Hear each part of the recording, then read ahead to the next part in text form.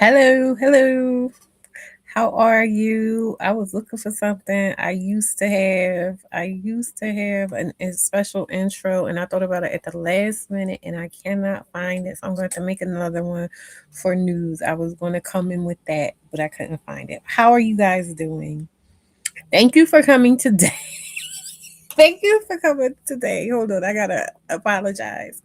Yesterday was so nice. Yesterday was so nice. And I literally, okay, right now it stopped snowing, but it was snowing. Like not even an hour ago, it was snowing. That's how serious it got. And I just knew that I needed to take the time yesterday to just soak up that beautiful beam footage of you know, just um the really nice weather. But how you guys doing? What is going on? What's up with you? Uh I'm stubborn and I'm still looking for that thing. What else is going on this week? Oh, so report card conferences was today for my daughter, and I was I wasn't surprised because she's still doing as good as she was doing. So that was a blessing. And it's just really nice, sidebar. It's just really nice I was thinking about this the other day, like all the stuff that I've been through on my motherhood journey and the times that it was the hardest. And I was thinking about how it's been getting progressively easier for me as I'm going along. And that could just be because as I'm getting older, I'm just getting more I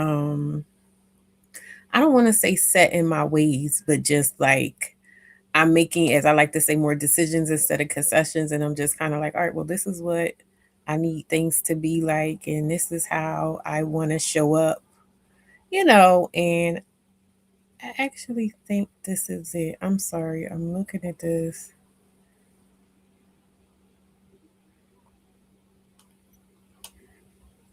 This is what it looks like. Why isn't it? I'm sorry. I'm looking at this thing. It was a video. And now it just looks like a two-page thing. Hmm. That's interesting. I saw this when I went past before too. It had music and everything. That's really interesting. But anyway, yeah, so I just was thinking about how nice it is that I'm able to be as present as a mother. I was still a present mother. I actually got to talk to my daughter. This is a sidebar. I'm just filling time for people to come in.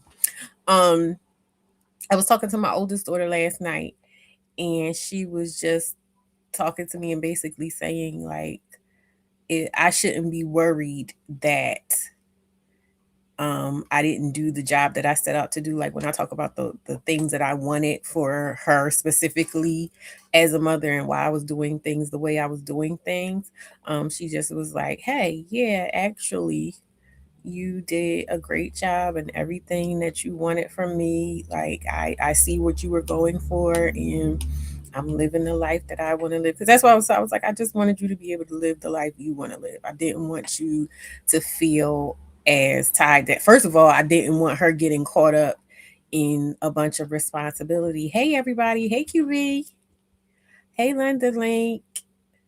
So putting you on the TV and I'll keep my phone open to comment. Okay, good. Yeah, that's how in my mind, that's what I think. Like I'm just in the background, right? Um, but she was just saying like that I should be proud and that she's very grateful for what I taught her and like the things that I made sure to instill in her and to have her experience and all that other stuff. Yeah, it really is cool. And I'm thinking about, she doesn't know, but I'm thinking about asking her to maybe I wouldn't have her do a live stream, but maybe like for Mother's Day, since that's coming up, um, maybe she and I could sit and talk. And that would be something I might do for members, just about stuff. Because we always have really nice conversations, but this one was like overdue. We hadn't talked in a while and some stuff had been going on. And so it was just, I woke up this morning immediately as soon as I opened my eyes. I was just like grateful, grateful. Thank you, God. Like, God, because I think this got a little sketchy there for a while. I wasn't sure about some stuff. I'm quick to doubt myself, believe it or not. And so it gave what needed to be given for me. And I was incredibly um, relieved and grateful that she feels that way and that things are going so well for her. I'm always proud of her. Like, she's living on her own. She's in school. She's handling all of her business. Whenever something comes up, she's like, okay, what are the components? What do I need to do? She still calls me and looks for advice and stuff like that. So it's really all I could ask for. And I'm very, very grateful for that. So that's my little tangent there. And then with the baby girl, like I said, she had report card conferences today. Things are always going well. She has another recital for her guitar this weekend, so we're getting ready for that. I'm gonna take her, get her hair done tomorrow. She had a half day today. I had to go to the report card conferences today, so that was a lot of stuff. I'm always forgetting about stuff. I put the live over to today, mind you, and then I'm realizing like, oh, I got this on my plate for today as well as all the other regular stuff. So whatever, but I'm here. I'm here, and I got a good little situation for y'all. So I'm gonna go ahead and play this intro, and we will get started. Let me know how your week was. Also, shout out before I even do that. Shout out to y'all. We're up to, I think, 676 subscribers. So I truly appreciate that. That's amazing. We're moving steadily. I was talking about this last week on YouTube. Oh, also, and this is for me as much to remind myself as you, I'm trying something new in Restream. They gave me an opportunity to do TikTok as well and have the vertical presentation for TikTok. That was one of the reasons I didn't do TikTok too much, because I felt like I didn't like the setup. I don't know. So I'm trying something out. In fact, where's my phone? Let me turn it down so I can see what's going on, so I can see me. Um, I'm trying something different. I don't know. I'm always trying all the things. It doesn't matter. People probably not going to watch over there anyway, but who cares?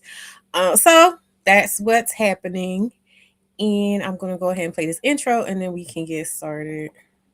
This is a mother. No problem. You in charge of the girls, right? I am in charge of the girls. Are you in charge of the girls? I am in charge of the girls.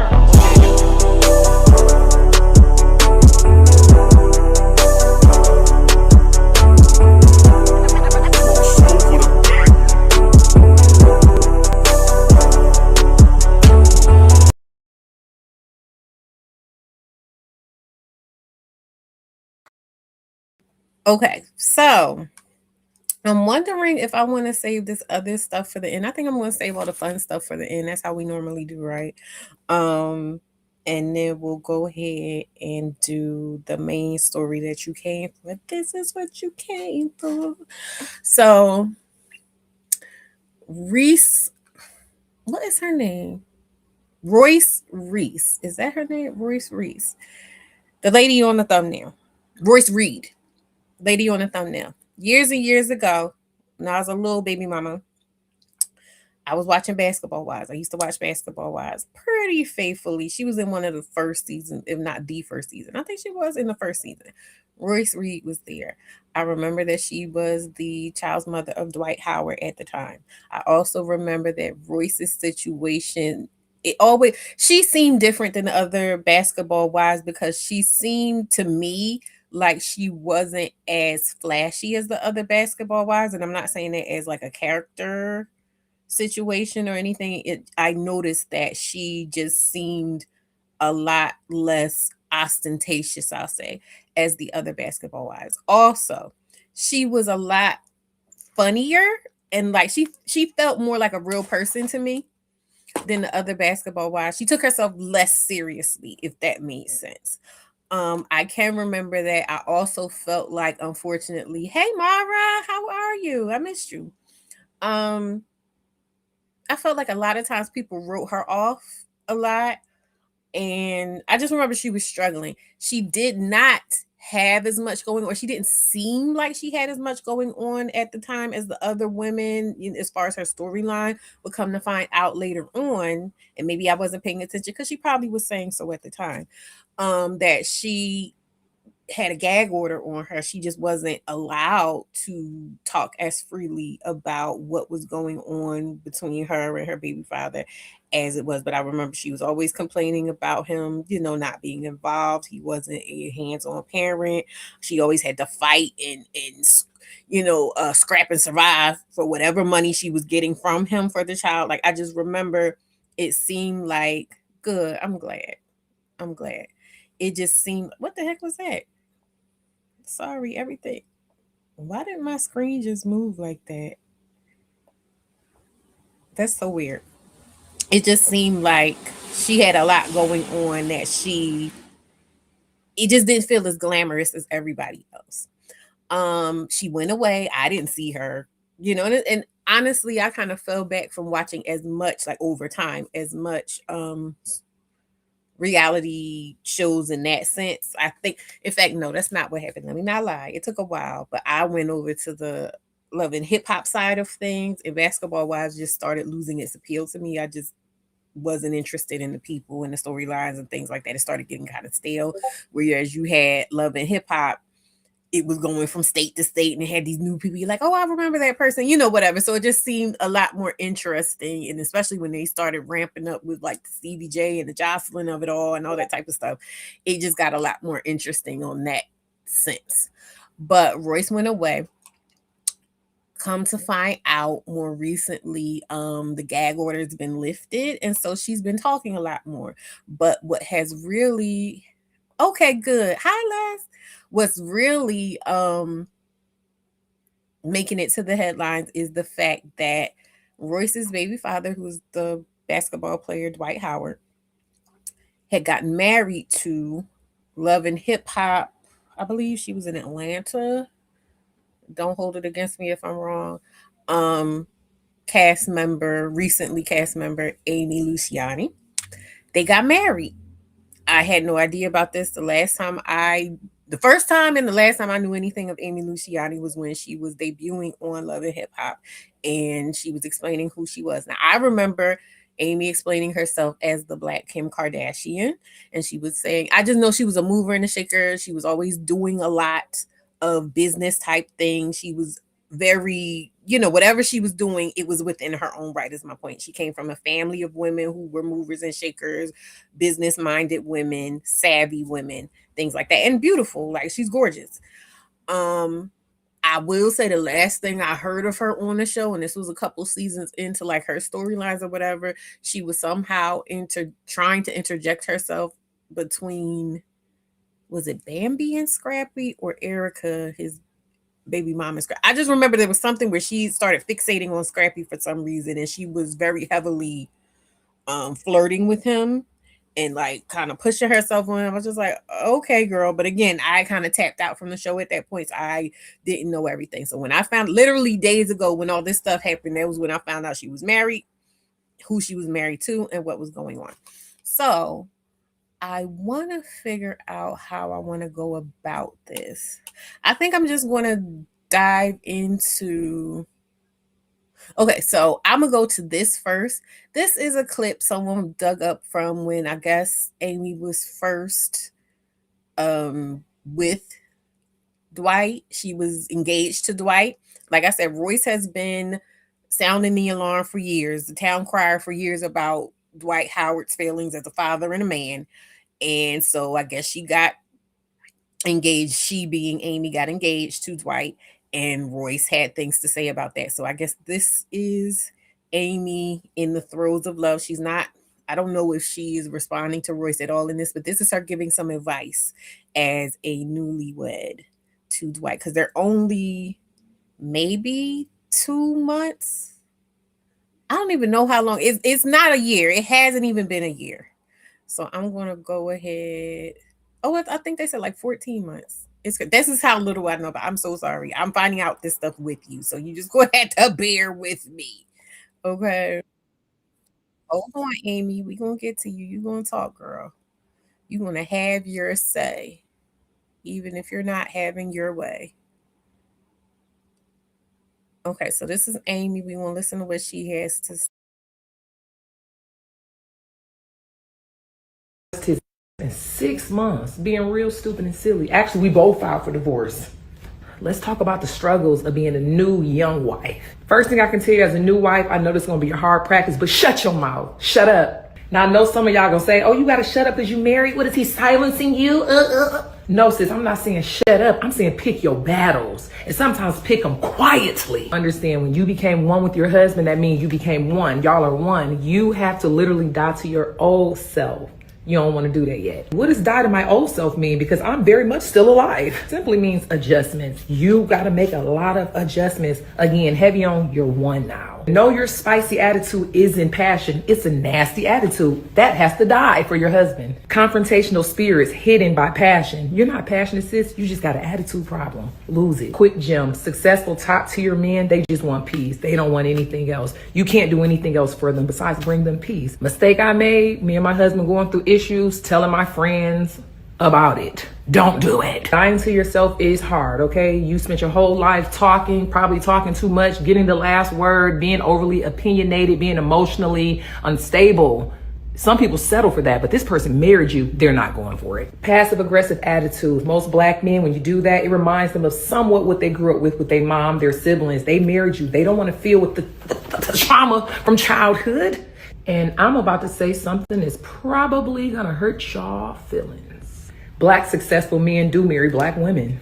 But my girls, let's be for real. Let's talk about it. I already know, sis, life was not easy for us. And along the way, we formed a little neck roll that we can't get rid of. Because life was hard doesn't give you the right to be rude, a bitch, confrontational, nasty attitude, uncooperative. Any of those things. You're married now, sis, so you're joining with one. It should be a peaceful harmony, right? Which means you have to die to yourself with all the ugly things that do not create peace. Let's talk about the maybe I rule. If there's conflict going on in your marriage, in your home, silently to yourself, not out loud to your husband, ask yourself, maybe I am understanding this wrong. Maybe I am processing this wrong. Maybe I am being overly emotional. Maybe I am not listening. If you silently ask yourself the maybe I's and then go in a corner and process them before you respond, you will see that maybe I can do something to meet him more in the middle versus pushing the confrontation. I did not say you cannot have an opinion. I never said that. I said stop. Process your emotions, okay? You're married now. You basically just said, I love you for the rest of your life, my life, no matter what we go through. Me not really understanding the real concept of marriage, I was thinking like, oh, Dwight, you're doing this. I don't like this in my life. And I almost divorced his in 6 months, being real stupid and silly. Actually, we both filed for divorce. Let's talk about the struggles of being a new young wife. First thing I can tell you as a new wife, I know this is going to be a hard practice, but shut your mouth. Shut up.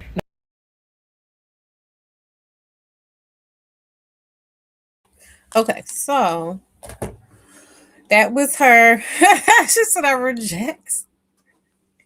I reject everything she just said. Y'all should have seen my face. I know y'all saw my face. Just like, okay, girl. But right off the bat, I'm picking up heavy vibes of just that very male centered place of like, it's not even, I talk so much about the mythology. Let me get a little bit bigger.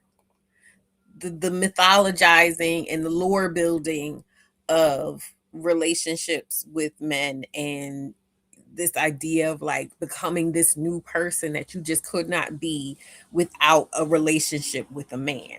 And so I'm picking up very heavily on that, and that idea of like, oh, because I got married, that just gives me this new viewpoint that now I have to bestow this wisdom to you girls, because you just wouldn't get it unless and until you become a wife.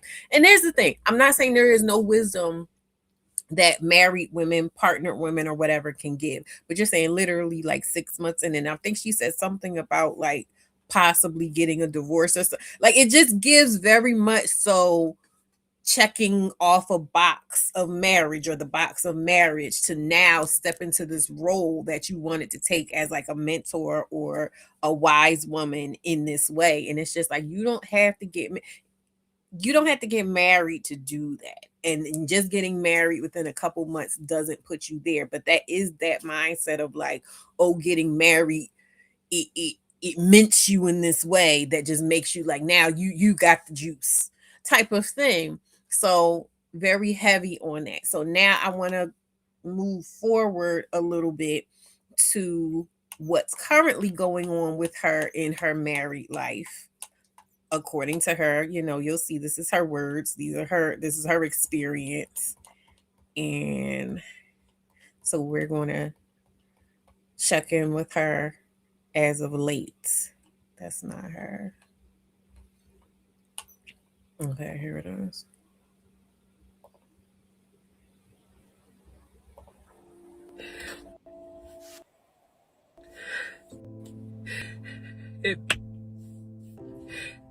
To know me, you know I am so prideful and so private. It hurt me so bad to have to even protect myself in this type of way. But my marriage has landed me in a very dangerous position. My stepdaughter was just taking my CPS because of her father. CPS and the police have been here 3 times in less than 3 months, and I stood in it with my husband, even though I was scared for my own self. Whatever he wanted me to say, whatever it was, I'm thinking this is my husband. I had everybody around me saying, even after I tried to divorce him the first time, everybody around me says, you can't leave your husband this soon. You said through sickness, through health, through this, you said through good or bad. That's why I came back, but this is going way too far. But it's not even about me, it's about the kids. The stuff that I have to go through with the kids, I have to be witnesses to. I'm in the police at the house. They're asking me questions. I don't know how do I lie for my husband. I've never been married before. I'm in love with my husband. I don't want him to get in trouble, so of course I'll be his alibi, but this is going way too far. And now I'm getting mixed all in this. I have been with this man for 14 months. I cannot ruin my entire life for something that this person is doing. I just cannot do it. I tried to get so much help. I asked for counseling in our marriage. We went through 2 different counselors. When I say I love my husband, I don't want to leave my husband, but the positions he keeps putting me in, and it's all. Okay. I was going to try to, you know me, I like to let stuff play, right? But even I'm listening and I'm listening and I'm listening, and she already said something about CPS had to be called to the house for the kids. Mind you, my understanding is they don't have any children together, so these are his children. CPS has been called to the house for the children. She alludes to things going on, and she's saying, do I have to lie for my husband? So it sounds like he's doing something that warrants the police being there that he could get in trouble for. But she's saying, in my married position, am I supposed to lie for my husband? Am I supposed to stand for my husband in his wrong? These are the things I'm talking about, like putting marriage up on this pedestal where it's like your morality has to take a back seat. And again, I don't know fully what all is supposed to be going on. I'm just going off of what she's saying, but it sounded like he's wrong. He's doing wrong things. But she's feeling like because she's married to him, she's not supposed to hold him accountable and or allow whatever circumstances for him to be held accountable for the things that he's doing. That sounds crazy. That sounds crazy to me right off the bat. All over nothing. I keep telling people he needs some help, y'all. I live with him. This is not him. This is not Dwight. This is trauma. This is everything he's been through, but just not the kids. I have to advocate for the kids. And I can't go down for what he's doing. So they took our daughter. And I'm just sitting there like, do I speak up? Do I be quiet? What do I do? But I caught this man. I caught this man forcing our 12-year-old son to cover for him, his son, to cover for him. He had him lying. I recorded it. He was coaching our son to lie on me, and I had to record it. And it's this shit. I try to tell everybody he needs some help. And ain't nobody would have fucking listened because he got the money. I kept saying, whatever, y'all don't understand. I live with him. He needs some help. And this is it. This is what I'm fucking losing my fucking marriage to. This shit right here. I told everybody, y'all gotta help him. He is spiraling. I'm in here with him. I'm trying to love him through it. I was gonna run out the door. I was gonna leave him. Y'all, is that crack? What is that? They look like little pebbles. And a big old bag of powder.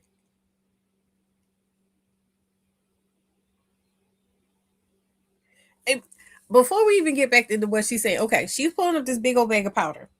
She's saying this is what the problem is. Again, she's alluding to things that she's already been seeing him doing that would be considered wrong or whatever, because she's saying, like, should I, again, stand in the way of him and his karma or his accountability or whatever because we're married and that's my husband?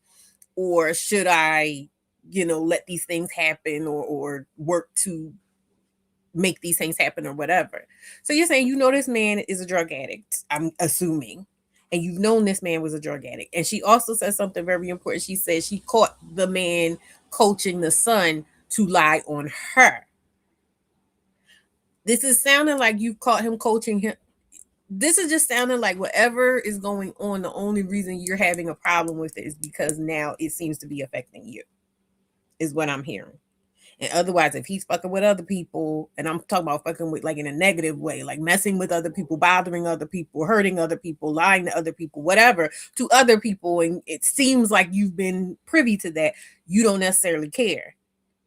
But now because you caught him lining you up for some bullshit, now it's like, I'm questioning it. And it's still no sense of self-preservation due to this idea of marriage, because you're saying you see this man actively working it, like being the weapon, embodying being the weapon formed against you specifically, and you're still like, I don't know what to do.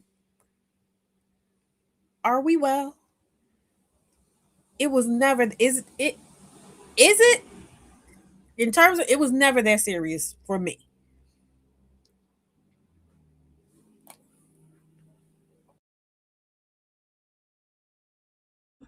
But everybody told me, don't leave him. He's struggling. I stayed, but not this year. We got the police involved. CPS, you're lying on me. You making up alibis. You got our son, my stepson, lying. And thank God I recorded it. And he innocent in this, but you said just to protect yourself, you would take anybody out, including me, and I can't let you do it no more. I don't want to share the dirty secrets. I don't want to go out like how everybody else did this, man. But I gotta protect myself now. Okay, what she just said right there, like everybody else did this, man. You don't know how. So that gives emotional abuse. That gives, he's been talking to her and telling her and feeding her narratives about what other people did to him, aka other people getting with him about his behavior towards them and other people. And so now the narrative, that's still, I'm gonna be honest with you, I feel like that still goes hand in hand with this idea of I'm a wife, and as putting on this wife hat and putting on this wife uniform, I have to do all these things that, based off of what she's saying, don't sound kosher. And I just want to say, first off, I've always had much disdain for the us against the world mentality when it comes to romantic relationships. I think that's the dumbest shit in the world. As someone, now again, I recognize my privilege as someone who has a family that I love and that I've had, generally safe, loving interactions with. I can understand how people who don't come from a space where they feel safe within their family structures to think, oh, well, this is how it's going to be. I just create a new family. I can understand that. But I also feel like there's a lot of people, like you'll see it, that girl Mariah, the scientist and stuff, when they just seem like, I believe she's still in good with her family and specifically her father and stuff, but going into these relationships where it kind of pits you against the people who are like, hey, I love you, this is not for you. You know what I mean? Like, I just never believed in us against the world. If you're coming into my family, I'm coming into your family. We're growing our family. We're merging our families as far as I'm concerned. I don't need a man to replace family and friends. So I just find that to be counterproductive. I never liked that. But I'm getting a red flag of I don't want to do him like everybody else is doing. That's giving grooming to me. Uncomfortable. Now I don't know what is gonna. I don't know. I'm uncomfortable. This man has the money. This man controls it all. And it's not about no money. I've been with this man for 14, 15 months. I never asked him for $1, nothing. I'm not on the credit cards. I just. That too. That I'm listening to how she's talking. I'm listening to things that she's wanting to emphasize. And this emphasis of, oh, I'm not a gold digger. I'm not a gold digger and I love him and I'm not like the rest of these people. That to me gives me a peek into their conversations. And to me, this whole painting a picture of like, oh, this is how people have treated me. You are better. And we'll get into all that. We'll get into all that later. Love him for him, but this shit is going too fucking far. And I'm so embarrassed. And I gotta even I'm just like, I don't know what to do. When I heard my stepson being coached to lie on me, I gotta protect myself now. And I know it's supposed to be through sickness and health, but this shit is scary.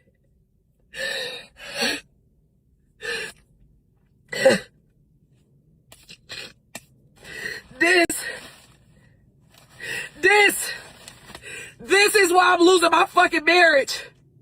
Because the money, y'all didn't want to help him.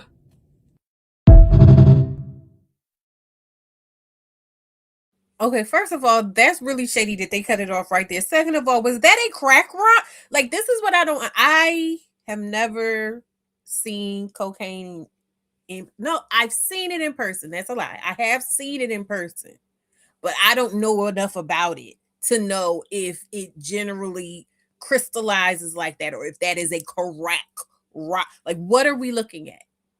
Is my question. Regardless of whatever we looking at, that's a pretty penny in her between her fingers. I know that. That bag, that's a lot of money. So that is what it is. Do what you will with that information.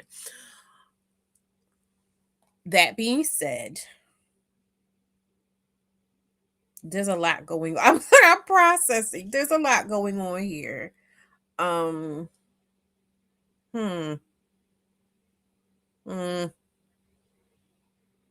That's a lot. I don't know. I just go, she said that's gnarly. Girl, okay. I'm scared. I couldn't do it. I'm sorry. I could not do the first time he took out the first time I saw a bag of that, it wouldn't have to be no CPS. I'm not a bag of cocaine in my house kind of girl. And it ain't about whether or not I'm using it or not. I'm just not there's a bag of cocaine in the house where I dwell type of person. So that would have been enough for me right there. I don't live that lifestyle. I can't imagine a life that would be peaceful living with a person that needs that much cocaine, that keeps that much cocaine on hand. If that's just cocaine. Again, I don't know about these things. So, but that's wild to me. Okay. Moving along because we have some things to cover. That is her. So I want to jump into Reese, Royce Reed. This is her. Once this hit the news, she had some thoughts about these things. She had some feelings. Mind you, background information. She has a son with Dwight Howard. Like I said, Dwight has been very frugal about his financial help with her. He's also quite antagonistic. And from my understanding, like I said, I remember her her storyline on Basketball Wives being kind of bare bones, but I was fairly young then and I wasn't all the way like involved with it or interested in it. I'm finding out now as I'm seeing her talk more about these things that she had gag orders and stuff put it, like he had her up and through courts. I do remember he was like utilizing his money against her at that time, where she didn't have as much money for lawyers and things like that. So I knew that much. But he basically had her in a chokehold and in a trick bag where she really couldn't like defend herself, retaliate, whatever you would call it. So yeah, we're gonna see how she feels about these things.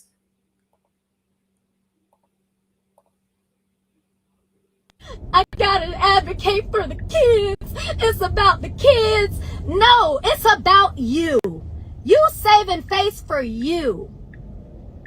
If it was about the kids, then your ass should have said something when Layla ain't have no damn jacket and had to walk to school in the snow.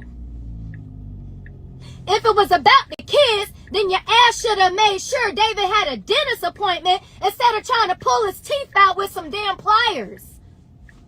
If it was about the kids, you wouldn't be leaving them alone at home with no supervision while y'all overseas and he over here about to burn the damn house down.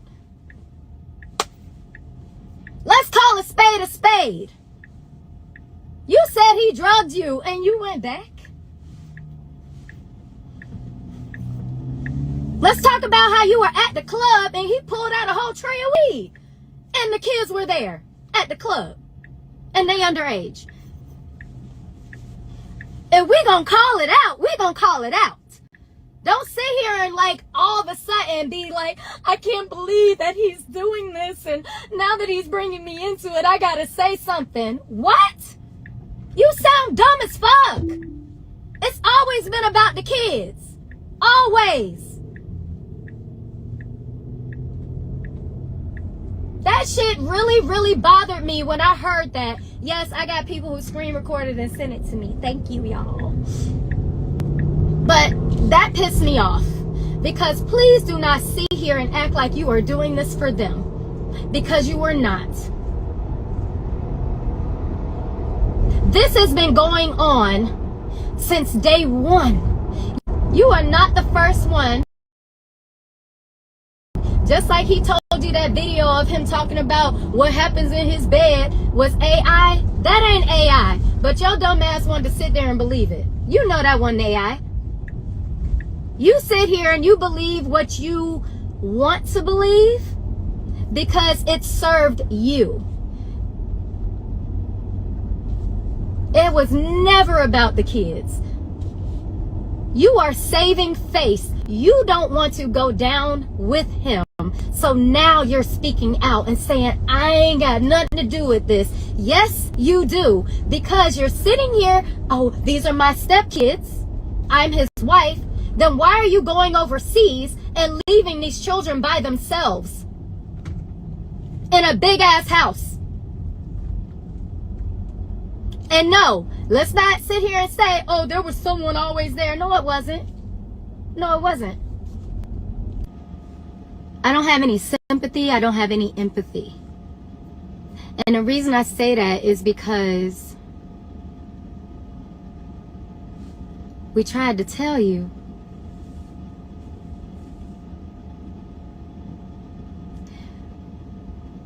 And we tried to tell you because we were trying to save our kids.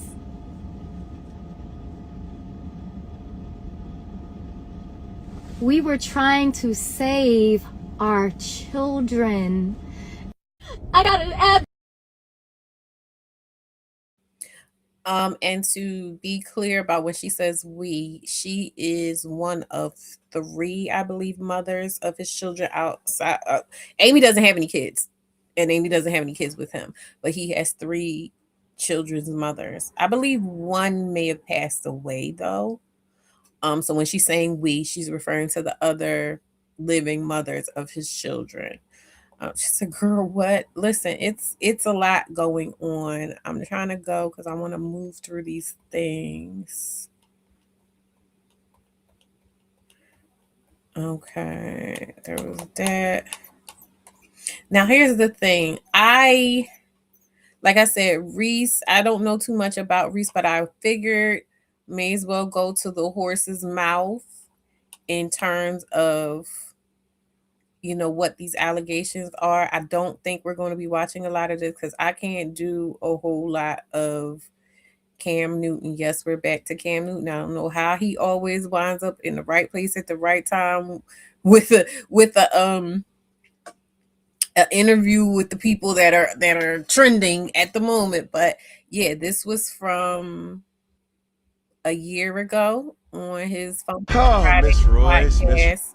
They have her, and I happened to see this that she was basically saying that something happened within their court battle, and she was now able to talk. I don't know if all of this is going to be relevant. It is a mess. She said, yes, one passed. Okay. I don't know if all of this is going to be relevant. You know me.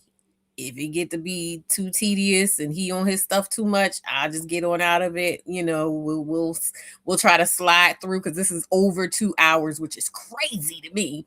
But this is over 2 hours, so we're just going to kind of go in. I'm slightly curious as to, you know, what's been going on with her. And like I said, kind of behind the scenes of what she couldn't say at the time when I was watching her on Basketball Wives. So we're just going to take a little peek in to what is going on with her. In fact, let me speed it up right now because ain't nobody got that much time for more so Cam Newton and her, you know, but you know how I do. So all right, we're going. Miss Royce, what do you want from this interview? It's the fact that when someone has so much power over you and you become like the ant fighting the elephant. So my goal is for them to have a safe space to get their story out. It's just so they can breathe. Because when I told mine, I felt free. When you say you've been silenced, in what way and who? Dwight Howard, I was literally silenced by a document. He didn't realize by us having this new agreement that now allows me to speak because it null and voids the old one. That's also why all the records are unsealed. Congratulations. He wants to keep this image that everyone has of him. He's the one who smiled when he played basketball. He's Mr. Happy on Nickelodeon. That's not who he really is. This person is an angry person. And nobody sees that, and that's why we got here. He will do anything and everything to destroy you in order to get to hide the true him. You broke up because he cheated, but you got back with him, knowing that he did cheat. Thinking that, what, like? Well, he begged me, and I went and I heard him out, and I was getting ready to leave, and then it was like, then I have a hug. The hug turned into hand movements, turned into kisses on the neck, and... No bullshit. Yeah, now I'm pregnant. Hey, makeup sex is a motherfucker, boy, you hear me? But that's also around the time when I found out that he was with this girl. Yeah. And the plot thickens. Yeah. He wouldn't leave me alone. He kept me in court, taking everything from me as I tried to better myself. I have tried so fucking hard to live, and you keep doing this shit behind closed doors. Now, I'm at a point of this conversation that it almost feels wrong. So imagine living it. I mean, we already here. Fuck it. Is he gay?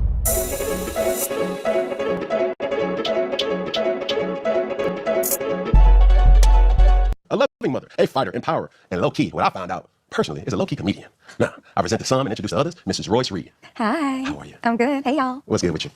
Oh, Miss Royce. I guess the first question is, what are you up to these days? Well, I brought my dance company back called Fancy Chic, and they're doing great. I'm actually out of a community center now, so my goal is to work with all the city programs because that's where we are, and actually train them. And that's in dance, that's in acting, that's in tumbling, acro, that's in media training. And then my end goal is to have an actual building to develop artists, but that's also where they come and practice, but then they can find their dancers there as well, other performers. But along with that, I'm doing movies. I'm actually going to Detroit tomorrow, Sunday, to film a new series. I can't talk too much about it, and then I'm filming a movie later on this year as well. So it took me to have a daughter to realize that putting her in cheerleading and putting her in dance, there's not a lot of us in there. That are good. That are good, that part. And that might be controversial, but it's just the truth. Like when you go to cheer competitions, is it abundantly, I don't know what it is, but you know what it is. Yep. If you know, you know. What made you or what got you into actually, dancing or choreography and things like that? Well, I went to FAMU, and I was in a company called Mahogany Dance Theater, and I was also a cheerleader at FAM. I was a captain, and in Mahogany I was a president. And we had a founder called, his name was Shapiro Hardman. He was very hard on us, and we didn't understand it at the time, but he was training us to be able to deal with the industry. And our work ethic was A1. Like if you missed a rehearsal, it was like, okay, well, you better know it before you get here to this rehearsal or you're out. So he didn't baby you. Nobody was calling you and asking you, where are you, or anything like that. So when I started my company, I wanted to instill the same thing. And I mean, I went from 17 in 2011, and we were over 200 at one point, and then I stopped for a couple years, and I just brought it back, and we have 30. And many of those 30, I'll say almost half of them were returning. So I'm doing something right, but I'm big on work ethic. I'm not going to give you bathroom breaks. If you need to go to the bathroom, go to the bathroom. Right. I'm not going to give you water breaks. If you need water, get some water. But I'm not going to say everybody get some water because your parents aren't paying for a 5-minute water break. They're paying for your training. Right. Now, if I see you go check your phone, then you're not that serious. Yeah. So the difference between my company and a lot of our companies is they deal with the bullshit. The parents. And I had an issue with parents too, but they're not allowed in the practice room. But once a month when it's assessment time. And they get a weekly lesson plan. This is what your child is doing this week. This is what's expected of them. They, yes ma'am, no ma'am. I can laugh, I can play with them, I can joke with them. But when it's time to get serious, all I have to do is say, hey, I don't yell. Like it wasn't like, that wasn't a yell? No, I mean, that's probably the loudest I get because I like to do karaoke, so I'm not about to lose my voice. Yeah. So how important should parents take extracurricular activities serious? Because me personally having children, knowing that extracurricular activities for some of my kids is just an outlet to just be. And then some of them is like, no, this is extremely serious. So how do you balance? You want it to be fun, but you also want this to be something that's taken serious. I think you kind of answered it by saying it's an outlet.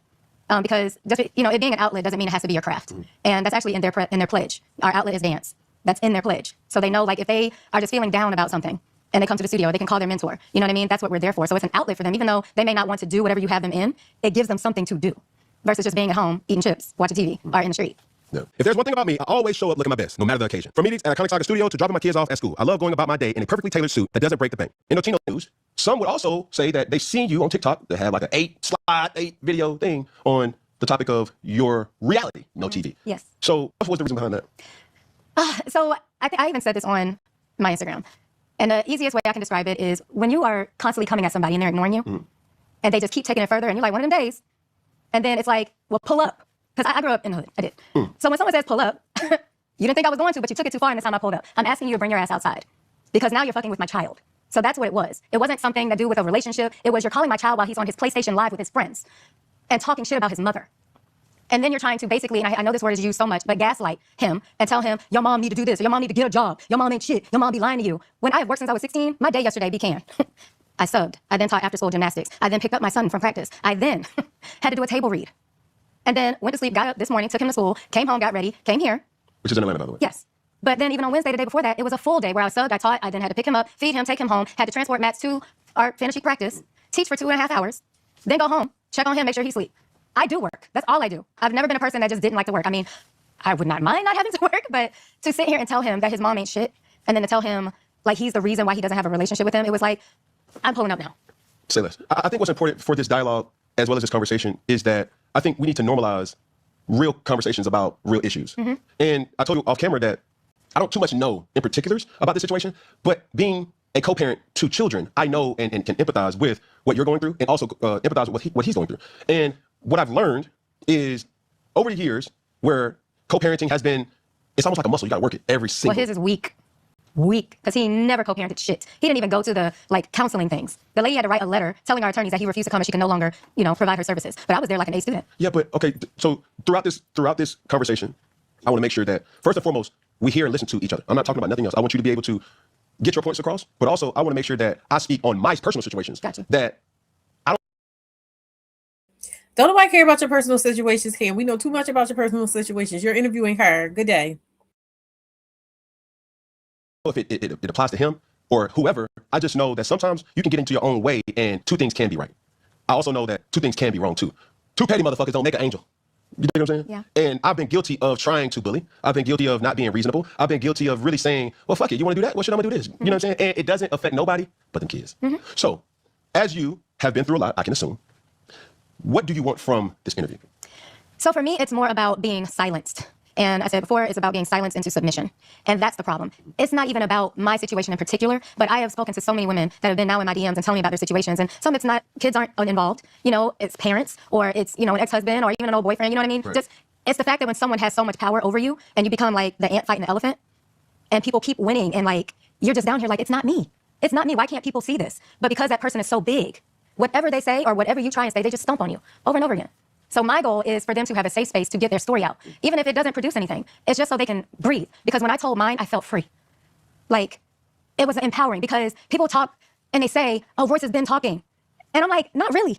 I didn't really, do an interview until the one with Carlos King because I couldn't. So I tried to dance it away. I tried to work it away. And I'm still being punched. So when I'm looking at these other women and I'm listening to their stories and they're getting punched too, and it's not them that's the problem, it's the other person that's so much bigger, it's giving them just a space to speak. That's my goal. That's powerful in its own right. But I want to kind of flip it, right? I want to kind of, how would you counsel a man, right, in a situation, going through what you've been through, experiencing what you've experienced? What would you tell a man that is the breadwinner, right, is the giant, so to speak? How would you counsel him in dealing with a person that may not have the means or the access or the same opportunities, but how would you counsel that man to deal with the other half? That's not my problem. I'm not a man. I don't be standing up, so I can't tell him how to handle that situation. I'm doing this for the women on my side. So I can empathize, but I don't know how to counsel that. That's just like, yo, period. Mind you, as he was asking the question, I was like, you know what? That's actually a good question, Cam. Good for you, Cam. I actually like that question. And then she was like, I don't give a fuck. And I'm like, that too. That part too. Because I'm that one. I don't give a damn what y'all doing over there. I'm over here for the girls. So period. like me trying to teach my son how to be a man. I could teach him how to treat a woman. Okay, But, you know, so how would you prefer a man to treat a woman in those trying times? with respect, as an equal, as a partner, not a sponsor. That's not why you got in that relationship, or it shouldn't have been. Now, when you say you've been silenced, that's a very powerful word, but in what way and who? I was literally silenced by a document, Dwight Howard. And what's crazy is he didn't realize by us having this new agreement that now allows me to speak because it null and voids the old one. But that's also why all the records are unsealed. Congratulations. So when I was doing the show, we were initially on it together. So when I went to pitch the show, which is why they sent me because I was actually still with an athlete, I pitched at all these stations, it got picked up. And then we broke up because that's, I mean, it's in my series, but he cheated on me. And I went off. I was Twitter strong back then, like, oh, this motherfucker, right? And he got pissed off, and then he had all his attorneys write up all these things, and, you know, like, well, we just want to make sure if she's still going to do the show that she's not going to talk trash about him. Okay, like, I don't want to do this to talk trash about you. We're not even together. Like, I don't even want you on the show. Yeah. So I was fine with that. The next day, my attorney asked me to come down to his office. And I'm like, for what? He's like, I need you to sign this agreement. What agreement? Basically what we said yesterday. Okay, right. I get down there. He's rushing me to sign it, and this is another reason why I keep everything. That's why I have all these phones. Read everything, even when someone is telling you to hurry up, because I trusted this man. And he basically had me sign an injunction where it says I could not speak his name, show my child's photo, say my child's name, say his name, be around anyone that knew him. And if you even spoke about him, like we're doing right now, even if you were talking to one of them, I would have to get up and walk out. And it didn't say till death. It said till the end of time. Perpetuity. Mind you, now this is what I'm saying about when I was watching it, my experience watching the show. I remember that she seemed a lot less, I don't want to say interesting, but it was clear that the way that she was engaging on the show was a lot different than the other women. So he had her under a gag order. We're talking about Basketball Wives, to where she couldn't be as free as the other women were about talking about who they were there with and who their child's fathers were and stuff that was going on and all that other type of stuff. So when I'm hearing this stuff, I'm like, okay, it makes sense to me. That word. Well, I don't know if it said No, that. end of time. Oh, like. End of time. Yes. Damn. Yeah. That's a long time. Shut up. I don't know why I'm laughing. I'm sorry, but go ahead. No, but that's how I was silenced. And that's why when people say, oh, she talked about him all the time on Basketball Wives. No, I didn't. I never did because I couldn't. Yeah. I was a dancer. That's what they turned me into. Which I was fine because it was a job. So, at least I'm known for a job, not an athlete. So even when you're talking about Basketball Wives, is that the only show that you're referring to when you say the show? Yeah. Okay. I guess this is the athlete in me that really wants to speak to the girlfriend, the significant other, the wife, the ex-wife, the ex-girlfriend, the ex-fiance, the fiance. The athlete in me wants to ask you, why go public? Like, why not keep it family business? Why not work this out behind the camera, behind the curtains? Why go to TikTok? Why go to Instagram? Why go to MTV? Why go to these different extremes to say what you're saying? Because staying quiet got my son Baker acted twice for wanting to. Because being quiet had my son calling my mom to come to my house because I was saying I was going to take a bottle of pills. That's why. And that's why when I see the whole comment about, oh, the relationship, I had been sending out little tidbits on my Instagram, on my TikTok. If you look back, I had been posting videos about like pushing all my buttons, the rapping ones, doing cash doll commandments. That was before that announcement. That was me like screaming. Because you were sending flare guns. Yeah. Okay. Because it wasn't just that conversation. It was that Friday before I did it. That was the last straw. And that's the one that you hear in that one video I posted with all the receipts. And I only let that one go because, yeah, previously, Braylon had cussed his ass out. The son? Yeah, my son had cussed his daddy out. And I did say, that's still your daddy. Like, watch your mouth. But his point was still valid. But why are you even having this conversation with him like this? I am the one who told Braylon to go to Dancing with the Stars because he didn't go. Okay, how old is Braylon? 17 now. He's 17. All right, help me realize this. How the fuck did we get to this in the first place? Like, I'm judging branches. Branches is actions. Actions is he's like, a son is cussing the daddy out. Action is you going to TikTok. Action is all these different things you sending subliminals and flare guns or whatever the hell the analogy is. But let's rewind and let's go to the stump, the tree trunk. Yeah. How did we get here where there's an estranged relationship now where a public figure who I know oh so well because Atlanta, like he was a star. He still is a star. He still is a legend for what it's all worth. Like nobody has done not too many people have done what he's done. So I know it from that lens. I don't know it from this lens. So like I said before, there's certain things that as an athlete, you can empathize with other athletes like, yeah, this motherfucker here tripping. Yeah. Like the motherfucker being the woman. And then there's other things where you do talk to women and you start saying like, no, ain't nothing like that. Yeah. And it's not for me to say it, but my question is, how do we get here? So he's not a very communicative person. And the front that he puts onto the media is not who he really is. And when you try and have a conversation with him, he listens to defend versus listening to understand. Right. And when I'm trying to put this as... Keep that shit motherfucking funky. Like, come on now. Because I think even to the viewer, and... He gets you with litigation. So he wants to keep this image that everyone has of him while destroying... Mr., I wanted to put the logo, the Jesus logo on the NBA logo. He was baby Jesus. And now he's the one who smiled when he played basketball. He's Mr. Happy on Nickelodeon. That's not who he really is. This person is an angry person. And nobody sees that. And that's why we got here, because he will do anything and everything to destroy you in order to get to hide the true him. And his family knows it. He just took his daughter from her mama, got her car repossessed, took everything from her. This lady had an entire spa, but then tricked her into the same thing he tried to get me to do by staying at that house for an extended amount of time, to where he could then file papers saying that your residence had changed and that your child is now a resident of your home, but then give you 30 days to leave. I'm not even sure she had 30 days, but the child got to stay because she's now a resident of Georgia. First thing that was, when he got granted custody, first thing he asked, can I stop paying child support? That's what it's about. Child support, it's not about the kids. He's never there. He's gone 90% of the time. That's the difference between him and a man. You're in your kids' lives. It's not about money, it's about time. Get your dollars up with Dollar Up on DraftKings Casino. Hit the reels for a modern take on old school style slots. New players will play $5 to get to distract my. Can we do this? And I'm trying not to. I don't want to be messy. What comes from this interview comes from this interview. I just don't want no comparables because, like I said, I still respect him. Why? Okay. I can't allow that to be said. Like, I still respect him, and I respect other athletes knowing the sacrifices, because there is sacrifice. I think the biggest issue that men have, not just athletes, but men have, is being able to verbalize when you're not okay. Understanding that it is hard to be able to perform night in and night out, the sacrifices, and being able to say, hey. I mean, and this, of course, this is woman's space, right? So I really don't give a damn, and I get him. He's in his space. He can come from whatever angle he's coming from. But I love that she was just like, why? Why are you still respecting him? And I also get that he has an appreciation for, the life of an athlete or whatever. But honestly, sir, that ain't got nothing to do with the type of stuff she's talking about. Like, it's one thing is like, oh, you're not around because you're dedicated to your craft. Somebody that I can say I would probably go ahead and give something like that to without all this extra nastiness would be, because all we know of him, what's his name? LeBron James. As far as we know, he and Savannah are fine. The kids are fine. The family is fine. But you might be able to say about him, oh, well, he dedicated a lot of his time to his craft within his career that he wasn't putting into family, but it still worked out. The family worked it out and it was okay. She's talking about abuse. She's talking about financial abuse. She's talking about manipulation. She's talking about abuse of power. She's talking about things that don't have to do with this idea of being dedicated to, your craft or your sport.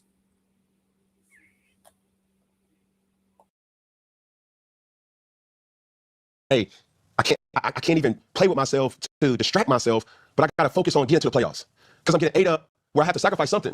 And is it right? You may look at it, or somebody may look at it and say, man, I don't give a fuck, you still got kids. You still have responsibilities and duties. But that's easy for somebody to say who has not been able to relate to the slander. Where are your priorities? Are you trying to be the best basketball, football, baseball player you could possibly be? No distractions. And once you click in with that, I've realized in life, at this age of 35, that life is all about balance. And not all times was I able to really verbalize things. That man only 35? Ooh. That were happening in real time in my life, so that I can at least give you a perspective. Not you, but the person who I was dealing with perspective. I was angry, I was mad, I was triggered, I was going through the same things a lot of other people was doing, but the difference between me and them was I was suffering in silence. Yeah, you see Superman, yeah, you see the dab, yeah, you see the smiles, but I'm crying inside because the pressure of being that pinnacle of or source that people expect from you is draining so much of you. And the last thing you want to do is come back into your real reality and it not be peaceful. It not be something that you're just like, man, I just want to chill. Man, I want peace. I want flow. You know what I'm saying? And some people aren't able to verbalize that. So is that what all the cameras and the in and outs are for? What do you mean? What's the longest you've gone without seeing or speaking to you? Oh, no. That's a great question. I think it was a dark time for me. When I was in New England, I was suffering bad. And it wasn't in specifics of nobody. It was COVID. So you couldn't really travel and see people and knowing like your son's 17, just imagine having 6 and 7 and 8-year-olds. She said, what's the longest that you didn't speak to your kids? Technology was still working in COVID. I appreciate her presence on the show. I will say that much. And really 12-year-olds. That's just like, you put them on FaceTime, it's like you talking to them, but they're not talking to you. It's like, hey, daddy, oh, yeah, good. What you eating? Food? Yeah, it's yummy. And then boom, they put it down and it's like, nigga, I want some more context. Hey! But they don't got nothing for you. Still didn't answer the question. It's not long. 8 months.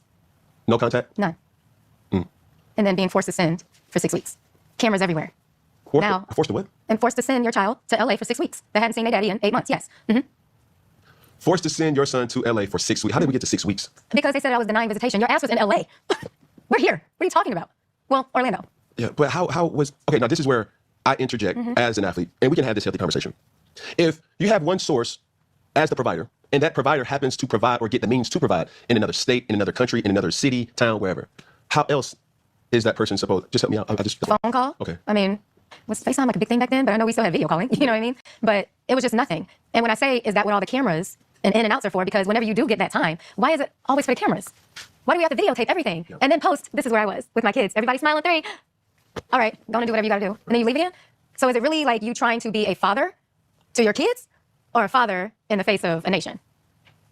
2 can go at once, but if you choose one side, then stick to that. But it's unfair to keep going in and out of a child's life and giving them Disney dad, and then thinking like, oh, when am I going to go again? And then you don't get to go. Mm-hmm. Were you guys ever together? Yeah. When? From 2004 until 2006, and then we got back together in 2000. No, yeah, 2004, 2006. Yeah, and then that's when I broke up with him. Okay.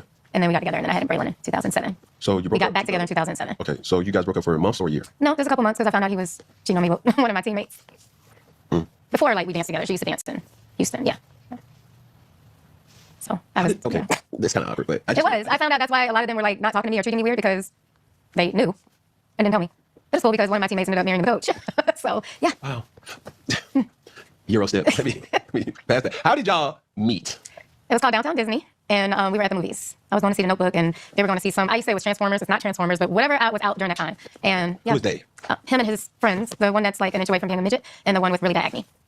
Okay, I don't know who you're talking about, but... If you know him, you do. Yes, you do. You know he's short. But You know, he like my height. keep me out of it. I don't want to agree. I don't want to Come on, confirm. when I put on heels, I can put my chin on his head. Stop playing. No, that's funny. But I guess what I'm trying to say, y'all met at the movies. Yeah. And what happened? He came up and said that we were in his book.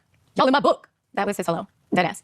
And of course we look and, you know, I see him. But my friend that I was with, she's the one who like realized who he was. Because we had just lost like all the games that year. We weren't going back, right? What do you mean we're going back? Because I was with one of my fellow dancers. Okay. Yeah. So we turn around and like he's there. Obviously he's somebody. But I did not know him as being a rookie. Don't. Oh, No. I know you're going to say that, but I know. Oh my God, when people say they didn't know somebody, like I didn't. This nigga's No, 6'11", man. No. It ain't about how tall he is, but I do find that a lot of when we like, oh yes, I didn't know who he was. I call BS on that type of stuff, but okay.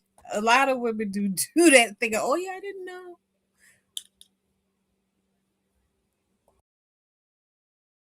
I just said I knew he was somebody. I just didn't know who he was. Oh, okay. She said he's the rookie. No, but that's what I'm saying. When my friend was like, oh, he's the rookie. Okay. That's when, so I think people misconstrue when I was like, oh, I just thought this was a dude. No. Like, I knew he was somebody. Come on, y'all. I ain't slow. But she was like, he's a rookie. And he had braces and everything, but he was just corny. Okay. So I went to, no, but I'm just saying this is how it happened. Right. I went into my movie and I was actually in a relationship at the time. And he was saying, you had a movie with some N-word. I don't say that word. But Some nigga? yeah. Okay. And I'm like, no, I'm not. I'm really not. What are you talking about? And I'm watching The Notebook. So I'm already emotional. I leave and he's like, by the bathroom when I come out. And he's like, no man should ever make you cry like that.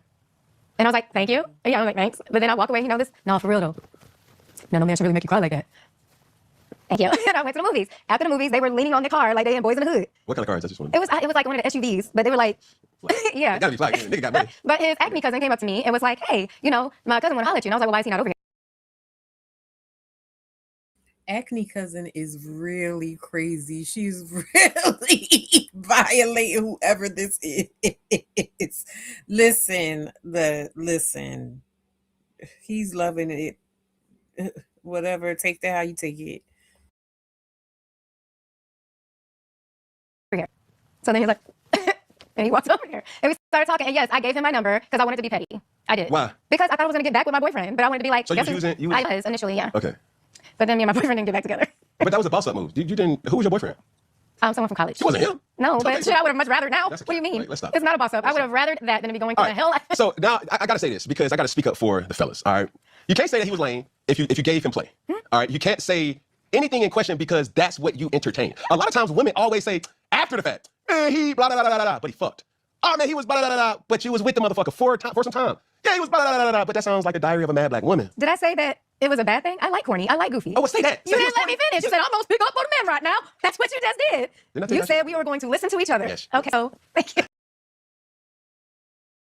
Also, there's the fact that, and a lot of, I won't say they don't realize that because I saw a conversation about this going on Twitter. I don't know what's going on with Ari Lennox. I just happened to see this thing that we're talking about it, but I guess Ari Lennox was saying that she wished she had went for cornier guys or whatever in the past.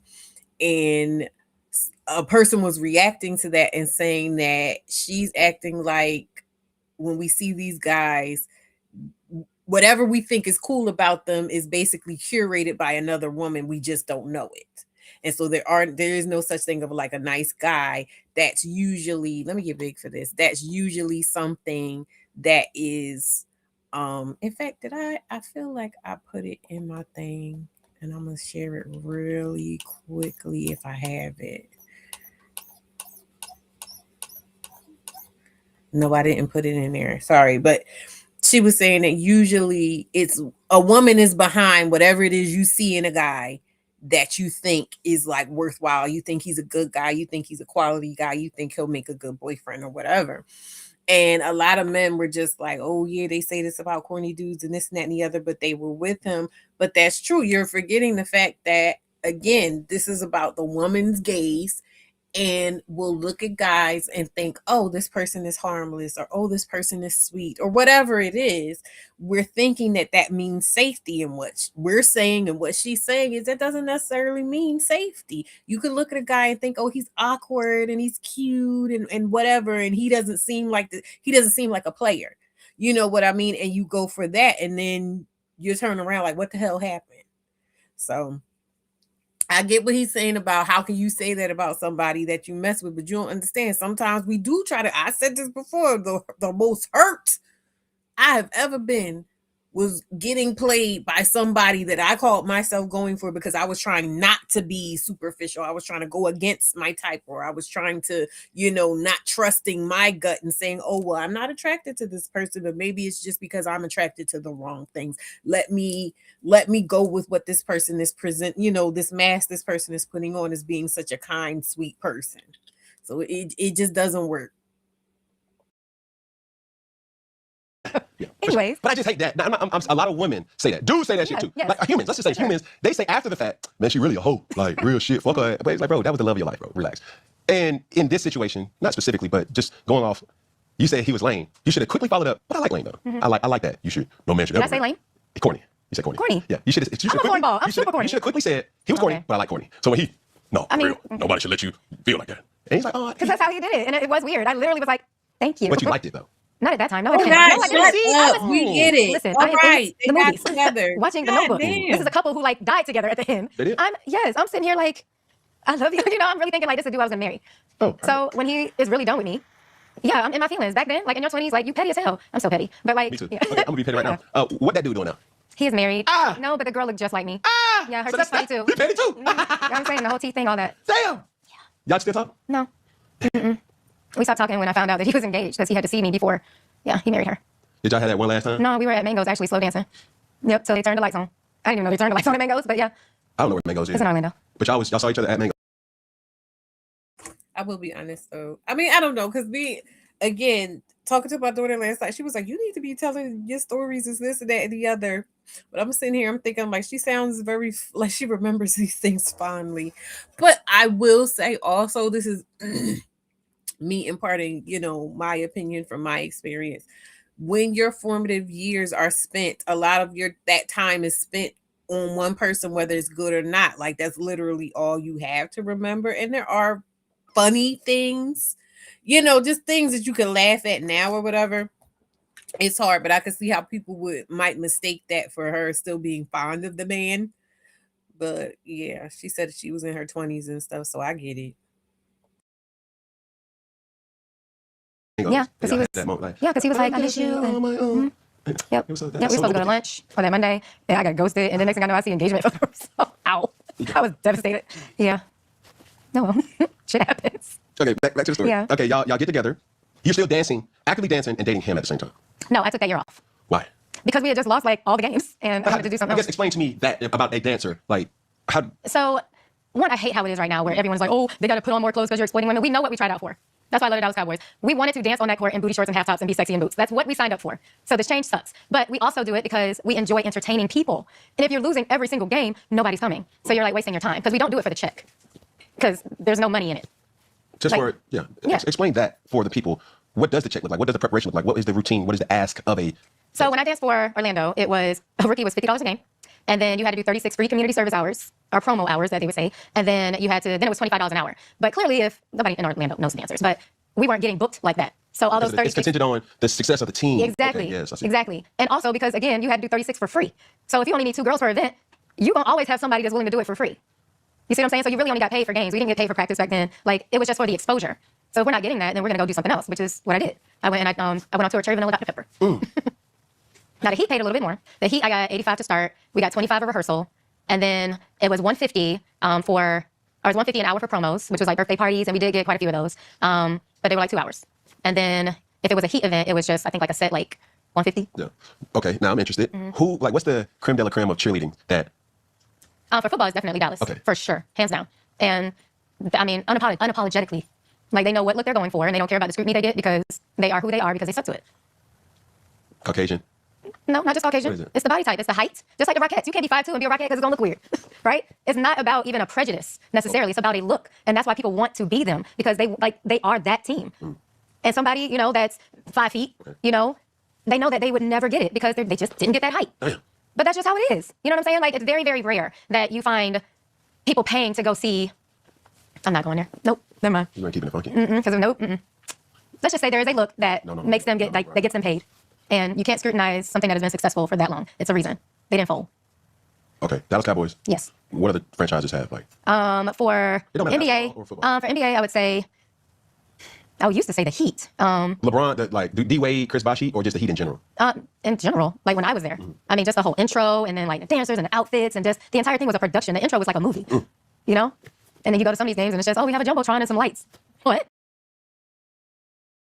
Also, I do remember she was like really into sports in a general sense. She's very much so like knows her stuff about sports generally. Like she seemed like a very cool woman, a very cool person.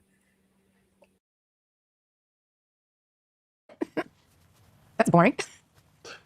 So, if you are a dancer or a choreographer, what's the word? Choreographer. It will be of a flex to say. I was a Dallas Cowboys cheerleader. Absolutely. I was a Miami Heat dancer. Yes. Any other teams that we're missing? I mean, really, if you say an NBA team in general, like if you're at that top level, you know, because they also have the D-League dancers. Oh, yeah. And then you have the Arena Football League dancers. Like, those professionals, high-level teams. Right. To say that you dance for any of them is a flex. But the Dallas Cowboys, you would probably be like, oh, yes, ma'am. So, back to the task at hand. Yes. So y'all broke up, got back together, and you broke up because he cheated, but you got back with him knowing that he did cheat. Thinking that, Well, he begged me because I had gotten suspended. So, like, when I got back from overseas, like, my phone was blown up. And, I mean, he had been texting me over the time or whatever, but that particular time, he was like, he had been blowing up my phone. And I ended up finding out because they had their game in Miami. And he just was begging to see me. And so I'm asking sorry, but I'm asking him, like, should I go? Like, I don't know how to feel about this. He was like, just go hear him out, man. Just go hear him out. It seemed like he really sorry. And I went and I heard him out, and then I was getting ready to leave. And then it was like, can I have a hug? And the hug turned into hand movements, turned into kisses on the neck, and notebook shit. yeah, now I'm pregnant. Yeah. All right. But with that, you knew what you was getting yourself into. What do you mean? You knew exactly who he was. Yeah. Okay. But you still pursued. Yeah, because I wanted to forgive him. Okay. Yeah. Bet. You're pregnant. Obviously, that whole transition is y'all have the baby. Are y'all back together now, or you got pregnant while y'all was just a fling? No, I got pregnant the day that we talked, like at the hotel in Miami. That was the day I got pregnant. Yeah, but then when I told him, Hold on. So y'all ain't seen each other for how long at this time? a few months. What's a few? Give me a take. I'm trying to remember. Like, I months. want to say that I found out around like December, and that game was in March. Okay. Yeah. Boy went bell back Ben on his ass. Hey, makeup sex is a motherfucker. Boy, you hear me? That's the best sex. I ain't gonna cap. It ain't the first time. It ain't, you know what I'm saying, vacation. It's that makeup sex because there's so much passion. It's so much endorphins that's going. Yeah. Okay. Okay, so it happens. Y'all relationship is taking off. Well, for like those few weeks before I found out, yeah. So y'all you double back, boom, boom, boom. No, but I was dancing. He was still playing. Yeah. But like, you know, we would like talk all the time. Yeah, it wasn't a situation where that night happened. No, and then y'all we went a hadn't couple had- homos. no. So that just sparked a whole nother rejuvenation. Yeah, but we hadn't seen each other again because we were both working. Okay. But we were talking every night. Like, we were good. Yep. And then how did you break the news? I tried to call him, but he wouldn't answer. And then I texted him. How y'all go from talking every day and then constantly talking and then he just don't? He just wouldn't answer. Did you tell him? Did you text him? Like that don't match. Because there's okay, I'm trying to paint a picture of Oh, no, you're right. I did text him first. I And texted told him and him. I said, I'm pregnant. Yes. And then what? No, I did call him first. I did. I tried to call him, but he wouldn't answer. And then you text him. Yeah. Then when he came back to his phone, it was like, But it was like 2 days later. Oh, no. Yeah. But that's also around the time when I found out that he was with this other girl. Yeah. and the plot thickens. Yeah. And she was actually, never. Here's the thing, because you know, I'm over here and I wrote my book and everything. There is a certain level of accountability that any human being has to take when it comes to these types of situations, if for no other reason than to be able to have a game plan moving forward about like what not to do the next time, right?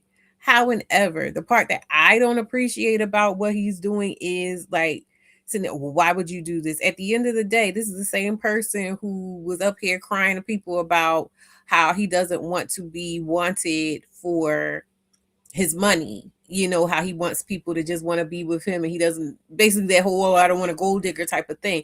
Well, what do you want? Do you want women to be emotionally invested or not? Because at the end of the day, that is the answer to the question of, well, why would you go back to somebody already knowing what it is? That whole thing, you knew what it was. I hate that. I hate when men try to use that. Hold on.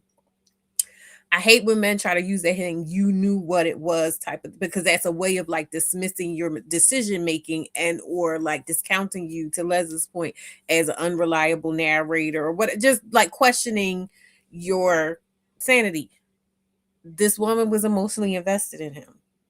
You know what I mean? She liked him. She thought he was corny. She thought he was endearing. She thought he cared. She hoped that they could work it out.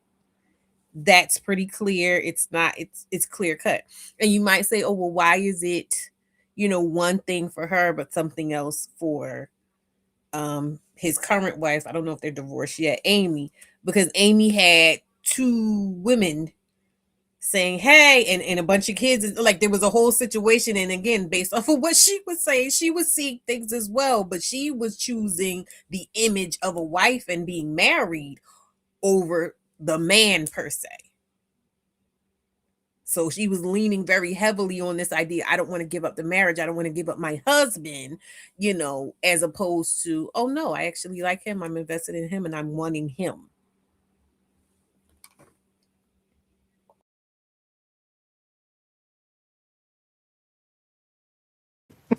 Huh? But yeah. She was what? She was a little different.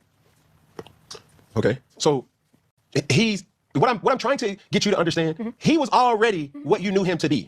A lot of women and men deny the flags, the red flags. They deny it. They like, oh, watch out. Like, no, you think you're gonna be different. You're gonna be the one to like make him do right. He's really sorry. But yeah, he said I was asleep. He said he was asleep. Yeah, that was his response. For not calling in 2 days? Yeah. The fuck is he, a polar bear? That, but he wasn't, because he had just played a game in Milwaukee. So. All right, so now what? Now the phase of breaking the news. That's where we are. His response after that was, I thought you were on birth control. No, you didn't. He knew I wasn't on birth control. How did he know? Because I had told him that even when we first started dating. Yeah, but that was a couple months. No, Things change every day. Nope. He knew that I was not on birth control. You know, I was very. He always knew. He always knew. I'm getting like he always knew I wasn't, and not just me, but he always knew. But that's always his go-to statement.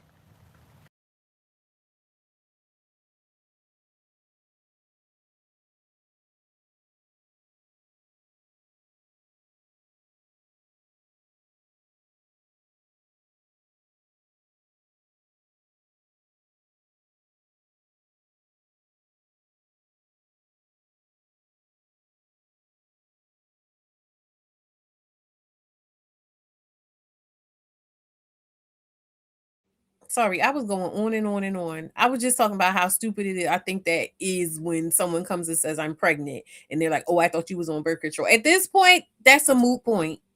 That's a moot point. It doesn't even matter.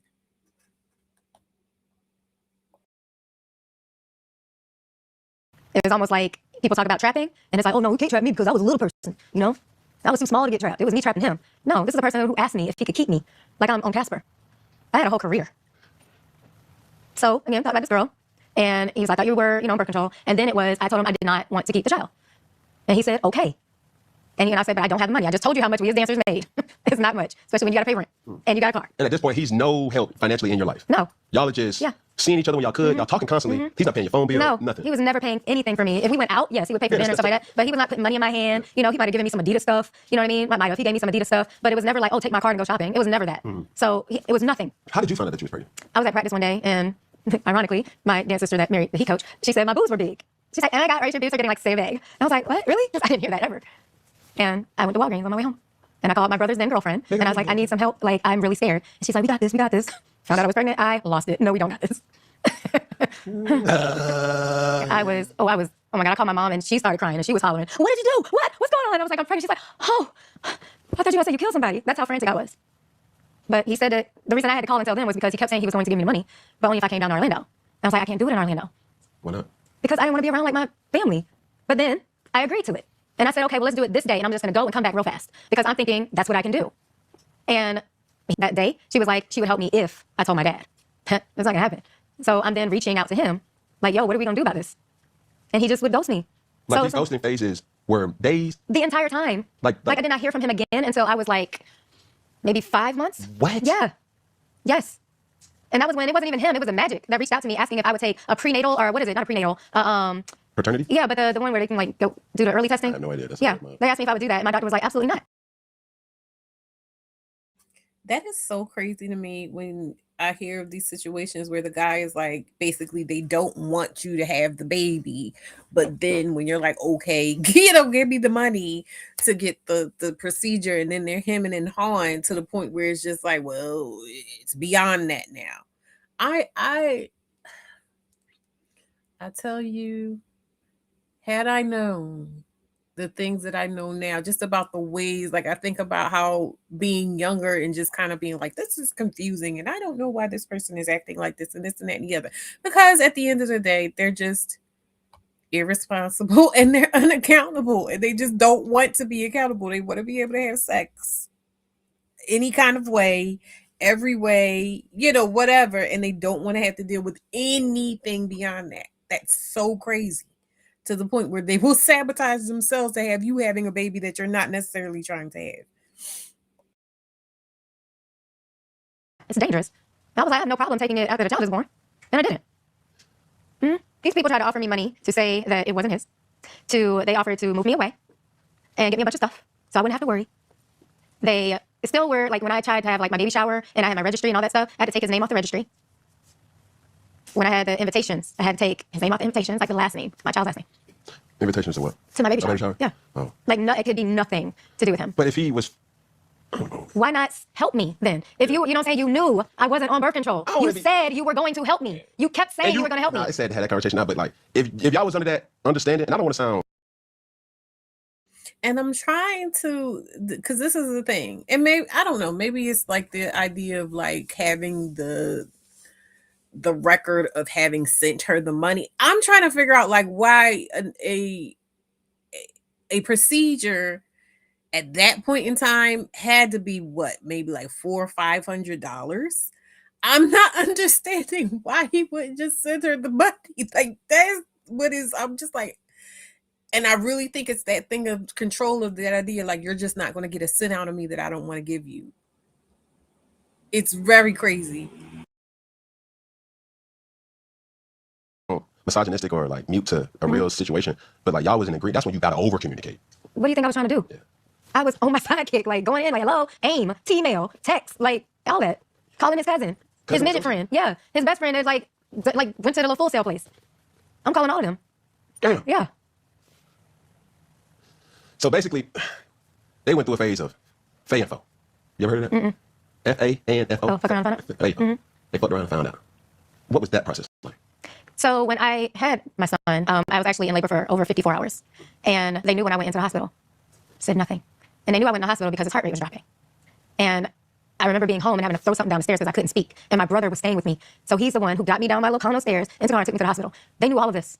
Not once did anybody check on me, check on the baby, nothing. But once they found he was born, his mother sends a text. Send me a picture. Not congratulations. Not, is Royce okay? And I had him be a C-section because I wouldn't dilate. But sent the picture. And I told my mom, I was like, just send it, because I'm still being hopeful, you know? And her response was then, that's my grandbaby, look just like him. I said, that's weird because all babies look alike when they're born. So, but then she sent a side-by-side. And again, I think they all look alike, but no, they really look alike. I was like, okay, well, maybe now things, mom, dad, maybe now things will get better and he'll at least like, help out. Because he wasn't doing anything. Never made an appointment, never like nothing. Okay, so let me ask this question too. Where do you come from? Meaning like, are your parents together? Mm-hmm. They've always been together? Yes. My mom has only ever been with my dad. My mom too. I'm so sick of him asking these questions. He keeps repeatedly getting, and I'm not saying in this instance, but a lot of times he'll get answers that are like contradictory to what he's trying to. He's a contradiction to the propaganda he's trying to push, but he just will not let this shit go. So that makes my situation a little worse than I just think it's unfortunate. Damn. I feel like you at least had to have like one. Just to make sure. You know what I'm saying? Like, are you like, is it really somebody, but hey, she happy? Yeah. Like. So that's what you came from. Mm-hmm. That two-parent home, you wanted that for yourself? In a sense, yes. I do not crave a relationship like my parents, even though they've been together forever. I don't want my relationship to be like that. Why not? It's just, there's certain ways that my dad speaks to my mom sometimes that I just don't appreciate. I don't think like it's a lot of respect there sometimes. And, you know, I love my dad. Yeah. You know, my dad was on the show. And he means well, but, you know, I say hurt people hurt people. I think because my dad has been through so much, and I think with all the books that he's written, but never got them published, with all the ideas he's had, but never been able to bring them to fruition, I think it's just made him like depressed and like, yeah, you know, and I find times when I'm just like, you know, my mom is supposed to be like your comfort. Why are you making her your punching bag? You making your mom the punching bag? Yeah, Or like, your my dad is making my mom the punching bag. You know what I'm saying? Okay. And I'm just like, not physically though, but just emotionally. No, yeah. You know, there's the things he says, and I'm just like, Mom, what are you doing? Like, just cuss his ass out one time. You know, my aunt will say the same thing. He just need to get his ass cussed, you know? And I'm very much like my aunt. But she always tells me your mom is so much like your grandmother was. Very submissive and, you know, just did not like to argue. Just, okay, was always like the peacemaker. I'm not always a peacemaker. Sometimes I'm going to raise hell. Right. Now, side by side, as this is happening, right? Knowing what my intel of learning about this situation, some would say, possibly, you could have felt a certain type of way being that he was with somebody else. That's not it at all. But you knew he was with somebody else. No. And if she was, mind you, she's sitting here and I'm gonna get big. She's sitting here and she's telling you, you know, how they got together. She's telling you about how he was doing the push and pull, where now we're to a point where she's had the baby, and throughout the pregnancy and her having the baby, and it was problematic and painful and medically precarious, he's been a dick. But prior to that, leading up to her getting pregnant and everything, he was at a point where he could have been out of her life and stayed out of her life. And he kept doing that thing of like, oh no, I want you in my life. I want this. I want you. I want to be with you. So what if she's upset that he gets with somebody else? I think that I'm really like tired of this idea that it's wrong for a person. First of all, let's take a little bit of a step back. In a world where men get mad at you because they are your friend, they have access to you, to talk to you, to spend time with you, whatever, you know, maybe not be sexual with you, but they get to access to you, and they're still mad because you will be romantic with someone else, but they still have access to you. The fact that you had a child with and or for, however you want to view it, a man, after them, you know, playing around with this idea of wanting to be with you, to the point where you would give them that kind of access to you, that it's something wrong with you for being upset if they then turn around once you're in a bad way or a family way or whatever, and play house or whatever, be nice in that way that they was promised to you with someone else, that there's something wrong with you being upset about that. Like, can we stop that gaslight, please? Like, it doesn't make sense. It doesn't make sense to make people wrong for being lied to and then having what was promised or implied taken from them. Is it me? Am I tripping?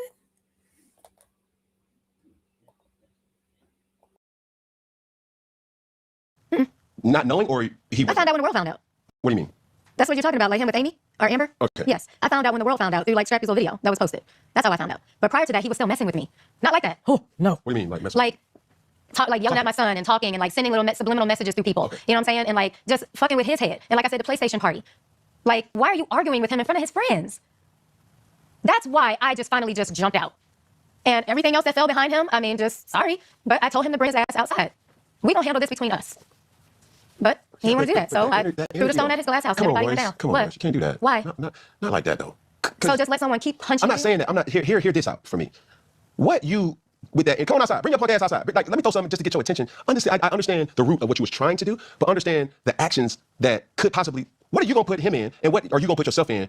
It's going to be an apology waiting to happen, whether or not then, but sooner or later down the line, it's not right. Never. But you're putting you guys in a situation where you're angry because his actions, and that is stemming and triggering something for you. So it's like, man, fuck that. I want what you want. I want all the smoke. I will take all the smoke when it comes to my child. Absolutely. But that smoke is not healthy. It's because You're right. So then leave us the fuck alone. I said that from day one. I said it from day one when I did the first video. I said, all I want him to do. I don't get what he's trying to say, because at the end of the day, if the issue is that you are doing something negative to my child, our child, but okay, my child, and I'm trying to get the heat off of my child. And yes, I'll be the one, I'll fight whatever it is you're going through. You could put it on me. I don't see the thing. Like, is he trying to say that, oh, well, it could become a problem because it'll blow up in the media? Is he saying that? He said something about like an apology. The child is already owed an apology.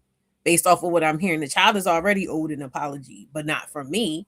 Because if nothing else, and I'm saying this as someone who has walked the walk, when everything goes down in history and the texts are read, it will read that Kiana Denise Footman showed up and advocated for her child. You know what I mean? Like, so it really doesn't matter. I don't know what all he's talking about. Maybe he'll expound on it, but I don't get it. Was leave me alone. He wouldn't leave me alone. He kept me in court, taking everything from me as I tried to better myself, as I tried to pull myself out of this stuff after I've been forced to stay in Florida by that agreement. I built a company, a successful company. I wrote a book. Yes, I did a show. But guess where all that money went? Into litigation, because he hated seeing me come up. So when you ask, why am I doing this? Because nah, I have tried so fucking hard to live. And you keep doing this shit behind closed doors, like that throw the rock, hide your hand.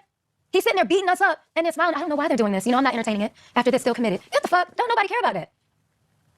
At all. I think she's 100% his type. 100%. But this ain't about that. This is about how you treat people and how you destroy them in court and try to hush them and silence them while you out here portraying Dancing with the Stars. What? Hell no, not anymore. Absolutely not. I'm reclaiming my time. Oh yeah, if I would have seen him shucking, if I would have seen my baby father shucking and driving on TV, he motherfucker would be in the background. Yeah, I'd have went off too. I ain't even mad at it. Mm-mm.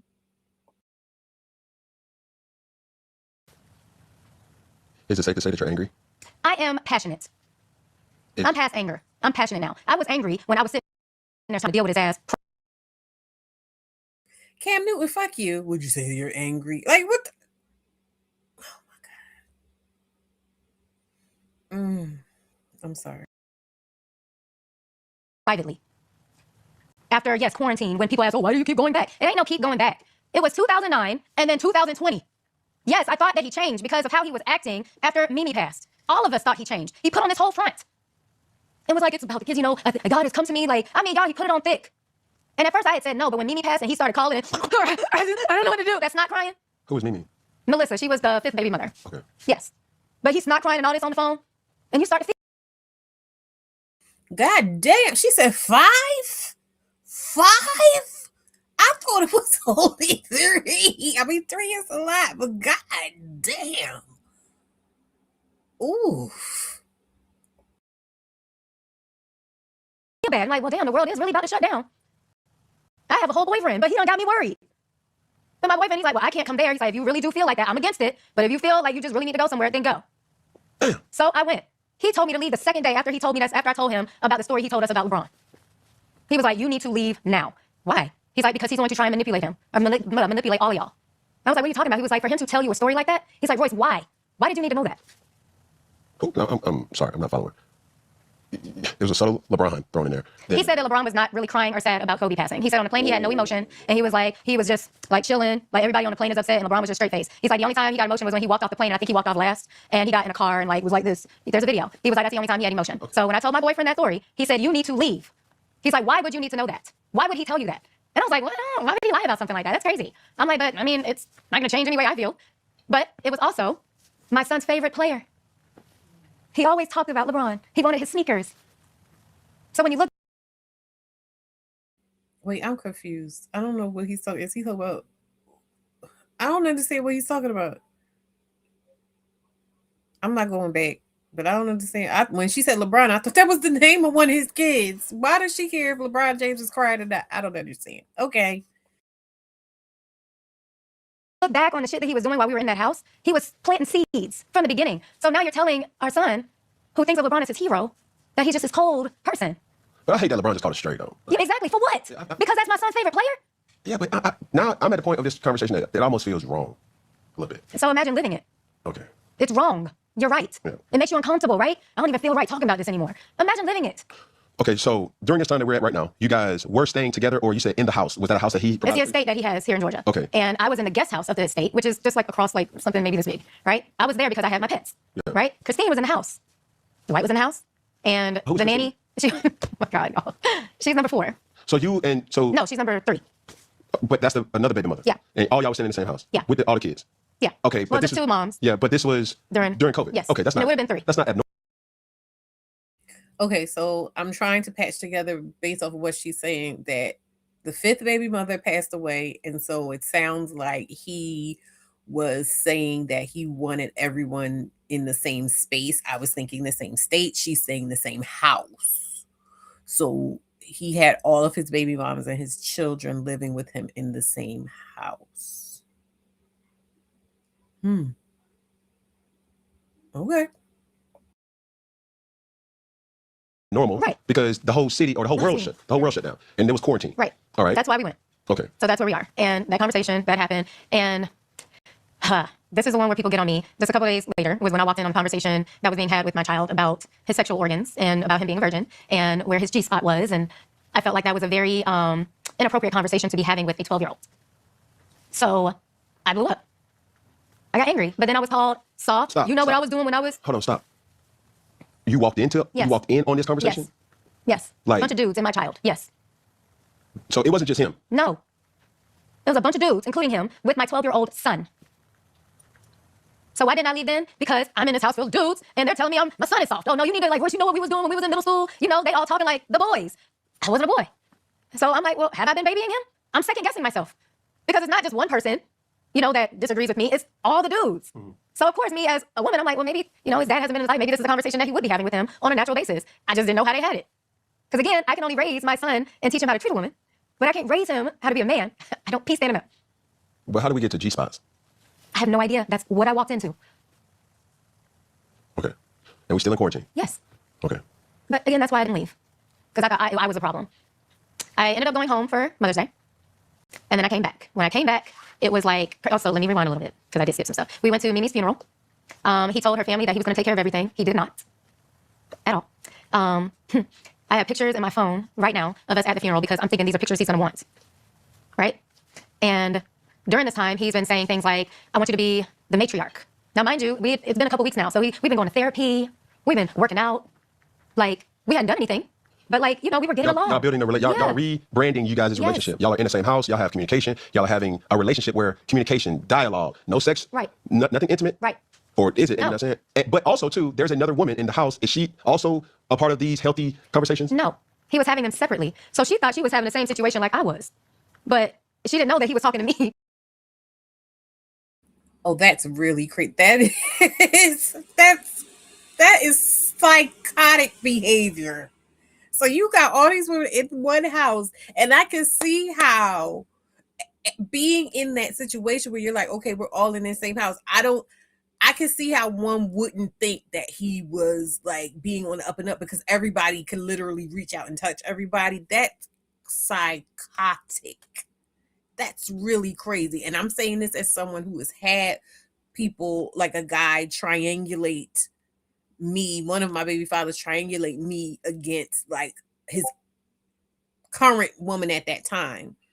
But we were in different households. You get what I'm saying? So to have them come and be in the same house, but you're in one room telling, why does this always happen when I go live? Hold on, y'all.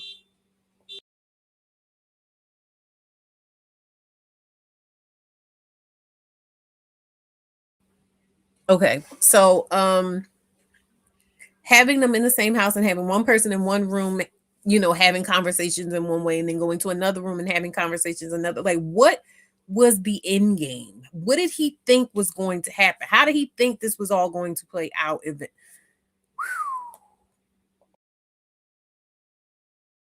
That way, if that makes sense. Yeah. Okay. So even though we would all like work out together and we would have therapy sessions, then it would be like, yeah, but then so one him and two. it was all of us that would do the therapy sessions. Right. It was all of us because we'd be by the lake. And then it would be all of us working out, you know, with the kids. Yeah. But then it was, in those moments, I just want to hang out with you and Braylon so he can get that time. I just want to hang out with you and Trey so we can get that time, just y'all, you know, or just us. You know what I'm saying? Yeah. So even when you might see them, like, together, you're thinking, like, oh, he's just, you know, spending time with him. Like, you know, Trey deserves to have his time, Braylon deserves to have his, right? And by now, the grandmother has now brought David, which is number 5, the son. Mimi's son. Okay. Yeah, so he's now at the house. And it's a circus. But in between those circus moments, it was like he would find these little tidbits of intermission. And that's when he would get in your head and say, I can see us together. What do you think about trying again? Are you against it? Stuff like that. Okay, and then offering you every dream you've ever had, every want that you've ever wanted in terms of your career. I can get Braylon a trainer. I know Tyler Perry. We good friends. I can get you a house out here if you don't want to stay at the estate. All these things. And I'm thinking, well, shit, it can't get any worse than what it was. Than him suing me every year. Maybe he has changed. Surrender flag, please. So I did think about it until that party. Before the party, was this after or before?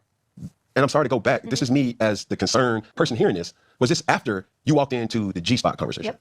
After? Yep. So even after that, you said it was, whoa, what are y'all talking about? And even with that, like, we have to explain because now it's getting weird. I ain't gonna lie. It's weird for me even asking this shit. But was it just a talk or was it like...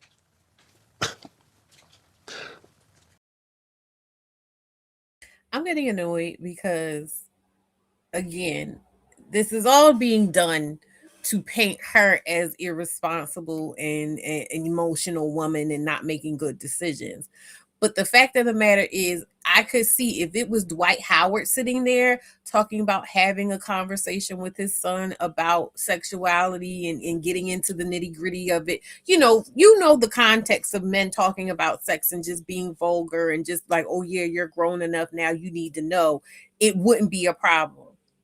Like, I don't recall, I don't know what Cam Newton's views were on, like Boosie. And if I'm wrong, I'm wrong, in terms of whether or not he endorsed that or just was kind of like, oh, well, that's not my business or whatever. But you get what I'm saying? Like, typically when men about boys and sexuality in terms of promoting heterosexuality and hypersexuality towards women, they're typically like, oh yeah, that's just what it is. But I feel like now, because he's trying to imply that there was some like incestual type of situation, and again, only because he's trying to question her thought process. I hope y'all understand what it is that I'm saying.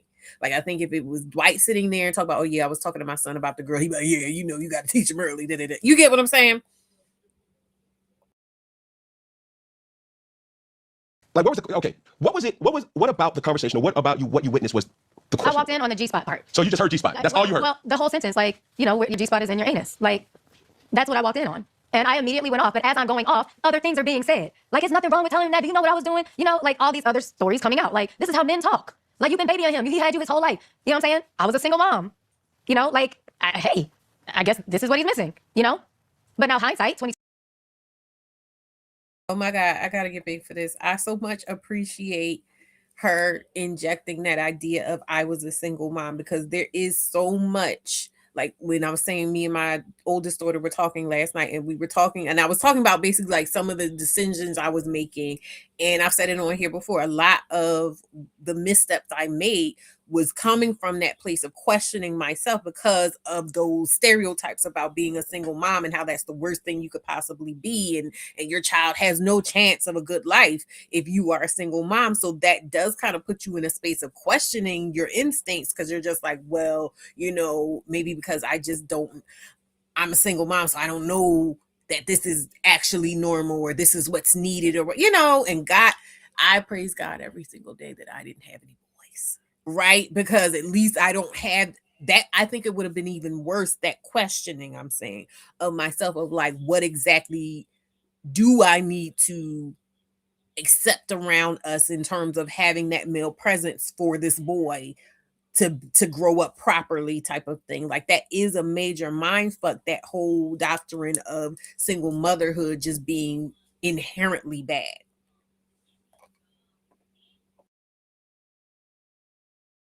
When I asked my dad, like, did you have this conversation with my brother? Not like that. No, like, no. It was like never about anything. No. That's really questionable. But again. But let me ask you this though, because from the videos that I saw on TikTok, and I quote or might misquote, but it was something on the lines where you mentioned there were sexual acts that he wanted you to participate in and said you didn't feel comfortable, but you still did it anyway. Yeah. Do you care to? That was when we first started like having sex. Like when we first met, like when we first started like dating, and we finally started having sex. So this was like back in like probably early 2005, because he didn't hit it like early. But I'm just saying. But yeah, like early 2005. What was it about that you didn't? Everything was consensual. Yeah. Okay. But I was very green, and that's what I think people miss, because they talk about our age gap. Which like, he was 18, I was 24. Okay. But if people like have ever listened to me, I say all the time, like, I wasn't allowed to date until I graduated high school. Okay. I went to prom and homecoming by myself. My mother was a chaperone. Let the other girls get in. All right, that phrase, yeah. Right. So I started having my first relationship in college, and I didn't know how to navigate that. Okay. I lost my virginity to rape at knife point. I started having sex with the guy I was talking about when I met Dwight. The knife point. No, well, that happened. So knife point happened. That guy got raped.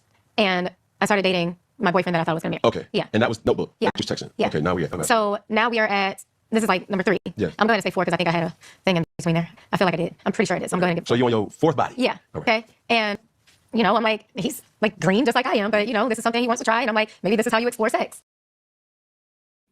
Can fuck you. I'm probably going to say this so many times. You're on your 4th body. Shut the fuck up.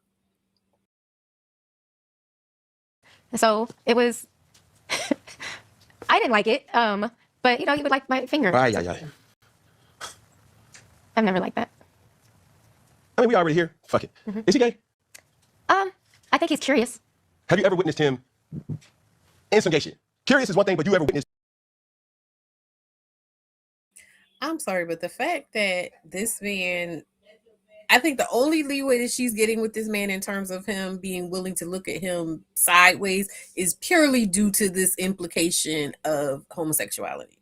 Like I say, even what he was, when he was coming at, it's so interesting to be able to see the context of how males view these certain things. And like, because what was it? There was something I was watching and I forget what it was. I think it was on here. And I said something about the only reason he is, oh no, it was something on TikTok. And this guy, first of all, this guy was making some kind of commentary and his commentary was sus. But then you look in the back of him, he had all these pictures up. And the one like right here, like kind of right behind his head was of Kevin Samuels. And whatever he was talking about, it was about questioning the woman's reputation. I don't remember exactly what it was, but I just remember that was the context of it. But the only reason he is, before it was just defend him above all things and make sure to talk about it in a way that contextualizes it a certain way. But then as soon as she says something that might be able to be interpreted as, and I don't know if the man is or not, but interpreted as homosexual and or incestuous, then now it's, I don't know. He has no defense for the man. Is him on some gay shit?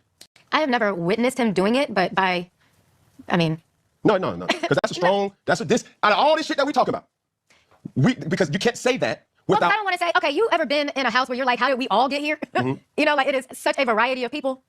And like, you would never probably even speak in like just the regular world. Mm-hmm. It was like that. And this was at party night. And let's even back up a little bit. Christine had left because she found out that Dwight and I had started messing around. She had no idea. Mm-hmm. And he tried to pull us into the room to have a meeting. And he said, y'all want to pull out y'all toys? And she was like, what? And I was like, what the fuck? Because that was his introduction into trying to have one of them. Honestly, as she was telling the story about him, I knew that eventually it was going to get to that. If she's saying he was basically trying to groove them and get them into a comfort level of, oh, well, you want to be with me, right? And we could be together. This is how we'll be together. We'll all be together. Like I knew that shit was coming. That's really crazy. He'd had to touch every fucking surface in there. Oh, well, I guess, yeah, but I was saying the polyamorous thing. Okay. Yeah, but That's still a version. I know, but Okay. Well, yeah, if he's asking about toys. But anyway, she ended up leaving, like, I think the next day, because she, like, lost it. Mm-hmm. I was laughing. I thought shit was funny, because I was like, why would you even try me like that? Was you intrigued No. Mm-mm. And I've had a threesome, but no. with him? No. Ouch. Damn. That's a lie. Yeah. You did? I did. I was about to say. Thank you. Like, But only you? him? No. Ouch. I've had two. Eh.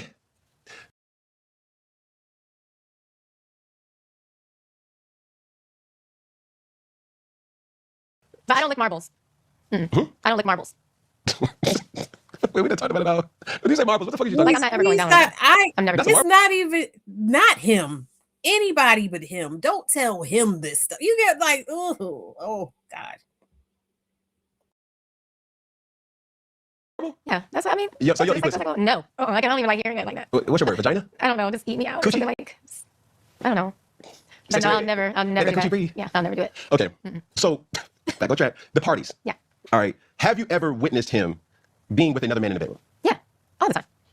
They took mushrooms together. And then they were like in the bed moaning and like touching themselves. Yeah, but they said that's an effect of taking mushrooms. I didn't take them.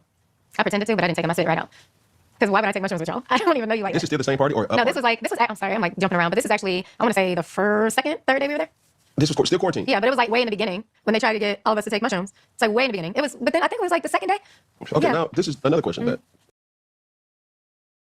So you telling me this man got you to bring his children? That's my thing about it.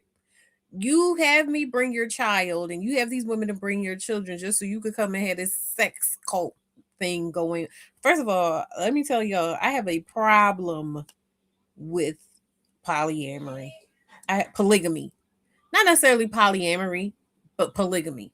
I have a problem with polygamy only because my personal experience, not doing polygamy, but as a child of a person who participated in polygamy and things. I just always feel the kids are just always twisting in the wind. The kids are always in the middle of a fucking trick bag because a bunch of freaky deeks are just, trying to have it all. You know what I mean? And there's usually one or more people, depending on how many people are involved. There's usually, at least if it's 3 people, it's one person that really don't want to be doing it. And it's just a mess. So yes, I have a deep dislike, hate, disdain for polygamy. Sparks concern. Where the fuck are the children? They're upstairs in their rooms with the nanny. Mm-hmm. But part of me is like, that's fucked up. But another part of me has to keep it a buck. You were a part of that too. Yeah, it was quarantine. Everybody was chilling. Everybody was outside in their own yard. Like, come on, everybody was probably puffing. You know what I'm saying? Like, that was not a problem. We was not the I don't problem. think that that's the problem. Now I'm about to get big on her. Now Royce. There's a difference between we're just, blowing it down and hanging out and stuff because we don't have anywhere to go. And I'm saying that as a young mother, when my baby went everywhere with me, my daughter went everywhere with me. So I'm going over my friend's house and the kids are in another room and we're just hanging out and, smoking, drinking, whatever. That's not a little bit different. That's very different from an orgy, my love. And again, it's not me. Do what you want to do. But I'm saying it is so funny. Again, I just had this conversation with my daughter, so it's fresh in my mind. When I was talking to my daughter last night, and I was saying something about like how sometimes I would go back and just mess with her. That she said, "You know what's crazy? I never knew because she had nothing to do with you. Get like I would go when I wanted to mess with him, and I knew it wasn't on no up and up, at least on his end. But I was just like, let me just go ahead and just mess around or whatever. I left her out of it. I left her out of it because it was just like, ain't no need to even bother her with this. This is about something else.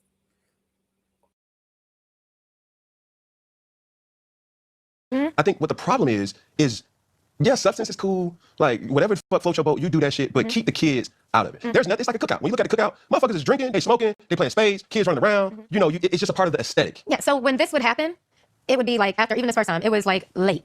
So they were like done for the night, right? But again, I didn't take it. So I was of sound mind, sound body. I'm just saying you asked if they were men in the room, and yes. Okay, men as in questionable. Like were they blatantly, noticeably gay men? No. Or they were just. I mean, like what is Kevin Wesley? The guru. I don't. People know who he is, but it's crazy. But he was there, but he looks straight-ish gay. Like he could go, either way. Like you wouldn't be shocked if he said. He be having me, but then he be losing me because at the end of the day, again, I feel like this is more so for him. This isn't about the fact that it was like sexual. And again, if it's 2 parents or couples or whatever in a house where there are children with the children in another place and you guys, but it's this idea of having a wild sex party generally for me, just having a wild sex party where everyone's inebriated and to me that's dangerous because of the inebriation. Like it's just a courting of chaos, right?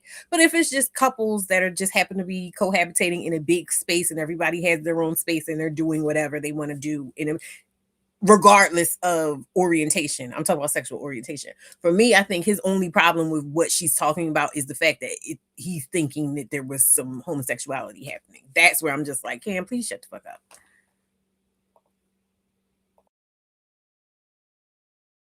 But yeah, he'd be like, I had a feeling, I knew it. Yeah. And then, what was that? another person in there as well, and Christine was there as well. But she was fine. Like, she seemed like she was chilling. But they, but apparently, they took more than we did. But, I mean, I didn't see them do anything. All right, so talk to me about you and Christine's relationship, because that's not something that we've talked about yet. And also, if you know all this is happening, quarantine or not, why keep your son and you a part of this circus? So remember, all of this is still towards the beginning. You know what I mean? Like, you're talking about the LeBron story, right? No, I'm going in order because you're asking, like, how things happen. Yeah. So it's that. Then we go to his funeral. And then it's, talking about the matriarch thing. But I'm sorry, even before the funeral, it was that conversation. And I'm being told that I'm just, treating them whatever. Now we're in Reno for the funeral. And as we're in Reno, it's, I really think we need to talk about, us working things out, because I would hate for something like this to happen to you. I would be so devastated and hurt. I really want to work this out. So now this is what we're doing at a funeral with this girl's family. He's putting it on like that. So of course you're, now we go back to the house. He tries Christine with that bullshit. And she leaves, right? Like leaves to go. Yeah, she leaves. Like when you say leave, it's important for me. She left the house. Okay, she to go packed her shit where? up and left. She's no longer staying in the house. No, she went home. Okay. She was angry for real, right? I went home for Mother's Day. So I now have time to breathe. I miss you. And then, some sexual things as well. And I mean, just laid it on and then pretended like he was texting his friend saying, man, I miss Royce so much, I can't stop thinking about her. My bad, I didn't mean to send that to you. What the fuck? Like, we still doing that? How old are we? But it's working though, Royce. No, but I'm just saying, like, I knew that was a lie. Yeah, but I went back. Okay. I did. Because again, it's corny, but okay, you're trying to, like, tell me how you feel, but not act like you meant to. Okay. So I'm thinking it's cute. So you and Christine, do y'all ever have a conversation about the status of you guys' now reality now? I tried to, but she thought I was a part of it. I don't think she believes that now, obviously, but we had gotten pretty close. And, like, our relationship was not good throughout this entire process of our children growing up. Like, she was part of the problem when it was, me not being able to speak to my child when he was there. Or she would post pictures of him, knowing, like, technically I wasn't even supposed to have pictures of him on it. So, of course, I'm going to post my child all day, every day. Yeah. You know what I mean? So y'all saying he's being petty. Yeah. Well, not even being petty. She was just being wrong. Just the petty parade. Yeah, but I'm just trying to talk to my son. And, yes, he was a baby. But, like, sometimes you can, mommy, that still means something. How old is he now? He's around, I want to say, now? Like, no, not 17 now, but during this time. He was, like, between 2 and 3. Yeah. All right. Yeah. So back to quarantine. Yeah. You had a boyfriend. Yeah. We broke up when I decided to go back. Because he was like, why are you going back? This is Reno. Like during or before? No, we were still like together during Reno and all that stuff. After he had told me to leave, we were still together. Is he anybody like it? I'm not saying say his name, but if you were to say his name, would anybody know who he is, or was he? I don't think so. He's a psychologist in the Bahamas. All right, stop. Now with that, it's like, was he in the States? No, he was in the Bahamas. All right. And then we couldn't travel. Damn. I tried to go there first.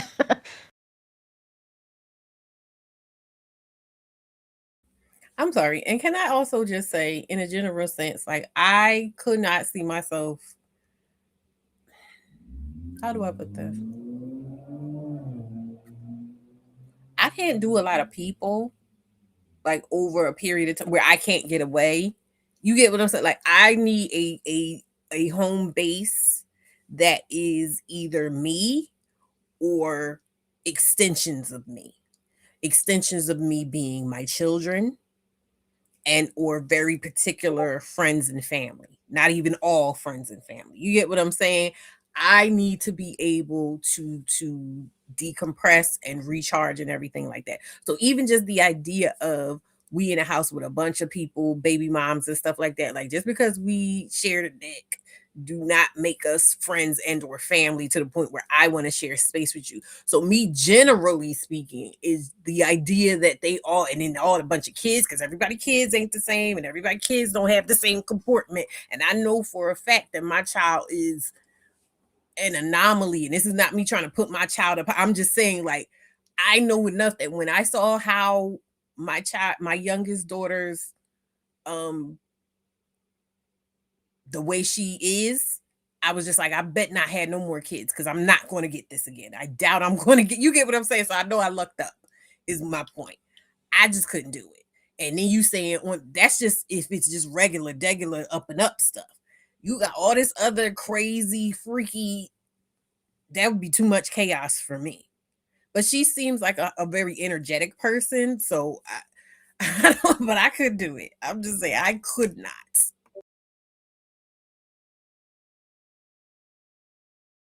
I would love to be in the Bahamas during quarantine. What? And he stayed on the beach? You seen that documentary where they documented like these? Don't ruin it for me.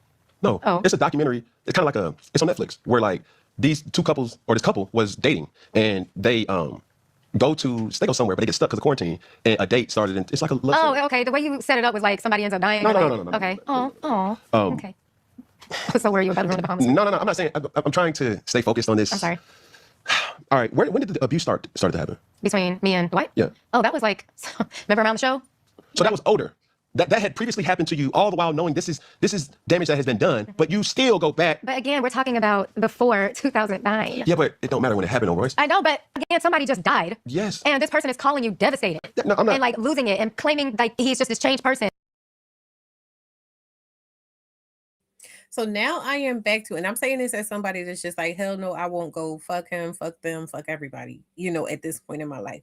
But I'm saying as someone who used younger, at the end of the day, I think any parent worth their salt would want things to be as good as possible. And I'm saying good as possible. That could be a plethora of things, any one of a plethora of things.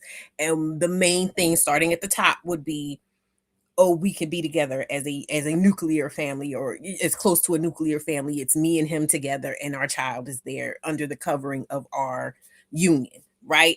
That would be the ideal for most people, I think.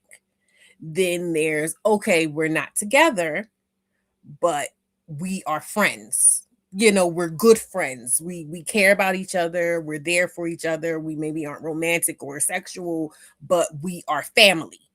And our child is there under the covering of our friendship.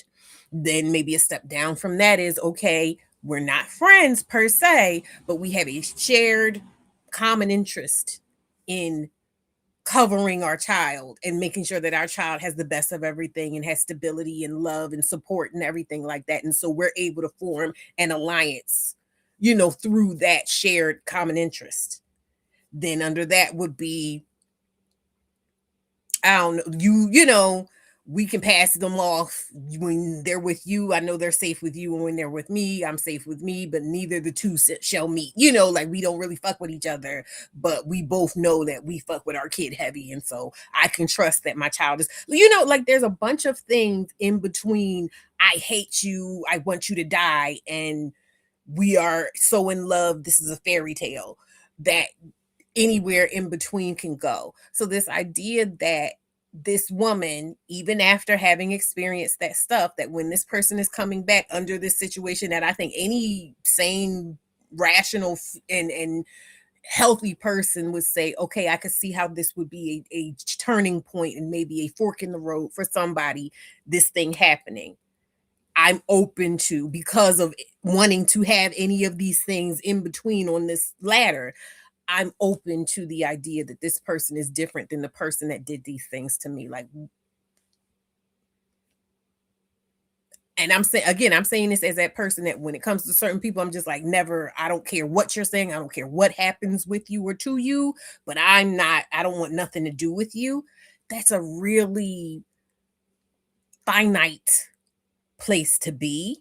And I recognize that other people, it takes a lot to get there, is my point. It takes a lot to get there, to get to a point where and also I can say that as someone who, that child is no longer a child. That child is well out of the realm of childhood. That child is an adult. So there's also not that feeling of, oh, I should be open to that because this kid needs their you get what I'm saying? Like there's so many other things that go into it besides just, oh, I'm just making bad decisions. I think the worst decision, yes, you can make, is having a child with the wrong person. But once a child, pretty much all bets are off once you have a child, because there's so many things that go into this idea of being a good parent and putting your child first.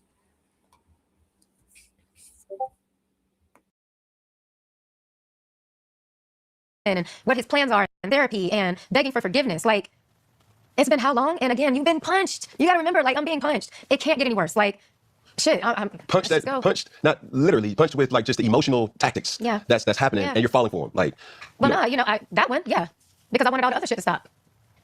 But the physical abuse between us, like, I was one of the people who said that I would never go back, and I did twice. And when people ask, like, oh, at this point it's your fault. When you have been so mindfucked to thinking that you're worthless, that nobody will want you, that you ruined baby Superman, baby Jesus, you start to believe that stuff. So any little inkling of like joy, you take it. But when he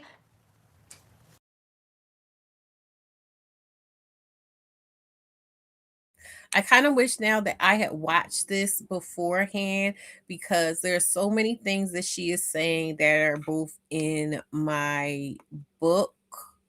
Sorry, you know, anytime I mention a book, I gotta put the thing in. There's so many things she mentioned that are in my book, and that I've talked when I've talked about my book and my platform, that I've said that. And I remember like the one, I think it was the first interview I did on Themis's channel about my book.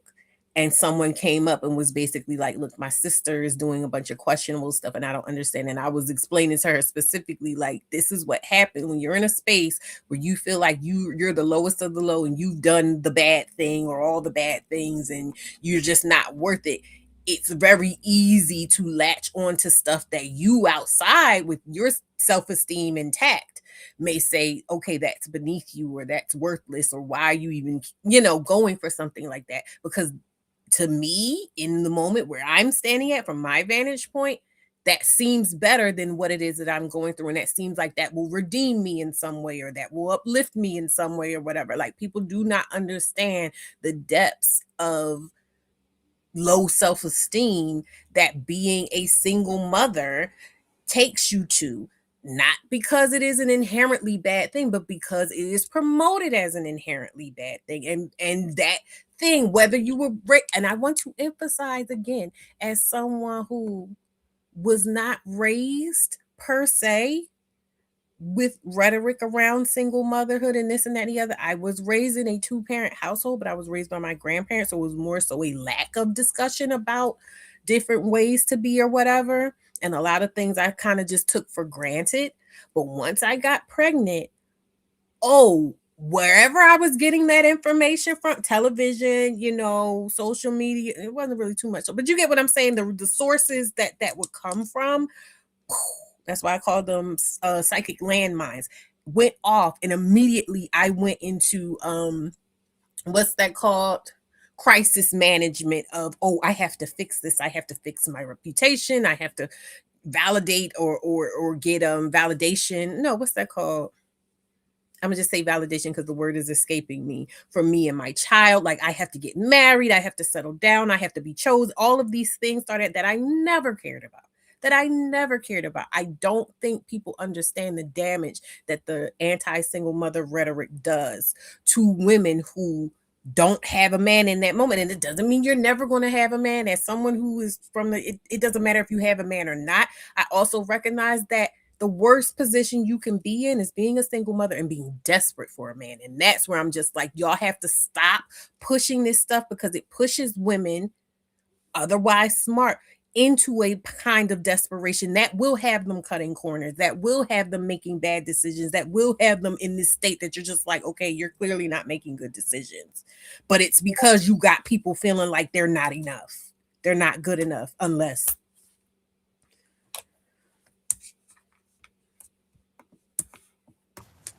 When he did it the first time, I was shocked. Like, I had a knife, pulled on me before he had ever done it. I was, at knife point. So when I even talk about that story, and I'm like, the people who were there, y'all know this happened because of my reaction. And it was my reaction because that's how I was raped. And I made sure I said that. So for them to minimize it and again act like my pain is unreal or like shit didn't happen, that bothers me, because I did try to forgive and not do this. And again, when you're a woman who's made to feel so less than, I mean, just a moment of joy, you take it. So when he flung me into the entertainment center and then accidentally, I always say I don't think he did it on purpose, but flung Braylon, there's pictures of the entertainment center when I first moved into the house and when the doors were broken. The timeline sets up. His family sits here and comes on the internet and act like I'm lying.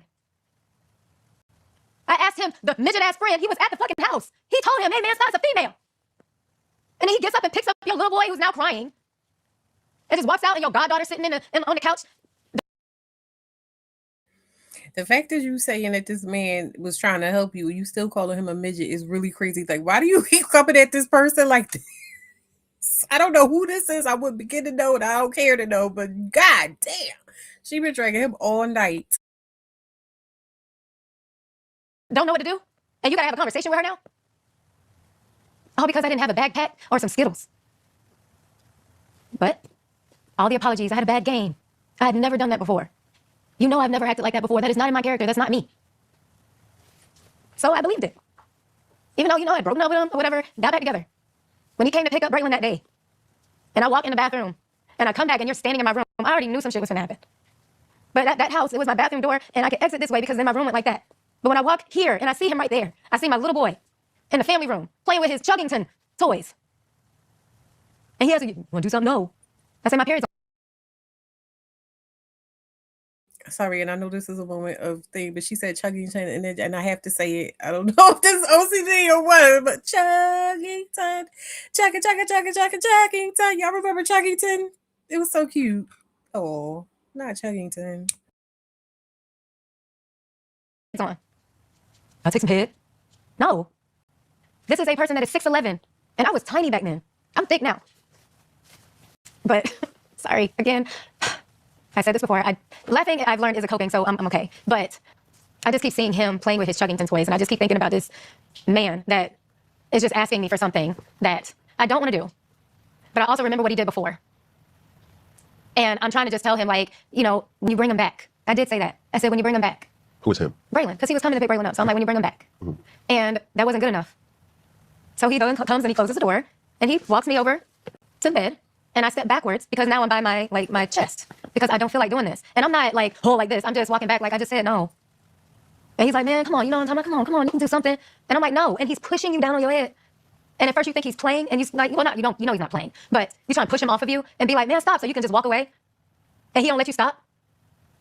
You push him and he pulls you, and you try and push him again, and he throws you on the ground. I had to stop it because I was getting triggered because I know what she's describing. And I really think, I don't know how to put this. I don't want to say that I think it's important. It is important. And it is something that I don't think a lot of men understand. Or I feel like more men understand it than they try to let on. That moment. Because what she's describing is that moment when your mind is calibrating to the realization that you are in danger, that you go from just being in a contentious situation to now this person is about to usurp my autonomy. This person is about to force me to do something, you know, either through violence or the threat of violence, you know, depending on how I react. If I'm going to fight, I might really get hurt. So it's now become a matter of, like I said, going from a air of contention to, am I going to actually have to fight and take a few lumps to maybe protect my autonomy in this moment? I just felt like it was really important to hone in on that so that it doesn't get lost.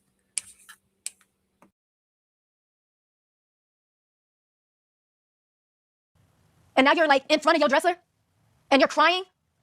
And now because you're crying, you can't actually give head now because you're crying. You're too emotional. So you just slam your waist into my face?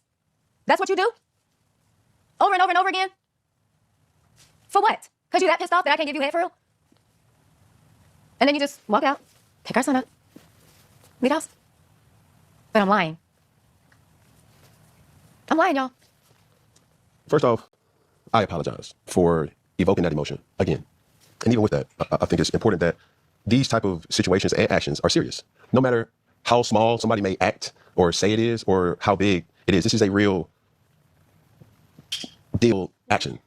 So I apologize. That's why they had me sign that injunction. Yeah. It's so much that I don't want to. Thank you. Because I don't want to forget, and you said something about being silenced. You said something about really the giant, like ant versus an elephant. Mm-hmm. And you can't be mad at me. You cannot be mad at me if this really happened. Mm-hmm. This is just a way to. They know it happened though. But it's bigger than this is a big deal, but it's bigger than that. It gives a voice to the people who have went through this. Mm-hmm. It gives them the hope to say, it's not right. And I need to speak on it. I don't give a fuck who you are. But is it crazy to say, well, he never treated me like that? Because with Tiffany, she never saw that side of him, ever. She got the calm. She was like, he would talk to me like this and always try and, make sense of everything and never really raise his voice. And who's Tiffany? She's number 2. Okay. And she was always told not to talk to me. They were all told not to talk to me. They were all told that I was a crazy one. And that's how the media put it out there. Like, I had a career. I had job offers. I was supposed to go to Vegas. I was going to work at Treasure. Okay, so even though I knew, but I wasn't really paying attention. She was the first baby mom ever. She was the first baby mom. So I get that. And yeah, it had to be really, really hurtful for her to basically go through this 5 times and be in that position of either trying to warn people and having them say, oh, that was you, that wasn't me, or that didn't happen, or what, having them feed into that because they want to be the one that gets the fairy tale from this guy, that clearly he's the type of person to very acutely aware of. Sorry, I'm gonna get big for this. Acutely aware of the fantasy and its power with women. That's why it is so dangerous. And I talk about it so much about that lore build. You get what I'm saying? Because I can recognize, and both in myself previously and in other people, that it does get to a point, especially when there is shame involved and fear of shame, fear of ostracization, fear of violence and everything too. But I want to take violence out of it because I feel like violence is something different. Violence and coercion is something different. I'm talking about that stuff where it becomes automatic within you. They don't even have to do anything. So that's where I'm talking about, like the fear of shame or that delusion of, delusion and obsession, kind of intersectional. Because you're just like, it has to be me. It has to be real, because if it's not real, then I have to grapple with, like I said, that's being in that space on that precipice. And remember that picture I've shown before of the woman standing at the edge of like this major black chasm of, if I don't go back into the safety of, oh, we're in love and he loves me and it's going to get better and this and that and the other, I have to dive into that murky blackness of, oh no, I'm being abused, and what does that mean, and can I actually save myself and or my child? So it's really my heart aches for her. Like I said, I know what that's like of just being in that space where you're just like, I guess I'm just the bad guy. You know what I'm like? I'm just going to have to be the bad guy, and I'm going to have to be the crazy one, or I'm going to have to be the bitter one. But I'm be honest, I leaned into it. I said, call me what you want to call me. I don't give a fuck. I'm not going. You know what I mean? I'm going to be the one to say whatever it is I need to say. And I'm going to keep saying what happened. And I'm going to say it exactly how it happened. I don't give a fuck about your reputation. I don't give a fuck about anything. Now, I ain't had no NDAs or nothing, or he wasn't nobody like that. But you know what I mean? So I'm just saying, like, I can imagine with her being under those restrictions and constrictions of not being able to speak out the way she wanted to and needed to. That's really crazy.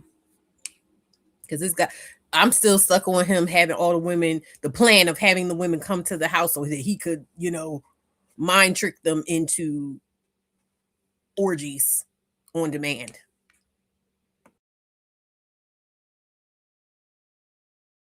Sorry, under the guise of being parents. That's the part that's really fucking with. Like I said, it's one thing if you just like, look, I'm on this shit, this is what I'm on, you want to be down. But to be like, oh no, I want to be a father. Because I had that. And anybody that either read the book or saw me talk about the book and have that part explained, there's a special place in hell for niggas that use the idea of, oh, I want to be a father to solicit sex out of the mother. Island. They had offered to contract me 3 times and he forced me to stay in Florida. And then he let them go with the narrative that I was like this whore. And then all the times that I was getting sued in the news, how I was put out there. And it was like, I'm crazy. And, I know people always talk about, oh, you always stood up for yourself on basketball life. I try to stand up for myself all the time. But then it always comes across until now, like I was bitter. Like I was a gold digger.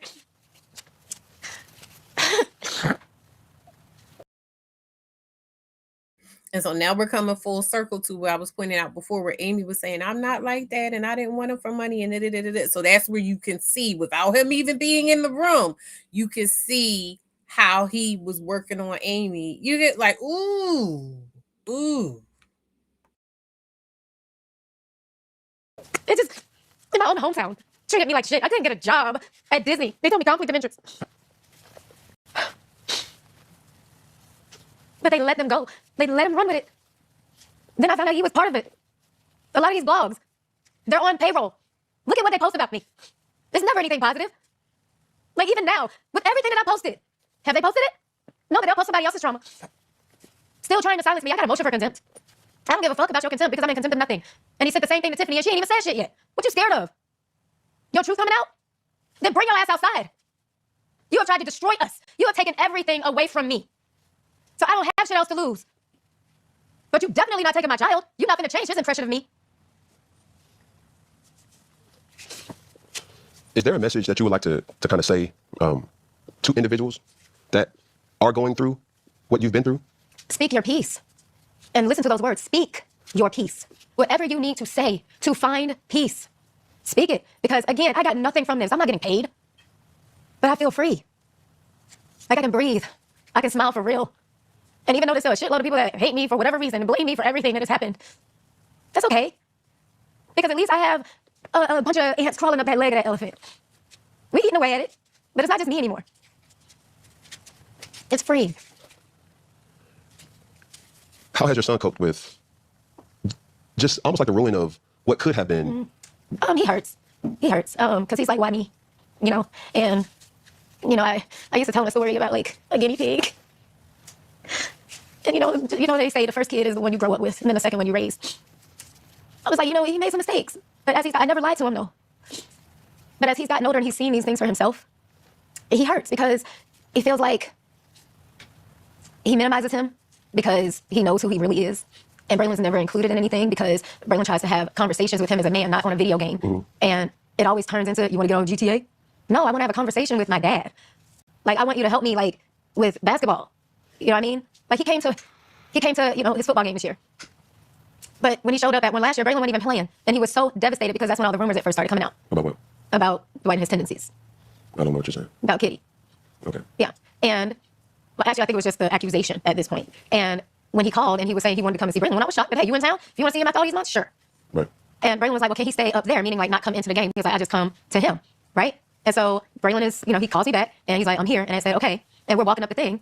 And he's standing right at the top of, like, the hill. Almost like, everybody, I'm here. And Braylon is like, then he starts walking down into the game. It turned into, like, the police thought it was a fight. They start yelling at me. You're supposed to let us know if he's here. I didn't know the fuck he was coming. This was a last-minute thing. He just told me, like, 10 minutes ago. But then they walk him onto, you know, across the field. And, you know, he sits on the little thing that they sit on for the pole vaulting thing. And he on the phone the whole time.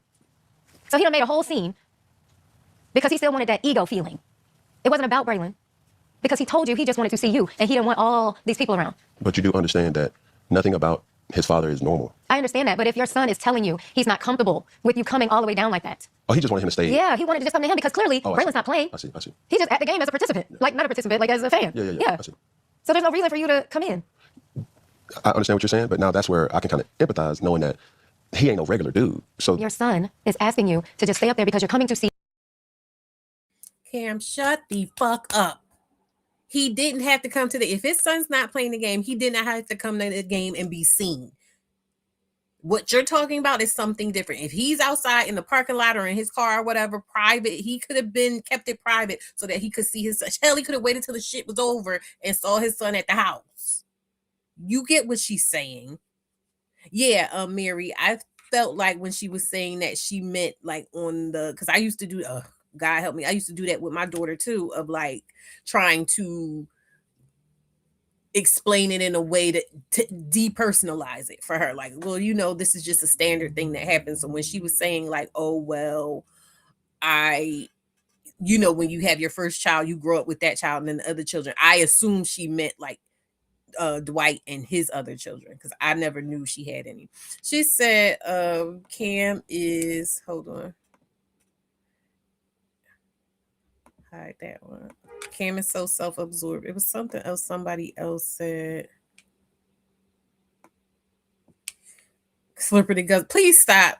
No, I think that he is still trying to defend the you know, the sports person of just, oh, he's not a regular person. That ain't got nothing that he didn't have to be there. He didn't have to be seen.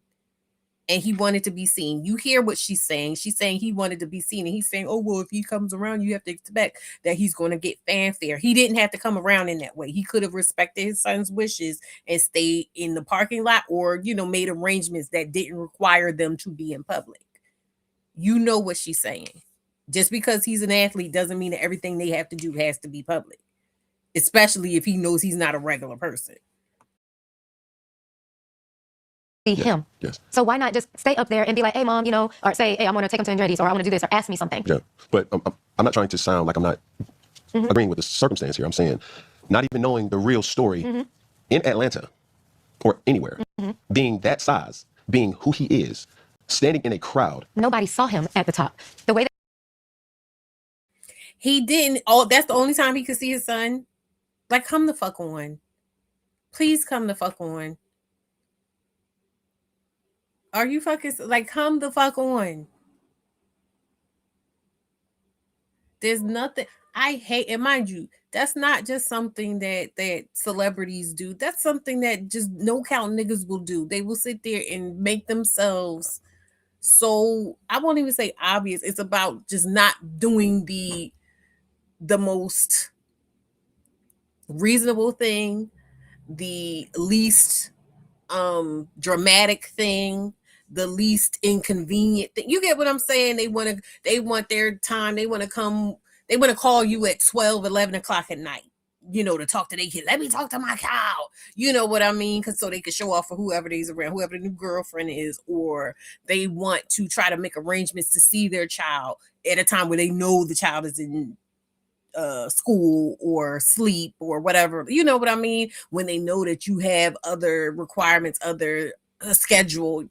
It's that type of thing. It's them wanting to just come and do whatever they want to do whenever they want to do it arbitrarily. And then when you don't acquiesce to it, it's, oh, you're keeping me from my son and you're making it hard for me to see my child. She said, my nibblings, dad is like that. For the first time, we're seeing you in months. Humble. Exactly. Like, work with me. And then also recognize that if it's really about the child, and especially if you haven't seen them in a long time, let's not do this in a way that there's going to be a bunch of extra things that now we have to navigate that takes away from the intimate moments that you can have with your child. Like, I don't even know why I'm explaining this. Fuck him. He knows what she's talking about. they go into their games, you have to walk through the gymnasium first, and then come out another door, and then walk. Yeah. Like, once you walk out the gymnasium and around the thing, and then you walk, there's this hill. Okay. He didn't have to do all that. He didn't have to come in. Why did you pay to come in the game when he asked you to wait outside? Because you were coming to see him. He wanted to spend time with his dad. Now I see. Yeah. You spoke about something through this transition, and mentioning that the transition that he was in, and there were still a lot of speculations about who and what the fuck was that. And the kitty, is that a man or a female? It's a man. Have you ever seen Kitty? The picture. But you've never met No. the person? Okay. And even going through what you've been through, this is not even about this particular situation. Are you dating right now? I'm dating. Do you want more kids? I would not be opposed to it. I've always wanted more kids, but I wanted it done the right way. And what the right way? Like, through a real, secure, compatible, and I mean, like a partnership. You know what I'm saying? Like, I want a partner. I don't want a sponsor. Do you have a type? I don't think so. We all have preferences. I don't think so. I did say that I was going to elevate myself this year. And I say that because I've always been that person that's like, you know, I'll date anybody as long as they have a nice personality and I'm physically attracted to them. No. I can't do that. So what can you do? We both got, I mean, if not, well, my husband has to make more money than me. When people hear that, they're going to be like, I know. Okay. But I just know how it feels and how emasculating it can be to a man when his wife makes more. And I'm not saying that's everybody, but in most cases, I've seen that man's masculinity almost diminish because he feels like he's not taking care of home. Cool. Last question on this. Did you ever feel uncomfortable with your son being alone with his dad? Yeah, especially when he was younger. And did you do anything? Yeah, that was when the nanny was molesting him. What? Yeah. Yep. It's in the court papers and everything. I got messages. I posted receipts. Yep. And I even posted a video of my son even talking about her and how he didn't like her. He's a little baby. Yep. But even in an email, you know, he liked her. He trusted her. And I've been complaining about her for like years. And then the judge told me if I ever made a claim like that again, that he would absolutely give Dwight 100% custody. And that I need to shut my mouth, that I was a gold digger. It's all in the docket. Yeah. And that's when I cussed out his attorney and I walked out thinking I was going to be held in contempt. Mind you, and I pinned a couple of these because I wanted to talk about, but you always talk about the same thing, so I'll talk about it right now because I'll probably forget about it. You said there's an account on IG that does a parody of this. Guy really asked the baby mom to get back together when the new girl isn't in earshot. Listen, when I tell you I went through this, sorry, with one of my baby fathers, like it was a whole thing because we live very close to each other. And when I say close, I mean literally up the street from each other. And I would just let my daughter go with him. She was like a toddler. I would let her go with him for the weekends and stuff like that. And so every now and then he would get very chatty when he would come to pick our daughter up. Like he would just be just, oh yeah, it should have been you, blah, blah, blah, blah, blah. And this happened a few different times, but it was this last time that everything blew up because he was there. When I say he was there for over an hour, he was there for over an hour, like outside of my building, just talking, and because he never came in. And I was just like, okay, yeah, whatever. Went in, didn't think anything of it. At this point, he had a new girlfriend who was living in his apartment. She had 2 children with him at this point. So mind you, my daughter's 2 or 3, and they have 2 children at this point now. And she's like, oh, can I come and talk to you? Because like I said, he was around there for a very long time. And then she's like, oh, can I just come and talk? I'm like, yeah. And mind you, me and her never sat down and had conversations. We would see each other in passing. A couple of times she like had a few problems with me, but I didn't give a fuck, because I'm just like, I don't care about how you feel about anything. I was here before you. My child was here before you, and you opted into this situation with him. So I really don't care. So she comes around and we talked for about 6 hours. And I found out that she was pregnant. And in that conversation, I recognized that each time that he did that he would come around and just be like, oh yeah, shoulda, coulda, woulda. She was pregnant each time. And so then we started just adding things up. So long story short, I'm saying that to say that basically that was what was happening. But he would go home and tell her I wanted him. And so he was creating this atmosphere where she was always looking at me sideways. I just didn't care because I was just like, we're not together. He's with you. I just want, to try to co-parent as best as possible. It really didn't matter to me. So then it was this whole big thing, but she wound up going back with him, having another baby with him. Like it was a lot. It was a lot. What else? Said that annoys me. I had an ex like that who used to show up and pick me up from work because the coworkers were messy. I wouldn't have him come in, and he would do it because that's that idea. They want to be connected, and they also, it's an ego boost thing. So yeah, if you're sneaking around, not even sneaking around, because I'm not even saying you was messing with him, but it was about him showing up and making it look like, oh yeah, I got her on my own. Like it's so many things when I look back and think about how they will use us as like ornaments and trophies and things like that, even in the midst of saying like I don't want you, or it's just so much. Oh my God, it's annoying as hell. Triangulation, yeah, major. So the last I checked, they had 4 girls, and this was some years ago. This was like 2019 or so. That was the last time I checked. They had 4 girls. So I don't know if they had, but they might have had more since then. I don't know. So yes, a playbook, it seems. Yep. I thought that was going to be my first mugshot, but hey, didn't know it was going to be 2 on the bucket list. Wow. These 2020s are something that else. Motherfucking 2020's got motherfuckers seeing real clear of who the fuck you really are. You thought, but then thunk and think. To answer even a little bit more about how Braylon feels. Okay. Because he's older and he can read and he can see and he can listen. And again, I said before, listening to understand, not to offend. He realizes who his dad is, and he knows like what to expect of him. So he's realistic. And just so we're clear, this is his first child, and your 1st. Now, is there a way that we find a resolve to the situation? Braylon wants nothing to do with him anymore. Yeah, but just. And I've wiped my hands of it because, I mean, not even because I've been scrutinized. Why would you keep trying to force a thing? I'm exhausted, especially now by what he's doing. Like, you still trying to silence me when all I said was leave me alone. But you couldn't just do that. We signed a whole agreement to get you to stop paying child support. But I also had 3 other contracts at that time, so I felt like, you know what? If this can make him completely disappear, then fine. But again, I had 3 contracts. But it was $100,000 that was supposed to be from September 2023 all the way through May of 2026 when he graduates. For who? That was supposed to be like for our son. Like a fund? No, that was like it's going to be the rest of his child support payments. Like that was it. Oh. And no, I didn't agree with it. I thought it was bullshit. Because yes, he was giving 13. He said that. But that whole lump sum he talking about in the beginning, I've been paying child support since the beginning. No, you weren't, sir. If you were doing that, we wouldn't have had to go to court. That lump sum was back child support. And what did I do? I bought a house. What are you talking about, a studio? I bought a house and I rented a little small old Chinese food restaurant to make a dance studio. That's what I did. Because guess what? It's back child support. Who is supporting the child that entire time? Understand. You know what I'm saying? So I'm just saying when people talk about, oh, this lump sum, this is what you did with it. What do you mean? I'm getting my money back. Like, we're supposed to be half and half on this. Yeah. I've been 100 for this entire time. So yeah, run that money back so we can keep it moving. Understand. Anything else on? I gotta get out of here. Oh, go ahead. I'm talking about the space that we're in right now. Oh, cool. Now, this part of the show, we go to the question of the day. Yes. All right. If you could go back in time and have a conversation with one person who is not alive at the moment, who would it be? My grandmother. Uh-huh. On my mom's side. What would you guys talk about?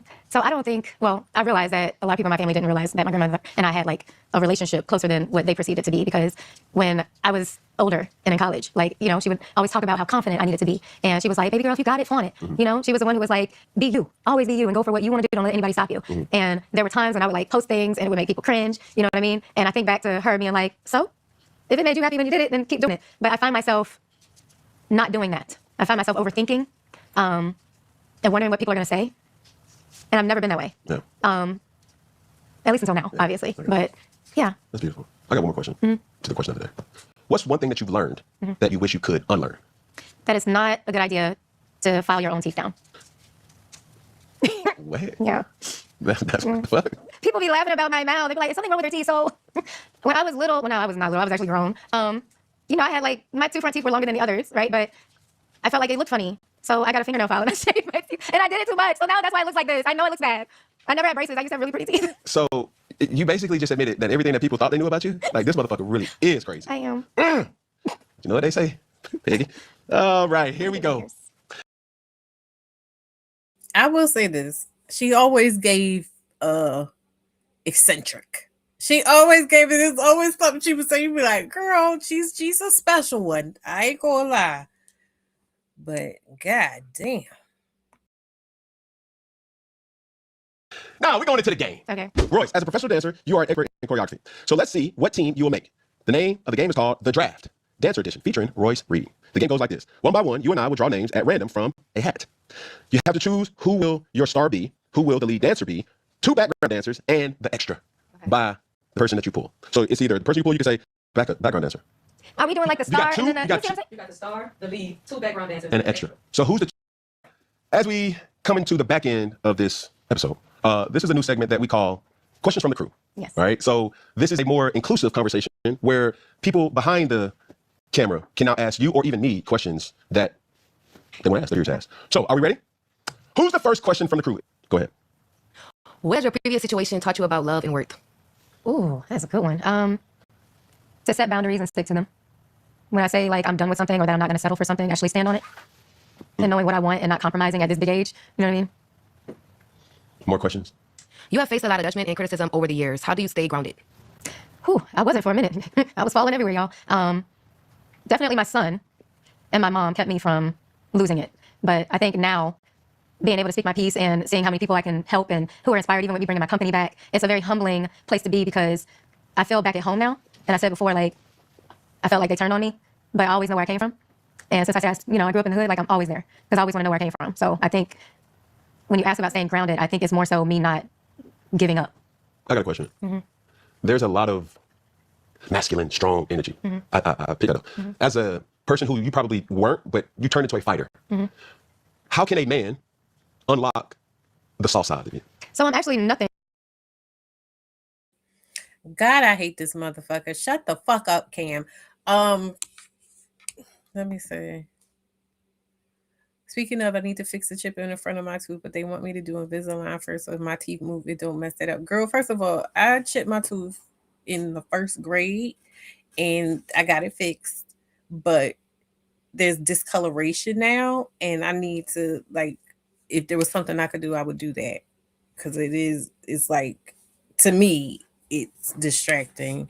But girl, when I heard that, I immediately rolled my eyes, but I was trying to like just ignore it. I was like, please shut the fuck up, Cam.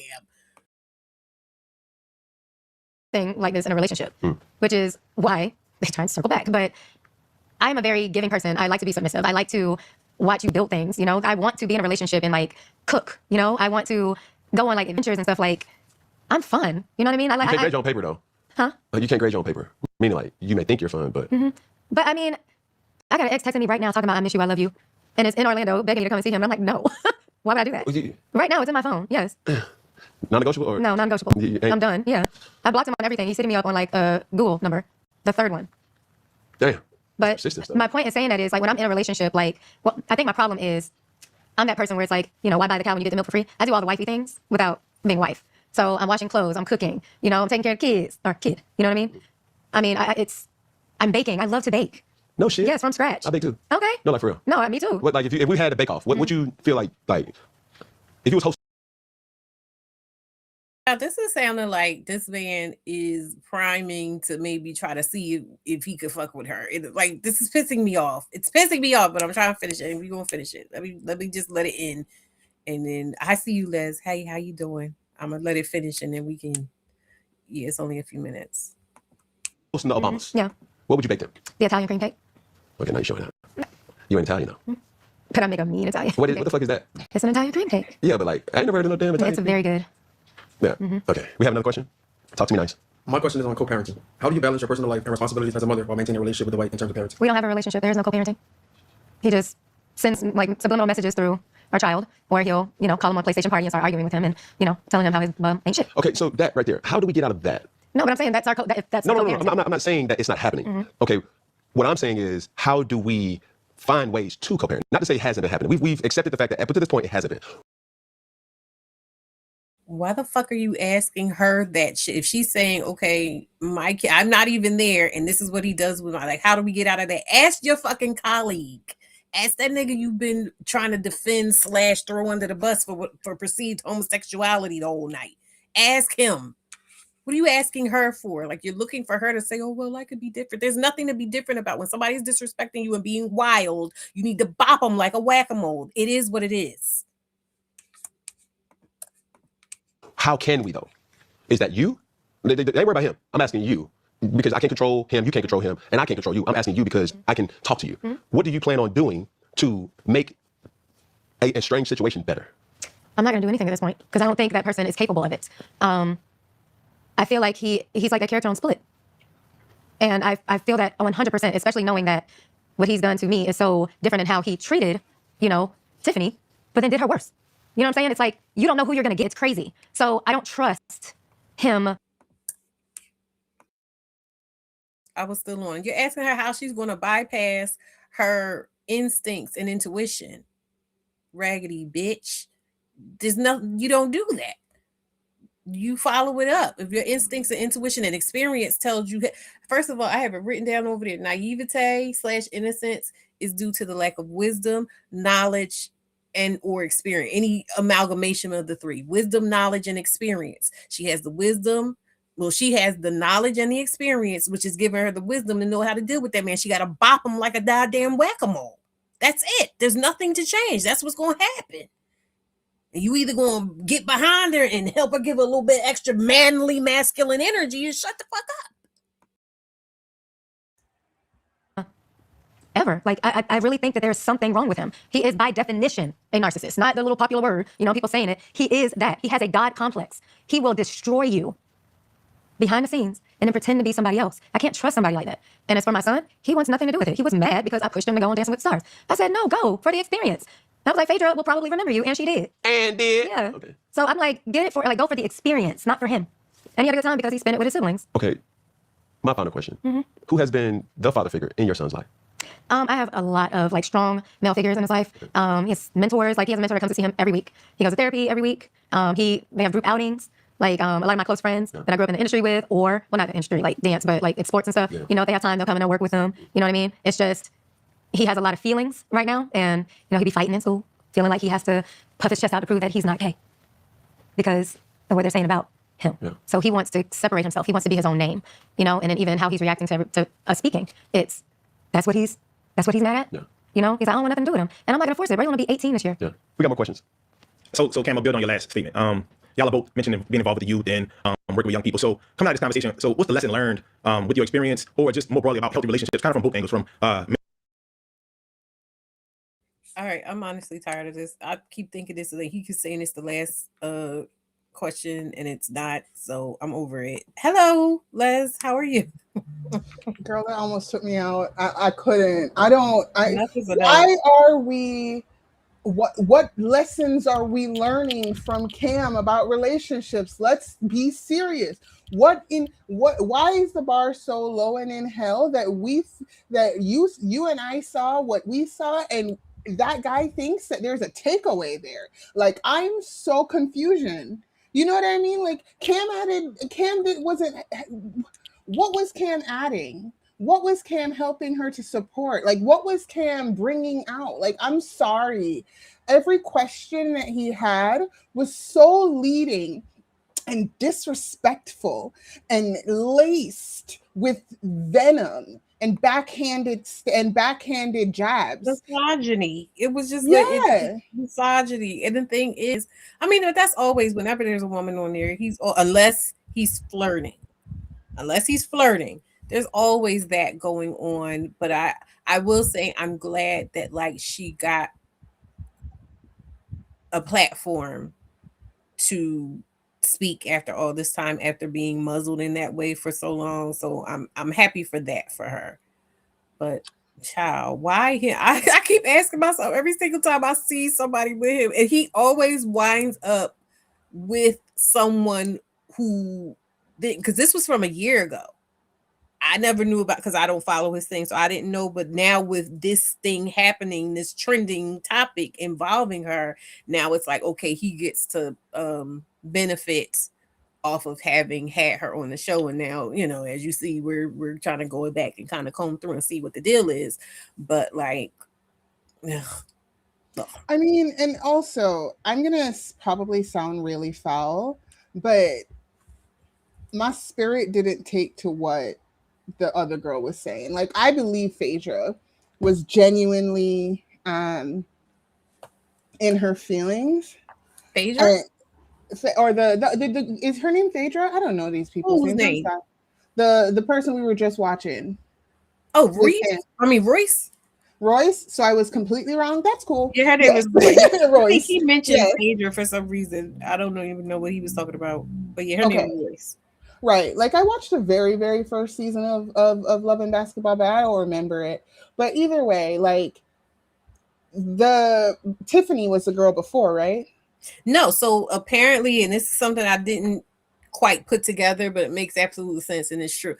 Royce, that was sitting there, that was getting interviewed, she was the first baby mom.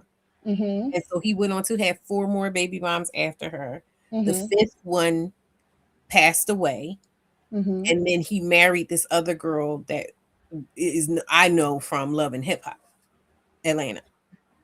And so this other girl that you know from Love and Hip, is she the Tiffany that is being referenced? She's the one that, I don't know if you were here in the very, very beginning, that was crying in the car with the big old bag of her. What's her name? Or crack. Her name is Amy.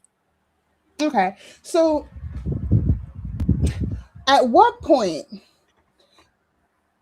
Okay, so my mind is in 2 places. Mm-hmm. One place is, I'm so sick and tired of these dudes talking about making it look like they doing something, trying to hold you accountable, when they have men in front of them all the time, and accountability never comes up. It never comes up.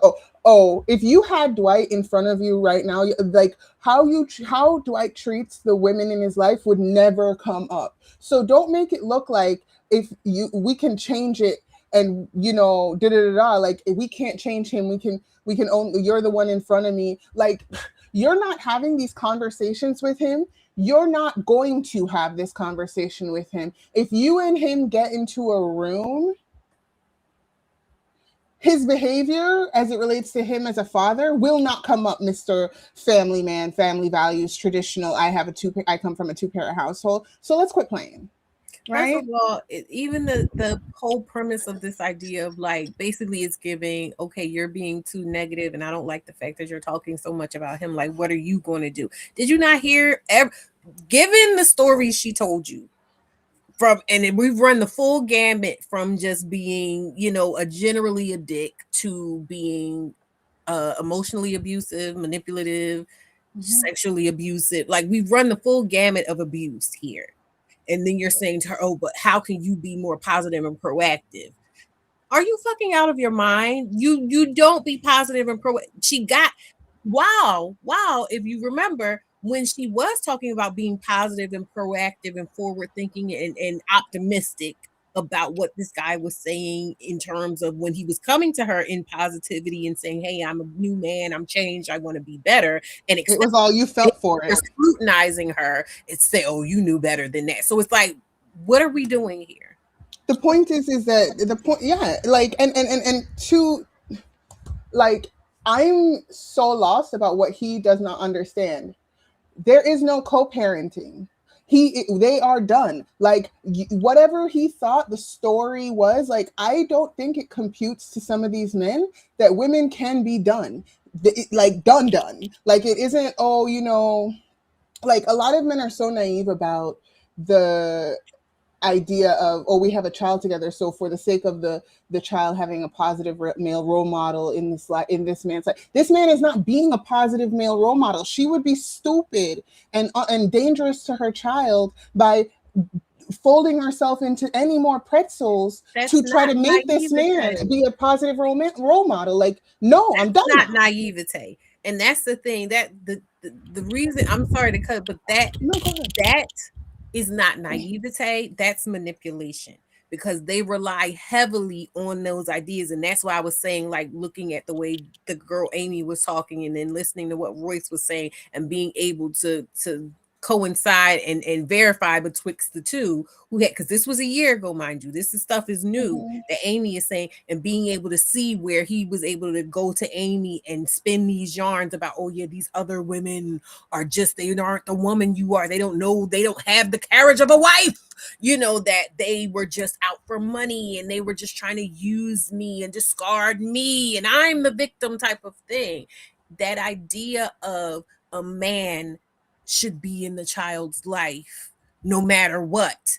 A man needs to be there, otherwise you're not doing well as a mother, you're just a typical, you know, whore of a single mom. You're harming your child. Is how he was able to get all those women into that house, is how he was able to get them one by one and say, hey, I want you to be the matriarch of this nuclear family that I'm selling you to get you to buy in. And hopefully you're so bought in that then when I start trying to get you to kiss these other women and do sexual things with these other women, you're still thinking about that. So that's why I say, like, they're not naive about this idea of, oh, a man needs to be in a child's life. That is a weaponized thing that they know is powerful in that way, because it's used to keep women in line and to keep them from going, fuck you, I'll be a single mom, I don't give a fuck. Exactly. All of those words in that order, cosign. As well as, right, she's not going for it. She said she was going a little bit. She went a little bit. Like, at the very end, at the very end, she said, there is no co-parenting. There is nothing more to discuss. I understand. Yeah. Right. Like, and you know what? And this is the thing, kind of in relation to Amy, right? When I say I don't believe her, I'm not saying I don't believe that she was harmed by this man. Like, this man is an abuser. Like, what you mean? Like, yeah, he probably did abuse her. He probably did like, this type of lifestyle where you're just thrill seeking and you can't deal with boredom and you can't deal with comfort and safety and sameness and stability, because that's all I heard from his thing. I'm like, ma'am, a gallon-sized Ziploc bag full of crack and crack adjacent, you know, cocaine. Right. A gallon-sized bag. As soon as I saw that, maybe I won't break up with you, but I'm not going to be in the house doing that. Absolutely. And, you know, like, oh, you know, you're weaponizing the kid like that. Like, I'm sorry, this whole situation is for the shits. I can't compute. Like, agreed. I can't compute. Like, I can't compute that. And I'm probably not going to say nothing nice about it, but like, the fact, I don't know what computation she's got going on. She said, and I quote, I need to refer back to the conversation she was having. She basically alluded to the fact that she had seen him doing some questionable things prior, but it wasn't until one of those things happened to be her hearing one of the children, him coaching one of the children to lie on her specifically, that then she only then she started to question, because she's still saying it like, oh, I'm questioning what I should do. She's not saying it like, oh, I'm definitely leaving. She's saying like, oh, this has got me in a tizzy because I don't know what to do, because I want my marriage and I want my husband, but he's coaching the child to come at me now, and now I don't know what to do. No, vitamin. She said it's about the babies. It's not about the fact that, you know, oh, now he's coaching the child and everybody's against me. She's saying that it's about the babies. She said that, but then when she elaborated, she said it was, in fact, let's go back. And this is not to prove you wrong, but go ahead. We can go back about where she's coming from with this. She straight up said, you know, I don't know if I'm supposed to lie for him or not. But then when I heard him say coaching the child to lie on me, then I have to save myself now. Hold on, we want to go right here.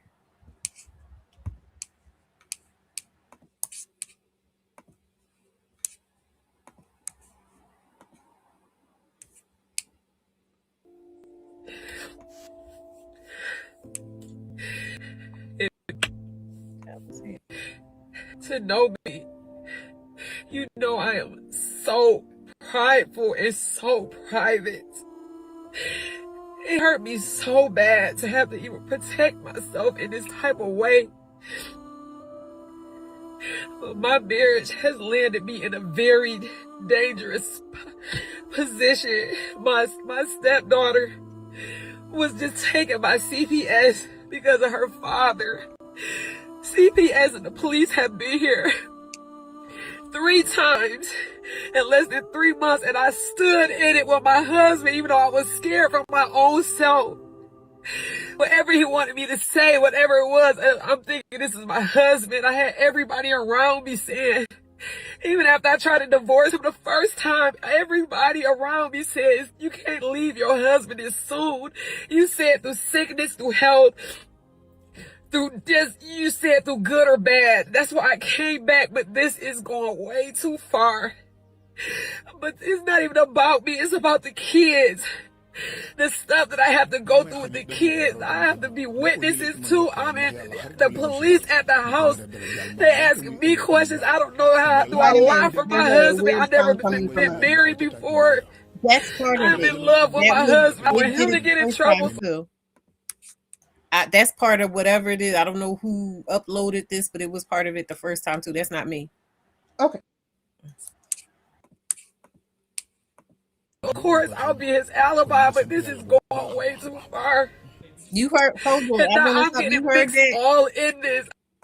She said, I've been seeing stuff with the kids for a while. You know, CPS came and she said, and I don't know whether I should lie or not, but it's so much stuff I've been a witness to. I'm not sure.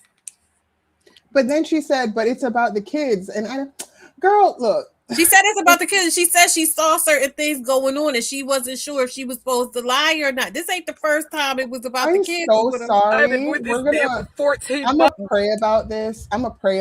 But I don't have the capacity for her. Like this conversation, I mean it. Like whatever she got going on, it's not passing the sniff test.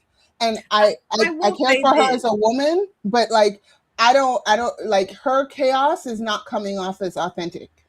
I will say this much.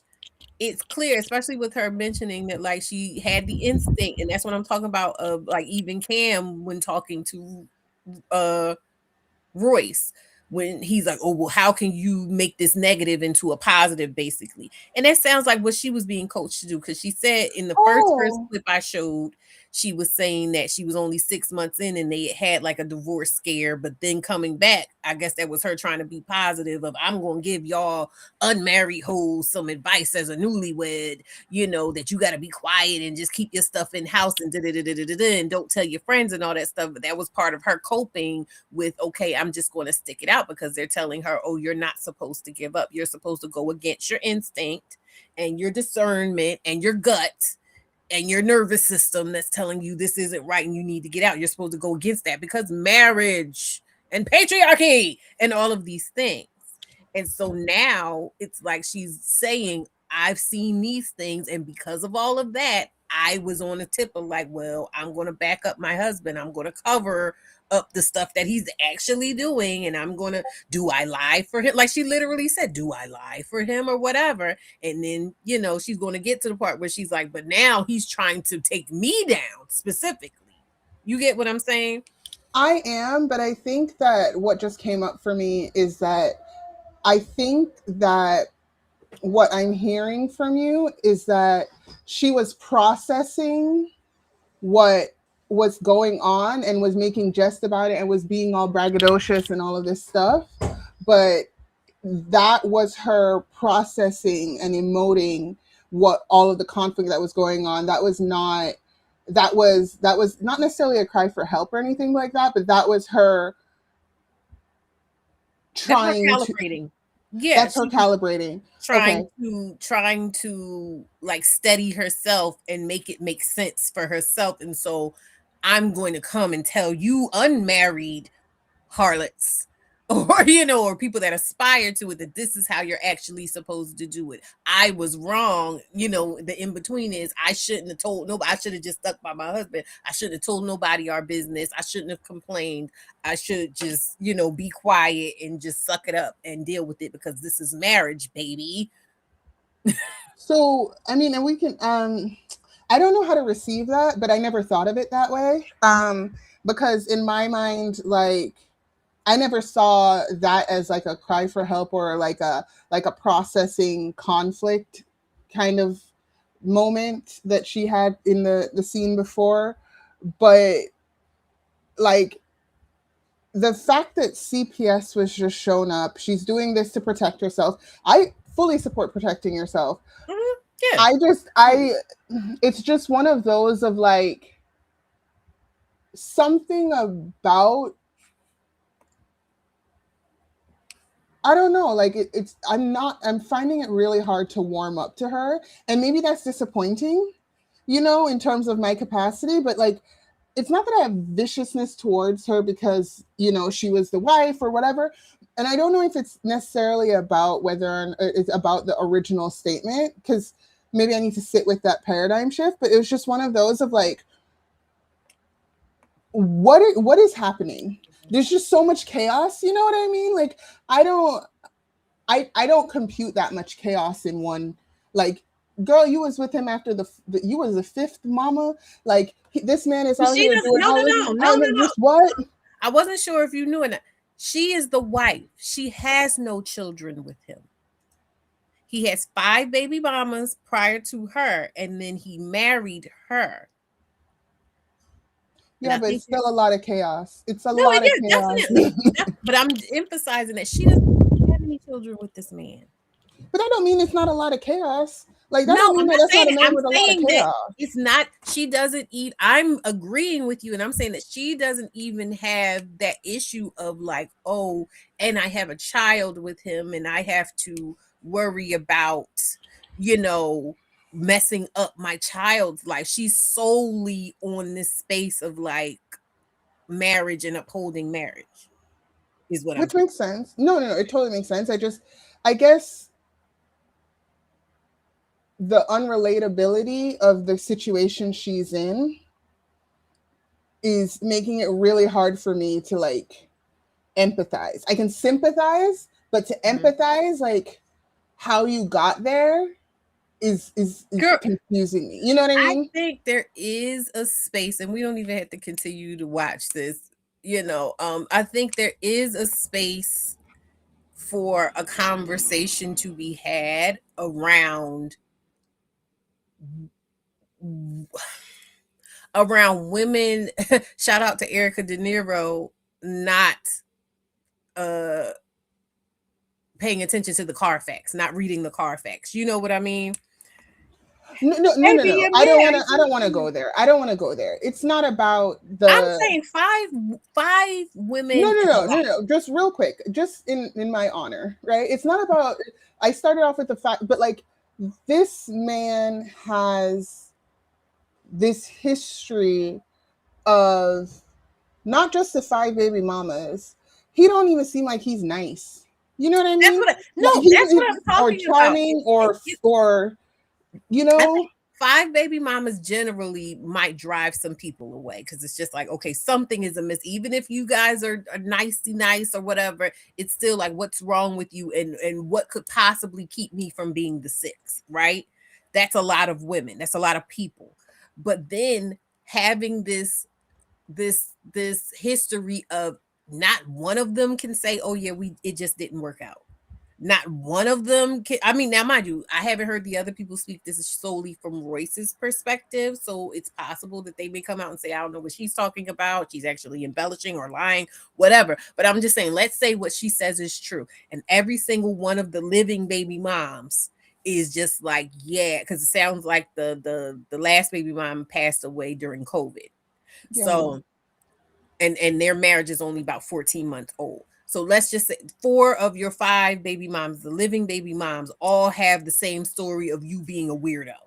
And not then, a weirdo, like a violent, unkind, cruel man, abusive man. Like, and I find it really hard to, like, there was whatever is in that bag, if it's salt and this is a prop, whatever, but you let that be in the house with a baby for how long? For 14 months? It's only now that there's a cops coming involved. Like, what is, like, no, like, not just because the cops, and not just because CPS, but because she heard that man coaching the child. It sounds like to put it on her. It's sending me. It's like, I'm actually like, and that's the thing. Like, it's not about me and my feelings. It's not about Just Les's feelings. It's about, like, I don't know what type of time you're on, but you are not, like, I believe Royce in everything she said, right? I believe Royce in everything that she said. You really do seem like an unreliable witness. Like, you really do, like, the math is not mathing in your story.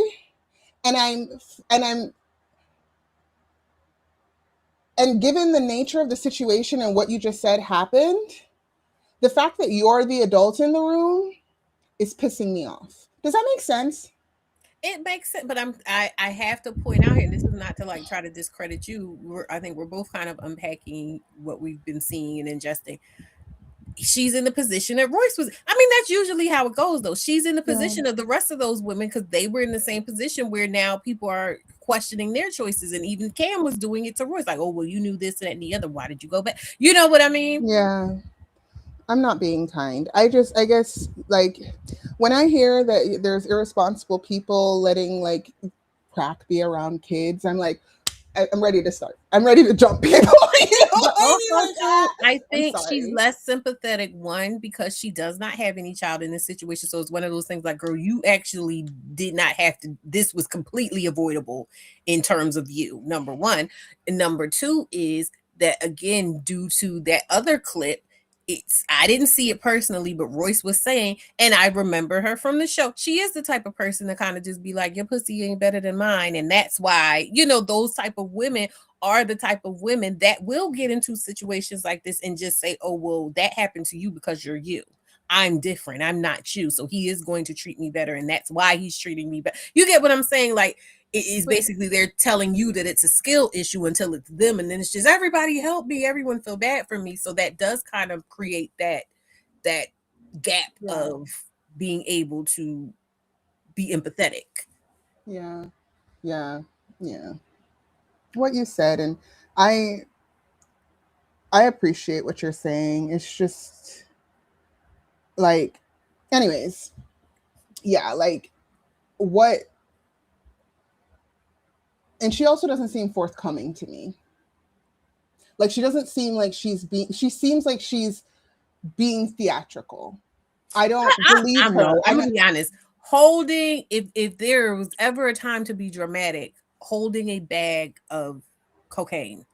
It's not about being dramatic. Like, I don't know. Like, it's not that she's being dramatic. It's that I don't believe her. Like, my radar is going off. Like, I don't, like, this seems put on, not because you couldn't be that pissed off, but like, I don't know, something about the way she's acting is really making me feel like she's putting this on. Because you know what it is? I think personally, it's not that I don't think that she's not sincere.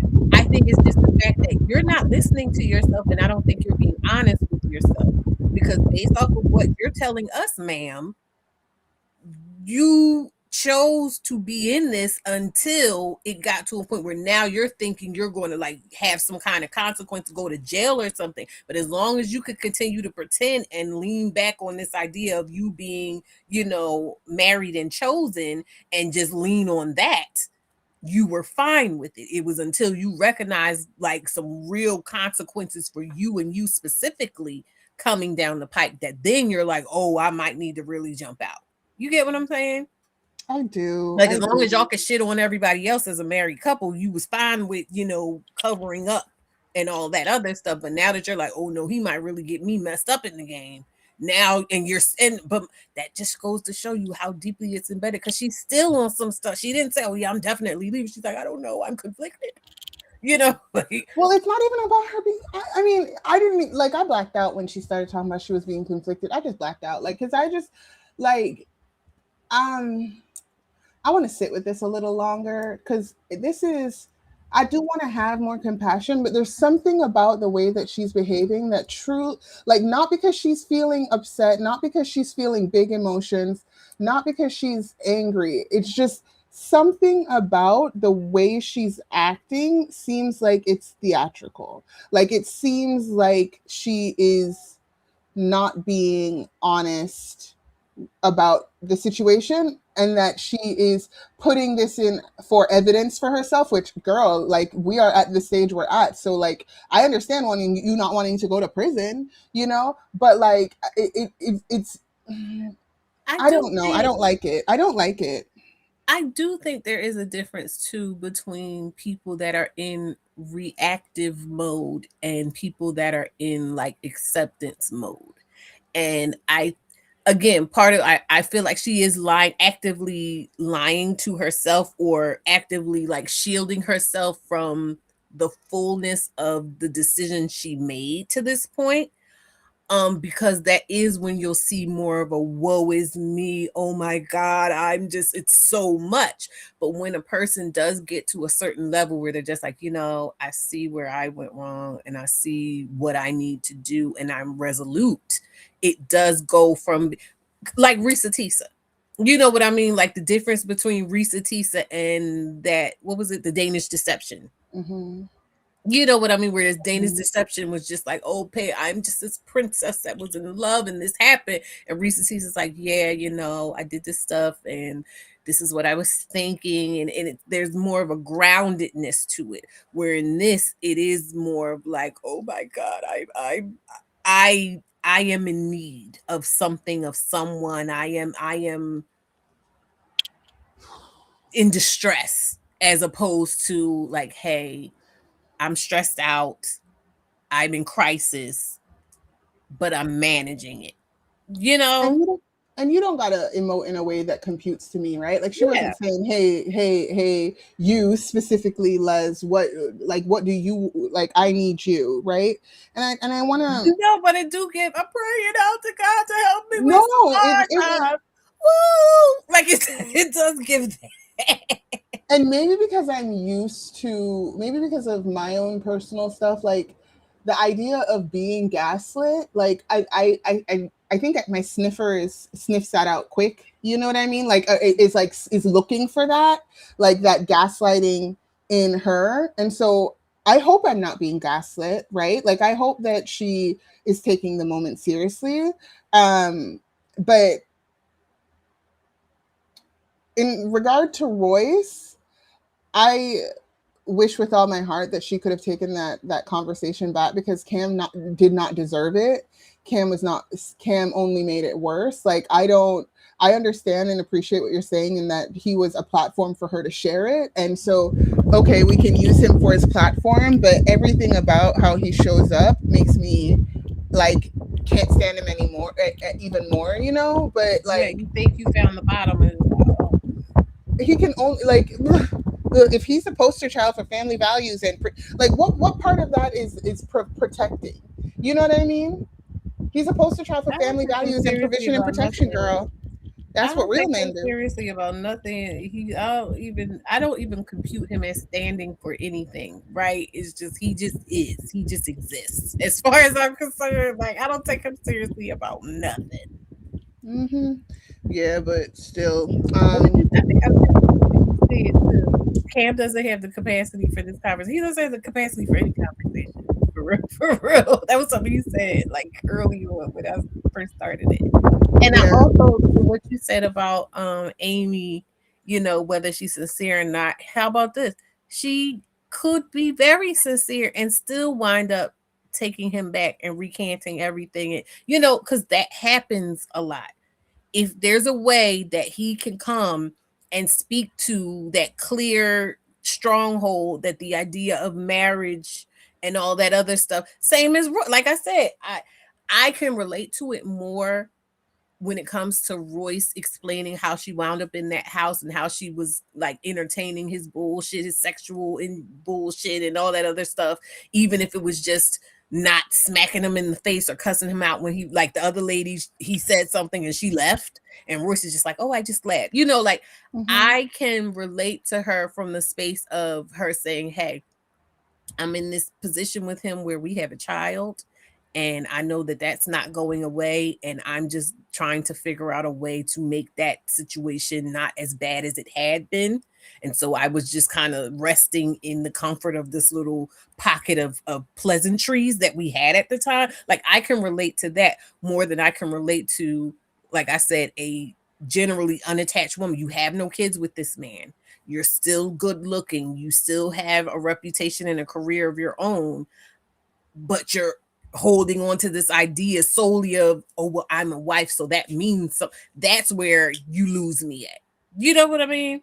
100%. And I will piggyback off of that and say that it was like I don't think I'm invested in per se what she does next, but I when people are acting in bad faith, when people are not being sincere, that's what pisses me off. Like, and if she is not being, if this presentation, right, not because of the crime, right, not because of the disturbia, because I mean, come on now, like let's just be honest, like the idea that your man is an op and trying to get you got what, and you got, and that's where you live. But How that's do what I'm you? saying. I don't think that even I'm be honest, I do see a strong possibility of her flip-flopping, later on, depending what happens, Sure. what he does. But that to me, that doesn't negate her sincerity in the moment. You get what I'm saying? Yeah, but based on what I saw, I do, and I am questioning her sincerity, not because of whether or not she could be sincere, but just because of what I Yeah. and what my sniff test is giving me. But that's just my own personal sniff test, obviously built on my own trauma and my own experiences. So I don't believe it's about the kids. I'll say that. You get what I'm saying? Like I don't believe it's about the kids, but I do believe that she's in distress and crisis right now, and I do believe that she is conflicted and like crying out for her, because that's great. This coked up man who's clearly violent, who's clearly abusive, who's clearly not cool, and she doesn't have a support system. And if they're telling her to go, but she's saying, hey, he's doing all this weird stuff, and they're like, oh, you just got married, don't give up. That's a weird place to be in. Of course not. Of course. I mean, I'm. That sounds trash. I hate every moment of it. I hate it for her. Like for real. Like dead serious. And I mean, obviously, depending, like anyone can end up in a situation that they don't want to be in, regardless of whether or not you're the fifth wife or whatever. So it's not like I want her to feel shame for having made the choice to be the fifth wife or the fifth partner or whatever. Right. The 1st wife, but fifth partner and all the above. Like I don't think I'm invested there. I just, yeah, I think I made it clear what the part that's just kind of like irritating me. But I don't want the record to make it look like it's a victim blaming situation. Because girl, you should still get that figured out. Because regardless, you should get that figured out. First of all, it sounds like she need my book. Because even though she doesn't have children with him, she is very much so. This is what the book is about: is those internal stories we tell ourselves, that lore that we build up around these relationships with men, that tell us, hey, what you see that's registering as dangerous in your mind is actually not, you need to ignore that, because the most important thing is maintaining a connection with this man. That is what, you know, this book is about. It's more so about the space of children. But even then, you know, she's latching into this idea of being a stepmother. Those are the things that they use to keep you tethered to them or keep their claws in you, because of these ideas about nurturing and mother, and you're supposed to be this way, you're supposed to be attached emotionally. But then they could flip around and call you emotional, like Cam was trying to do with her when she's saying, hey, it was working, you know what I mean, like it was working on me. I thought that this man was an integral part of me and my child's life, that he needed to be there, and that I needed to do what you were trying to prompt me to do later on when I said I'm done with this nigga. Exactly. I mean, all those words in that order. It was a good one and a good prompt. I'm not going to be following it because I think this is enough for me. That's a lot. Yeah. I mean, I'm gonna pray for her and send her with God, right? Like you should really get that figured out. But if she were to be in my circle and be available to me as a person, I would need to know more about the situation before I go ahead and like start getting all riled up with her. Like, you know what I mean? Like something is not like, yeah, you get what I'm saying? Like, it's just kind of, it's not, I don't think, it's not that I don't believe her that what's happening, she said, is happening, but I don't know what role she plays in that. I don't know what role I don't know what I don't know.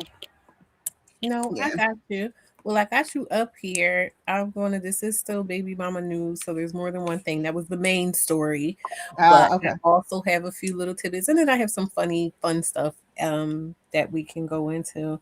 So do I want to, I'm still going to keep this in the meat of it, and then I'll do the outro later. This is Ari Fletcher. If you don't know who Ari Fletcher is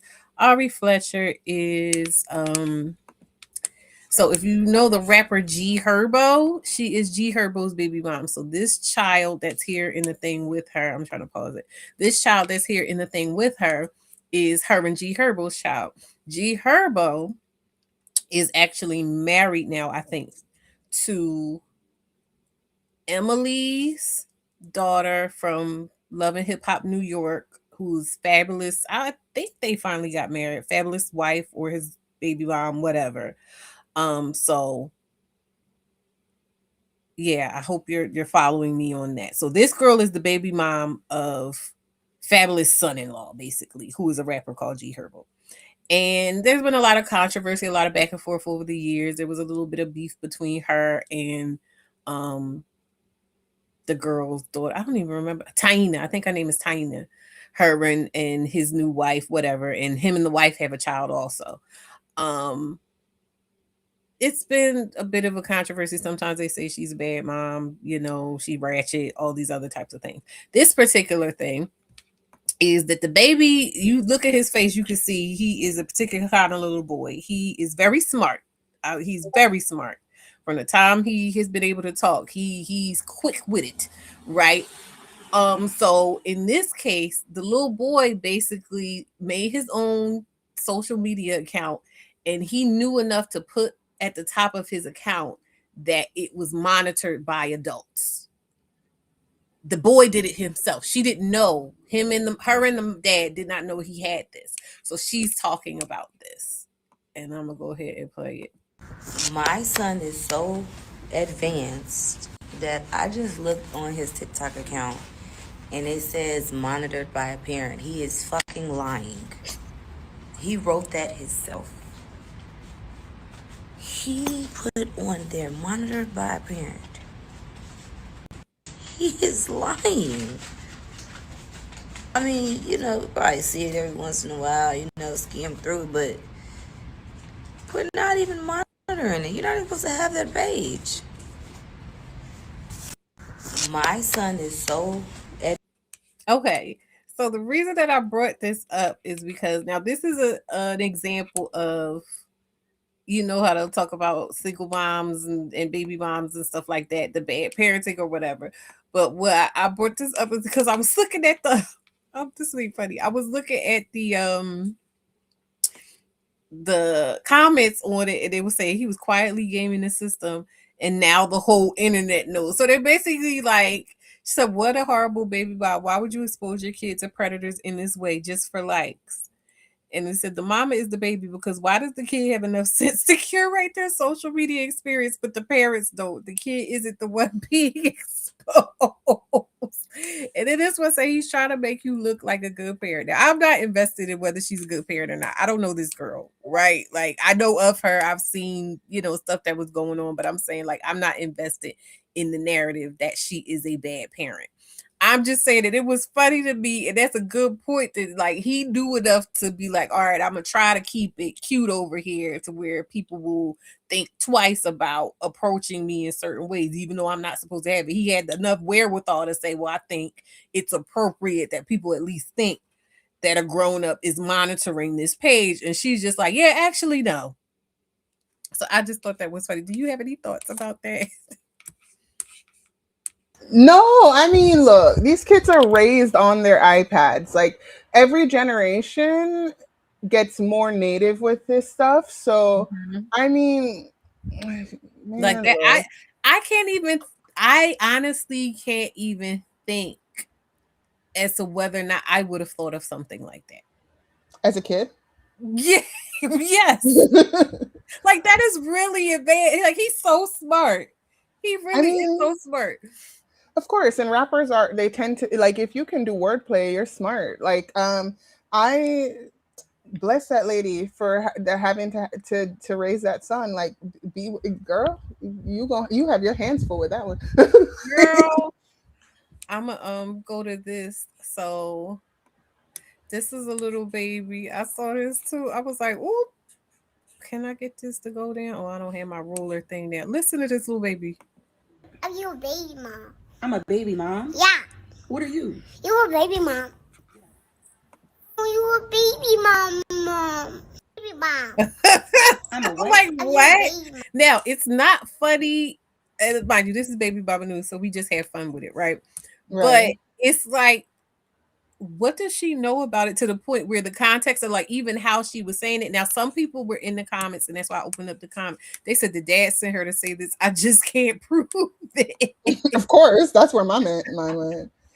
But also, she don't know what that means. Yeah, right. Some people were saying that. Some people were like, actually, she probably is just knowing that she's a baby and you're her mom, so you're a baby mom. Like she might have heard the term, but she probably is just speaking of it in terms of like, oh yeah, you're a baby mom. You're my mom. I'm the baby type of thing. You know, like whatever. But I was just like, these kids are really something. What else do I have? Oh, girl. Do I want to? Oh no, this is such a cute little baby, though. I'm sorry, that is a Gerber baby. Listen, all the cutest little baby. If I show you this one baby, in fact, I'm gonna have to go into my what's the face. I will. This is something else you probably won't appreciate or understand this because you haven't had a child before. But this cracked me up. So this, what do you think this is? Oh God, they try to drown me, hoe. I cannot see. What the devil? Oh God, they try to drown me in it. Is that milk? Oh wait, yes, that's breast milk. I'm sorry, I'm so sure that's breast milk. That happens. Like when your breasts are like overly full and stuff, and if the baby like takes their face off, and it'll just spray like that. That's wild. And there was so many moms in the comments. I accidentally closed it up, but there were so many moms in the comments like laughing about it because it's just like, girl, what are you going through? I mean, the poor baby can't get right. Like, you know, I will say that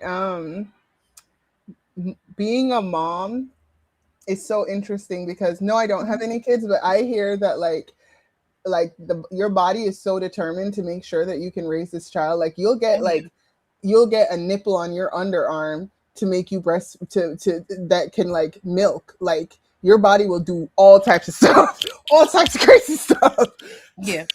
Your body like, baby, it's time. It's time.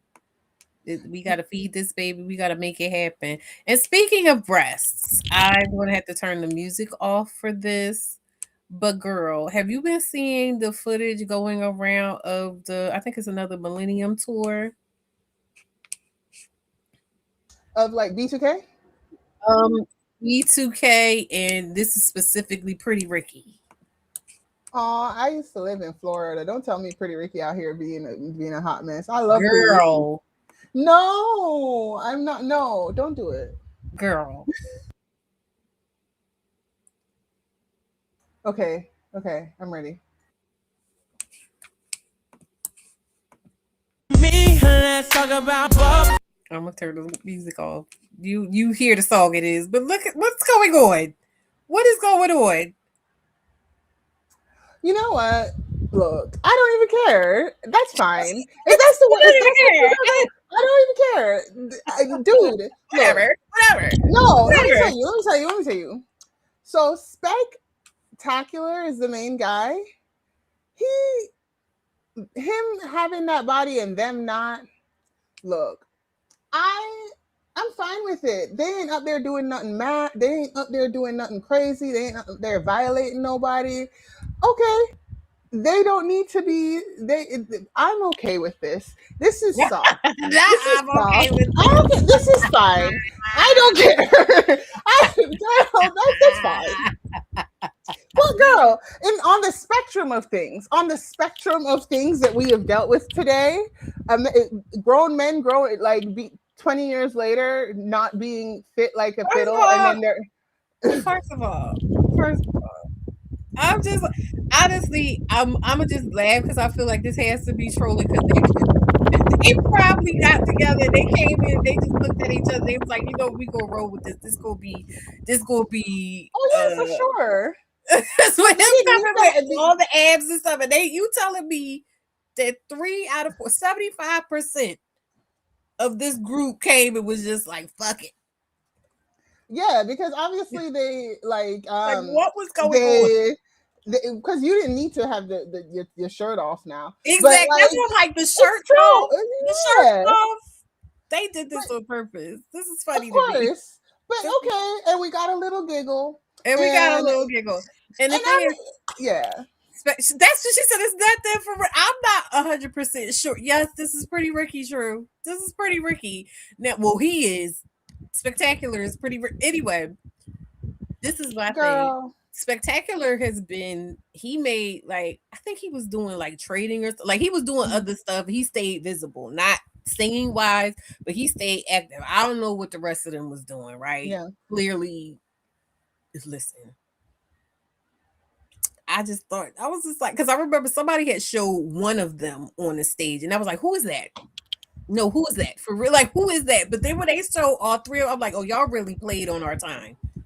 Y'all really played on our time. Are they playing on our time?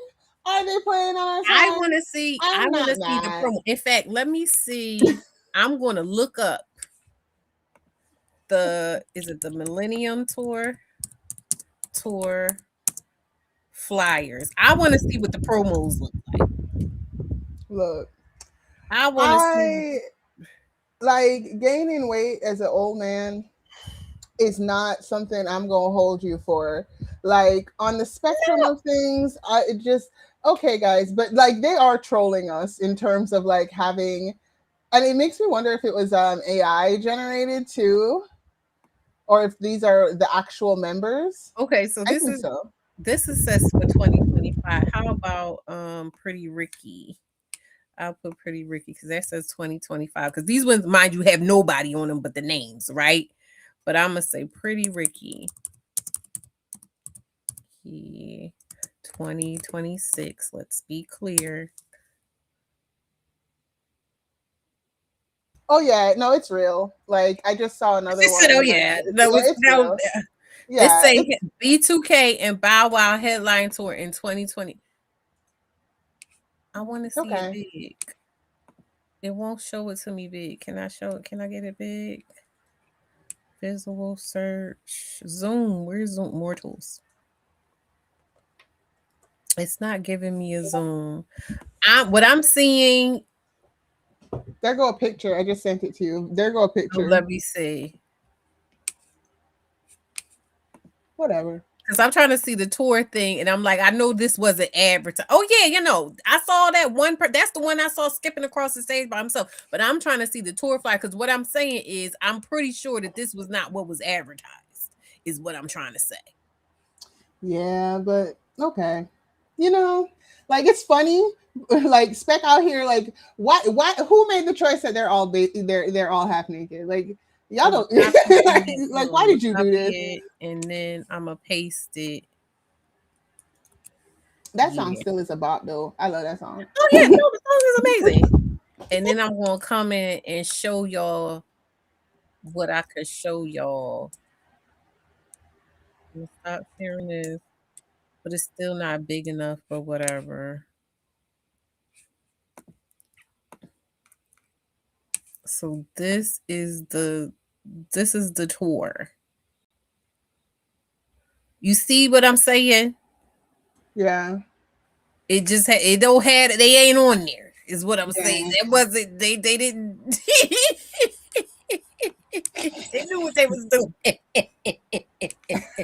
That's mean. We can't have it all, true. We can't have it all. She said, I'm gonna hold this to them because they expect us to be all slim and trim and snatch, even if listen, I think that's egregious. I would have never expected. And maybe too, girl, right. And maybe too, because they're like, are they my age? Or I feel like they're a little younger than me.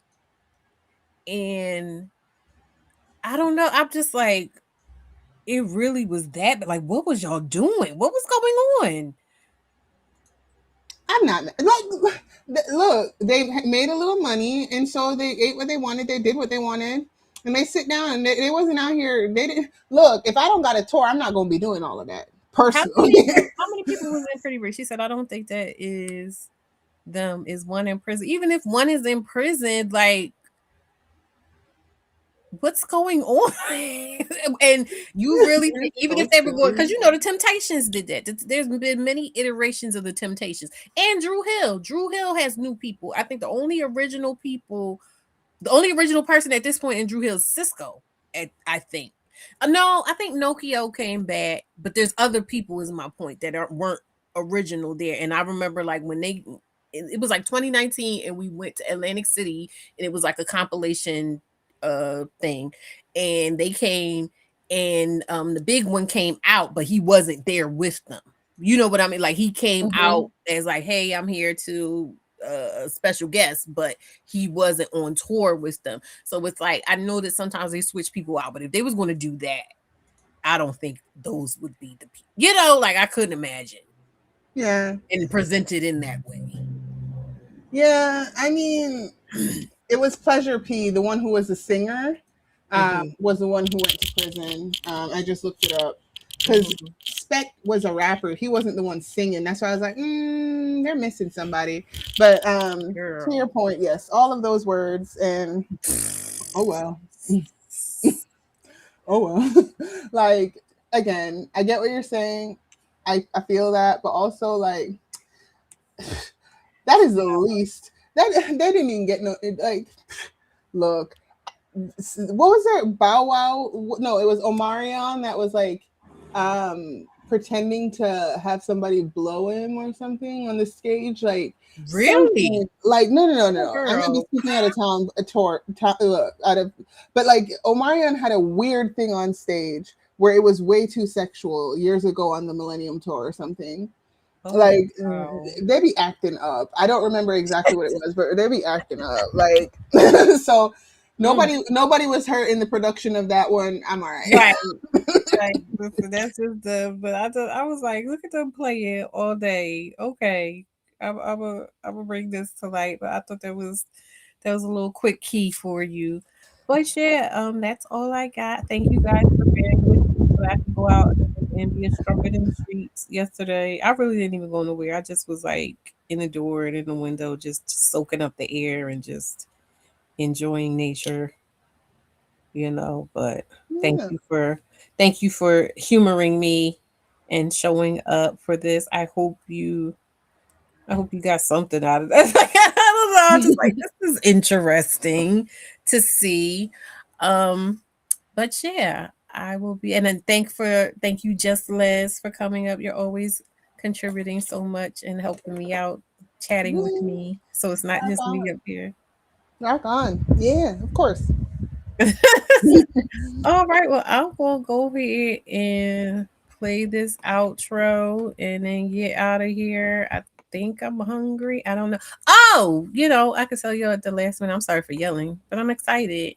So I started like trying to eat more nutritionally and be more mindful of like my macros and stuff, making sure I'm eating protein and things that I actually need as opposed to just kind of eating because it's inconvenient to me to have to stop and eat and make myself food. And I've lost like 5 pounds in this past week. So that's Cute. awesome. Congrats. Thank you so much. So I'm gonna keep up with that and see where that gets me, like by my birthday and everything. And I've been feeling the benefits of it too, which is crazy. Like I know it'll probably seem like duh, but like I've been sleeping better. I've been having more energy during the day. I don't feel like, oh yeah, like I will still need to take a nap, but like I don't feel like as soon as I wake up and then like do one thing, I have to lay back down. You know what I mean? Type of stuff. So getting older is crazy, man. It really is. Like when I think about the stuff that I was just doing without thinking, um, like eating crazy, eating really bad, eating a whole lot and the stuff I just cannot do anymore. I'm just like, what the heck was I doing? And how was I not even what the heck was I doing? How was I doing it? That's the question. So it's life is a mystery. 100. Like today I was just on online trying to buy some green powder to be able to get Mhm. some that vitamins during the day because I Mhm. need something got to give, bro. Girl, you wanna see, I got all these supplements and I put them in a thing. This is my beetroot supplement. I got the chlorophyll. It's on sale again, so I gotta get some more. I got women's multivitamins. I'm trying to find the ones that's like the greens. There's my biotin. Sorry. My biotin. Mm-hmm. Um, where are my greens? They somewhere, but I got the ones that's like all the greens all in one pill or whatever. Like I'm doing so much. Cause I was like, I'm getting. I have Suzanne Summers, but you remember Suzanne Summers? The fitness lady, right? Yeah, and she used to be on that old show Three's Company and Mm-hmm. like Step by Step and all. She was an actress, but I remember she was always real big about like aging gracefully and staying fit and all this other stuff. And I bought her book years and years ago, but I'm just like, yeah, I'm 40 now. I gotta start kicking it into gear with my health and everything. But that's actually it's funny and it's also fun. Good. It's like a very meta experience. I love like for me fun and funny and like about taking care of yourself is I think exactly where that needs to be. Like yeah, like I've been trying to pick a good yoga mat for myself so that I can go and Mhm. get myself some stretching in, and like I want it to stay right there. Like it's fun, it's exploratory, it's me Mhm. getting It's to know still like myself. it's like playing dress up. It's still like being a kid, but like, yeah, I want to do this thing, but I don't know how to explain it. But I think you guys know what I mean. Where it's just like it doesn't feel like ownership as much as it feels like playing with it.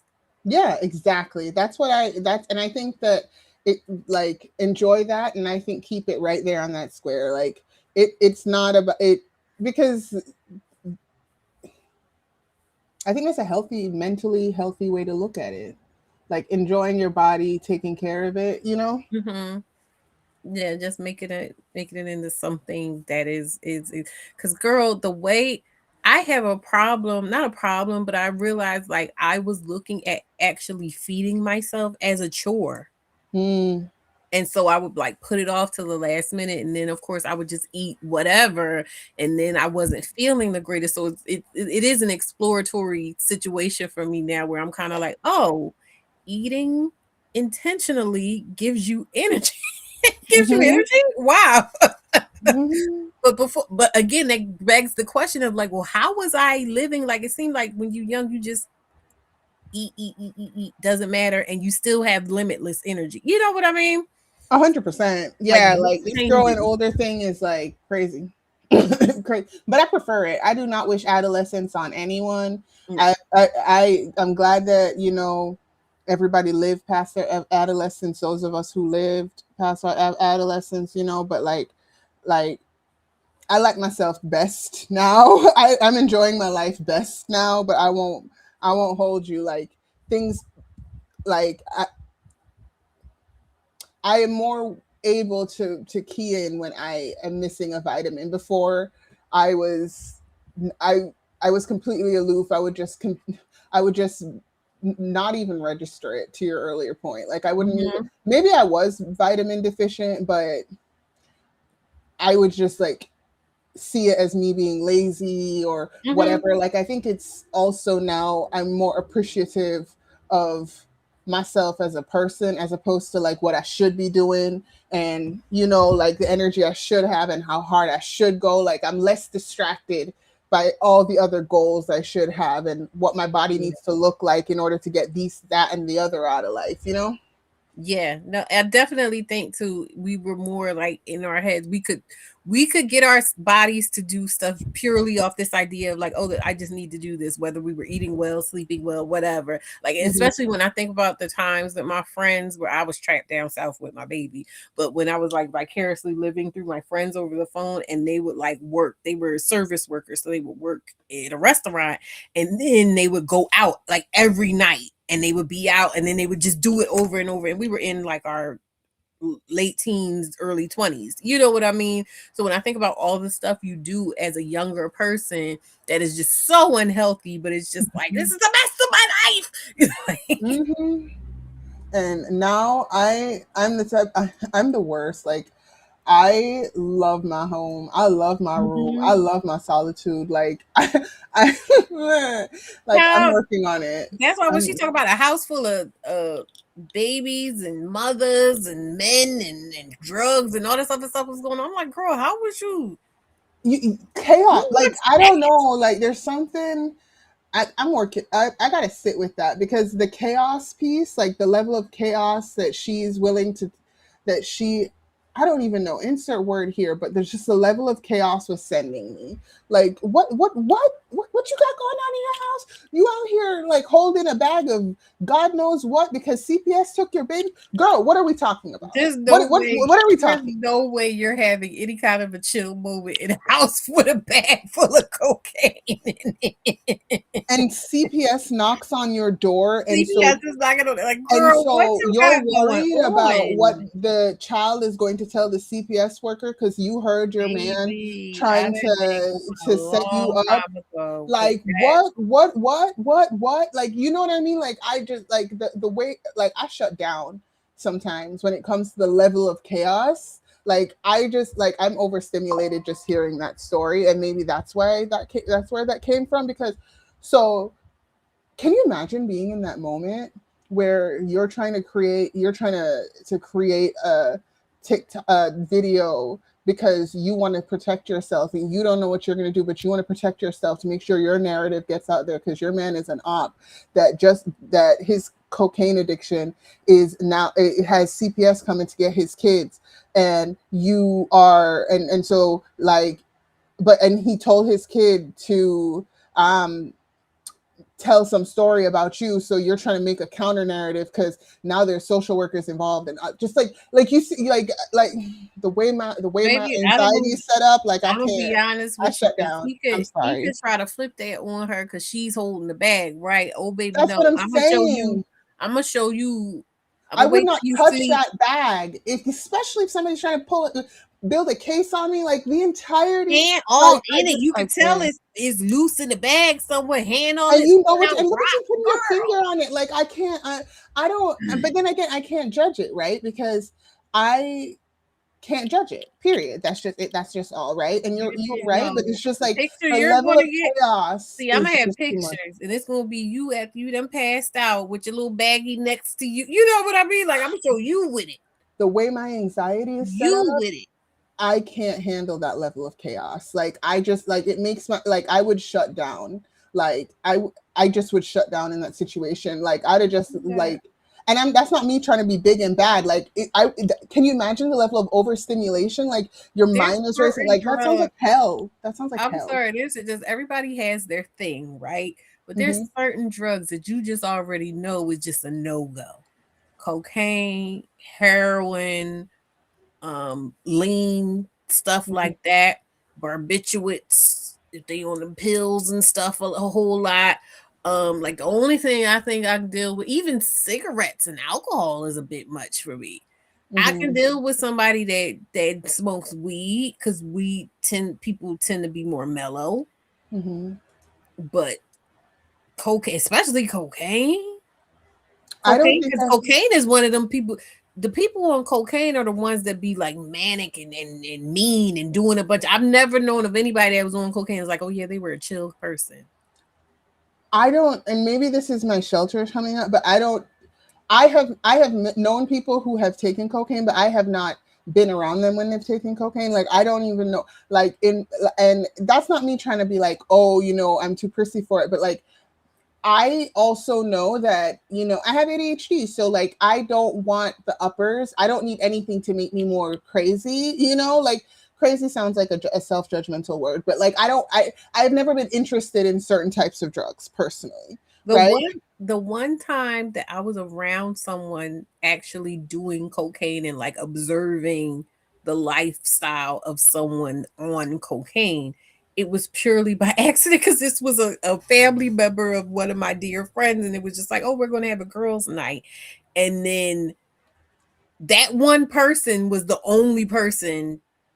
Well, no, she brought a friend with her, and then they were doing that. But me, my friend, and my friend's sister were just like, and then we went like to different places. And mind you, the person themselves was a chill person.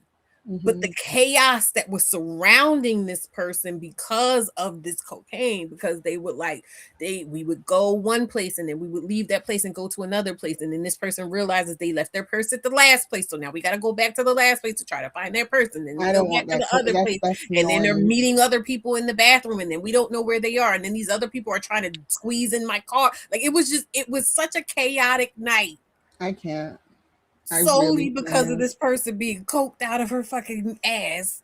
It was just like, oh my God, like that sounds like hell. Like, and it's not that I don't want to take care of people, but it's just one of those of like the overstimulation alone, like that level of chaos would have sent me. That's what I'm like. If I see somebody with some cocaine, that's enough for me. I don't think that. Like, I can't even. And then again, you're trying to like, can you imagine sitting in that car and saying to yourself, I have to put out a TikTok or a video so that I can make sure that the record does indicate what happened. And maybe that sounds like I'm being unkind to her in terms of what she was genuinely feeling in that moment. No, because I generally am one of those people that's just like, I do not believe that social media is going to fix whatever you got going on, in terms of like coming to the internet to go, this is what's happening with me. To me has always been very cringe, because I'm just like, what the fuck are we supposed to? Well, no, but she needs to have a public record of her narrative. So I'm not mad that she wants to have a public record of her narrative. That, to be clear, I'm not mad that she wants a public record of her narrative. Let's be honest. Think about it. I'm stressed.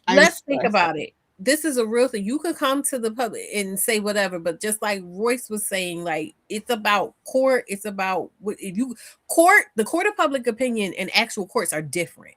So I'm saying you're trying to get ahead of the narrative or whatever, but what I'm seeing and what a court might see, and depending on if he's as versed as Royce was saying, oh, you had this big, where did you, maybe, what if that's your bag and you seemed very comfortable with it and you put your hand in it and you were holding that right. You didn't seem to have a See problem what I'm with it. saying? Like You, so that's why I'm saying, like, overstimulated. I don't think can't. she helped herself. My brain, the way that I can't, like, I don't want to live in 4D chess. I don't want to play. I don't want to play 4D chess. I don't. That's what I'm saying. As soon as I see that, I'm out, because I don't even want to feel like I have to be dealing with that at all. I don't want to touch it. I don't want to see it. I don't know nothing about it. And the best way for me to not know anything about it is to be nowhere near it. And now you're talking about you're scared of the children because the child might. How long were you? How long were you, the children, in that bag in the same house? I mean, and see, that doesn't feel good. That feels like victim blaming. I don't know, but I'm not victim blaming. I think that's a reasonable. I can't deal with what. All I know is that's too much for me. I send you with God, because guess who that's not too much for? Jesus. So you and Jesus figure that out, and I'm out. And this is my thing too, and this is where I do hold women accountable in a general sense when we're talking about children and stuff, like stepchildren and this and that and the other, in this whole, oh, you want to be involved, but sometimes you don't want to be involved. Like I said, how long did you know that them children were in a house with that bag of cocaine? And I'm so, like I said, there's no way in hell that anybody that feels the need to keep that much cocaine on hand is not involved in some weird shit, whether it's selling it or using it. It's still wonky, and that's not child friendly. So my thing is, as a woman, I get this idea of, oh, well, I want the kids to be safe. But also you talk about, oh, well, did I need to lie for them? Lying for him would not have kept the kids safe. So I know you was not there, trying to monitor and keep it chill for the children, just based off what you said. Secondary thing is, the best thing to do, like I said, once you see that that's what's going on, even though you may feel bad, I'm going to have to back out. Because I ain't got a dog in this fight, and I know the kids are here, but they've been here, and that's for their mamas to do. Because there's nothing you really can do for real. You get what I'm saying? So it's one of those things where I'm just like, I don't feel bad about scrutinizing her in that sense, because it's like, you knew there was kids in that house, and you knew that big ass bag of paraphernalia was in that house. What was you doing with that knowledge? See, I don't like it either. I don't like what you're saying either, even though you're not wrong, but it feels like I just know that I can't. You know what I mean? All I got is that I can't. No, what I'm saying is I will give you, I saw that and I felt bad, but I dipped. Better than, oh, I stayed around because I wanted the benefits of being able to say I had a husband, but now since it's getting a little sketchy for me, now I want to bring all, you get what I'm saying? I can deal with, hey, I saw this and it was weird, but not my business, not my circus, not my monkeys. I'm getting out of here. I mean, like, I don't want to judge her for staying in that relationship with that man. That's what I'm saying. And I understand that, like, what if she came from a house of addicts? Like, it's also I'm only talking purely about this idea of, oh, the kids. You get what? If there were no kids there, she don't care about that child. She sees that child as she sees that child as a spy or some sort of like op that's going to put her in harm's way, because I don't now believe that. I don't believe that. Based on her positioning, she's saying that the man was trying to utilize the child to scapegoat her. Yes, but I didn't That's get what I'm that saying. she was feeling like the kid was in and of itself compromised or out to get her. Well, I mean, that what I was saying was what you just said. And so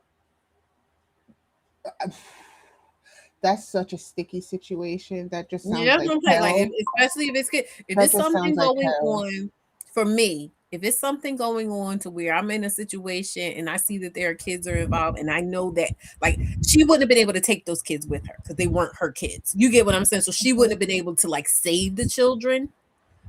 But it's like, oh, well, you're just going to go, oh, well, it's nothing I can do to save the kids, but I'm going to stay here and get the benefits I can get from, oh, well, he wants to marry me. And that's what one of the baby mamas was saying. That was what the girl. Yes, and that's where I'm just like, girl, please. You know what I mean? If you was really about it, you would have been out as soon as you saw that shit.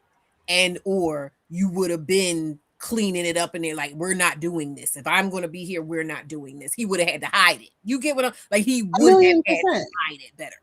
I think we're on the same page and the same level of complexity. I think we're saying the same thing. I think we're just coming at it from like I started where you're at and you are at where I'm at the beginning, but to kind of round this out, like there are some men who get themselves into spirals that are so embarrassing and chaotic and damaging that I truly pity them. And Cam Newton did that man no favors, and the male, community does not do that man any favors in protecting him in this moment, as a father or as a man. Like the male delegation is not doing any of God's work. He was protecting him as a high value man. All of that is just chaos. All of that is just making the chaos worse. So but what he I was do ready know, to drag him when he thought he was being homosexual. right? But you know what? I don't think I could be friends with that girl. Like, I don't know if she want to be friends with me, obviously, but like, you bring that type of Amy, like, you have that type of chaos going on. I don't want you in my house, and I'm so sorry. I'm not talking about the bag that was there, but just like I know what you the mean. level of like I have Like, this was a for question women. for you. You're Like whatever I don't have it in me, and that might not be right, but that's where I'm at right now. I can't. Mm-mm. I got you. I can't follow it. I don't want to, like, if this was a Lifetime movie, I'd switch the channel. Like, I can't do it. I can't do it. It might wind up being a Lifetime movie. Surviving, what's his name? Dwight Howard. That's who it is, right? Child. I was about to say Dwayne. Yeah. Wade. And then super last thing, and this is what men aspire to, like this man to become Dwight Howard, to become this high value man, right? Wealthy, access to all these women, able to take care of all these households, to be the man squared, right? In terms of being the father of so many households. This is y'all's goal in life. This is what y'all are working Girl, towards. Did you hear she said that he was able to get all those women to bring those children and be in a house together? He was steps away from a harem, a real harem. And this is what these men aspire to be. Like, I can't think of anything more cringy. I'm sorry. This embarrassing shit. That's some embarrassing shit. Mm-hmm. And let that be a lesson, ladies. If you do happen to be in a situation where a guy got multiple babies, do not let him try to convince you to come and live even close. Because I don't know if you watched Love and Hip Hop, but Peter Guns, when he had Tara and Amina in the same building, and then they both was pregnant at the same. Like, never let no dude convince you to live in proximity to any other woman. The devil. It's not even only that. Like, no, it's not even like I might live with her if we are cool. Like, and you can't be there. You can't be there. What the hell? I am not. Girl, let me tell you a story. One time a guy tried to make me join a harem, and he tried to trick me. Like, we were talking for weeks and weeks, and he had two children from two different mothers of his children, and we were talking, and I didn't know that he like lived with one of them. I didn't know, right? And how I found out was that it was there was a storm going on, and he was like, I gotta go home to my kid. And I was like, but your kid's with your the mother, like, what are the kid's fine. He was like, no, I gotta go home to my kid. And I was like, but the kid's with their mom. And then it dawned on me, his kid is at home with the mom. The mom is at home. She is home. They are home. He got to go home to his family. They're literally what? Home. What? Girl, I couldn't. Oh my God. And he wanted me to join a harem. And I just, yeah, ladies. Anyways, that story They that. audacity. But then, like the fact that you couldn't be straight up with it, like you was trying to con me into being in your harem, They're always right? gonna try to con you because this is the thing. That's insulting. They're Because always they gonna try would to do it, but it's rather rude. It's they would rude. rather play the long game and take that gamble of you kind of warming up It's to it than rude. to just It's outwardly take rude. that no. No, but I don't care. That's rude as hell. I take that personal. You try to mess with my life. Like, Yeah. like you try to mess with my life. You try to have me in a situation. And they I don't give always a damn. believe that if they're able to finesse it right, that you're gonna just be like, oh sure, whatever. You know, like it's that belief And, that because they know if they come into just straightforward, you're just be like, absolutely not, right? Mhm. But they think, oh, if I can just finagle it, if I can get her to fall in love with me, if I can get her to break down her self-esteem. There's different ways. It's not always the same way. There's some people like you break down their self-esteem. There's some people that you just kind of like make it so good with you that they're willing to try to stay with you under whatever circumstance. There's different ways to do it, but these niggas are diabolical. That's what I I'm still pissed. Like that just brought me up. Like that you were mean to me. Like girl, you were what? Like that's so rude. That's so mean. Like that's so disrespectful. Like that's crazy. That's crazy. The audacity, like I can't, and nothing about that is swaggerific. Nothing about that makes you the cool guy. I don't know what the hell men are out here thinking the thing is the funniest part about it, because if I'm keeping it really 100% funky with you, right? Mm-hmm. These dudes just they're just not that guy. They don't have the capacity to be that person that could pull that off in a way that would have the women be like, yeah, why not? Because at the end of the day, let's just think about it. When we talk about this special place where it would just be a woman's society, right? And we've had these conversations like you and I. And then it's just like, okay, well, you know, I know you've said to me sometimes, well, you know, I can't at those times anyway. You're like, I still would want a dude around. I still would want a man around. Yeah, you know, for those who happens. still want a man around. Let's think about if we take it to the we're building the world, right? What if there was a man that was interesting enough and intelligent enough and had the capacity to be present and you could have conversations with him, and he was kind and he wasn't being misogynistic and he wasn't throwing it in the face and he wasn't triangulating, and it didn't even have to just be one guy, but maybe it was just like a couple guys, you know what I mean? It wasn't like one man for every woman, but you get what I'm saying? I think there could be situations where it wouldn't necessarily be a problem for women, because I know me personally, I don't necessarily want anybody around me all the time. You know what I mean? Why are you laughing? Why are you laughing? So honestly, because that's so real. Like if it's safe, yeah, like if it's psychologically safe, if it's physically safe, you know, I'm talking about STDs and stuff. Like if everything's safe and clean and kosher, I don't give a damn what you do when you're not with me. I don't, you know, I get what you're saying.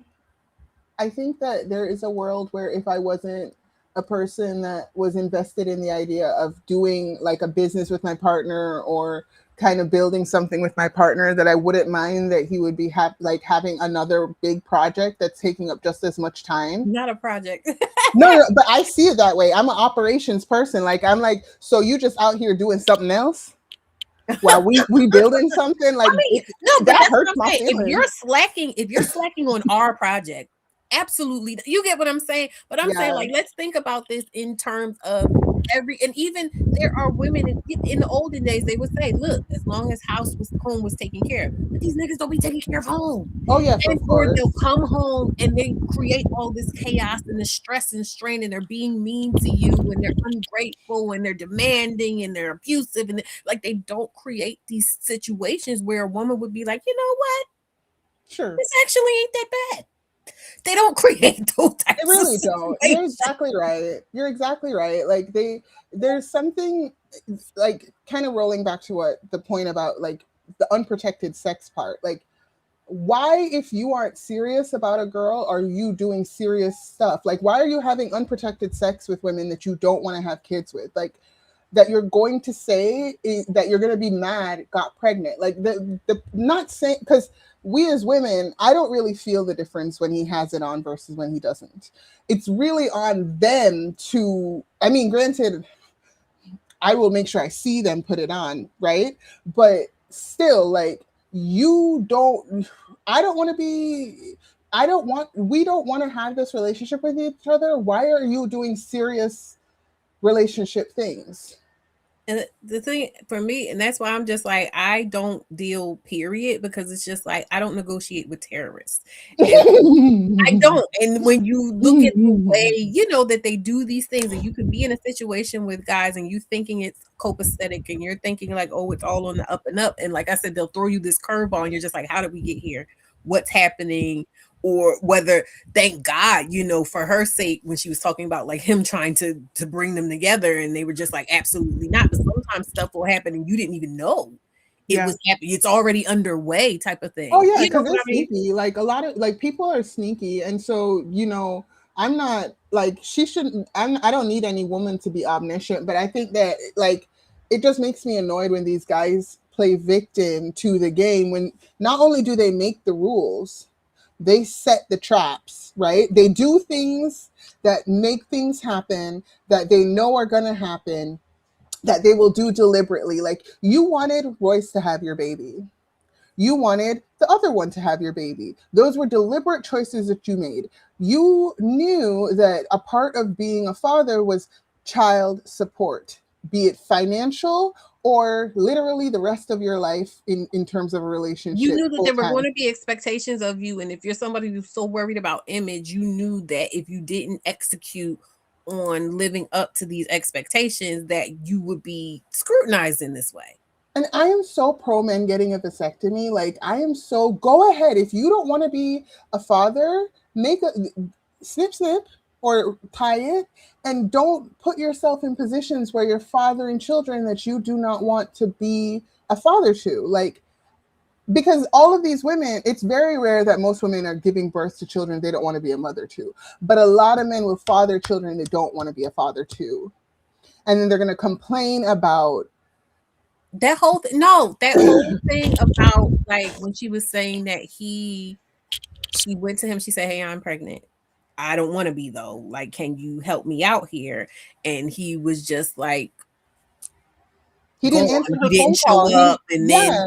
now we're 5 months in, and it's like all this stuff is going on, and it's just like I've been. First of all, I remember with my oldest daughter, like I had, and I've told this story on here before. I had everything set up to go and do this. I went to the place, you know, and I had the preliminary doctor's visit or whatever to go and look at everything. And then it was that at that visit that I was just like, yeah, I don't think I can do this. But mind you, the father was supposed to be there. Like I said, come with me. And then he didn't show up. So then when I talked to him afterwards, he said, oh, I don't believe in that. So now you want to bait. You get what I'm saying? I mean, he Yeah. never, when I told him initially, he didn't say like, oh, I don't want that. But it still was kind of like, I don't know type of thing. So now it's like you're putting a flag down in this place of like, I want this baby. Right. Mm-hmm. But then when the baby comes and stuff is going on, and it's just like you're fighting me every step of the way. It's like, what do you? I mean, yeah, they don't. But like, and if you didn't want to have daddy issues or baby mama issues, don't impregnate people. Put things in place. Not saying that condoms are 100% perfect, whatever. Like things happen, but a lot of these babies are coming from not oops. Right. Like they're not oops, not oh the thing broke, not everybody knows how babies are made. But not even that. Like you know that this woman is not on birth control. You know that this woman. I'll take it a step further. Even if you don't know if this woman is on birth, because that's actually inconsequential to like how you steward your own body. Right. Like, and the same for a woman, like how I steward my own body. I don't know what you're doing when you're not with me. Like, to Mhm. my point earlier, I don't know what you're doing when you're not with me. So for me now, because I see how men lie and play games, I don't want to be bothered, because I know that no matter what I do, I don't know what's up with you. Right. And Mhm. I don't know what you're going to lie about or not. For men, it's this narrative all the time of like, oh, well, women control sex or conception. So if you feel like once you know, after that you have no control, why aren't you putting more control around the things that happened before that? Exactly. Furthermore, exactly. Right. And if you don't want to have kids, you don't want to be a father, snip snip.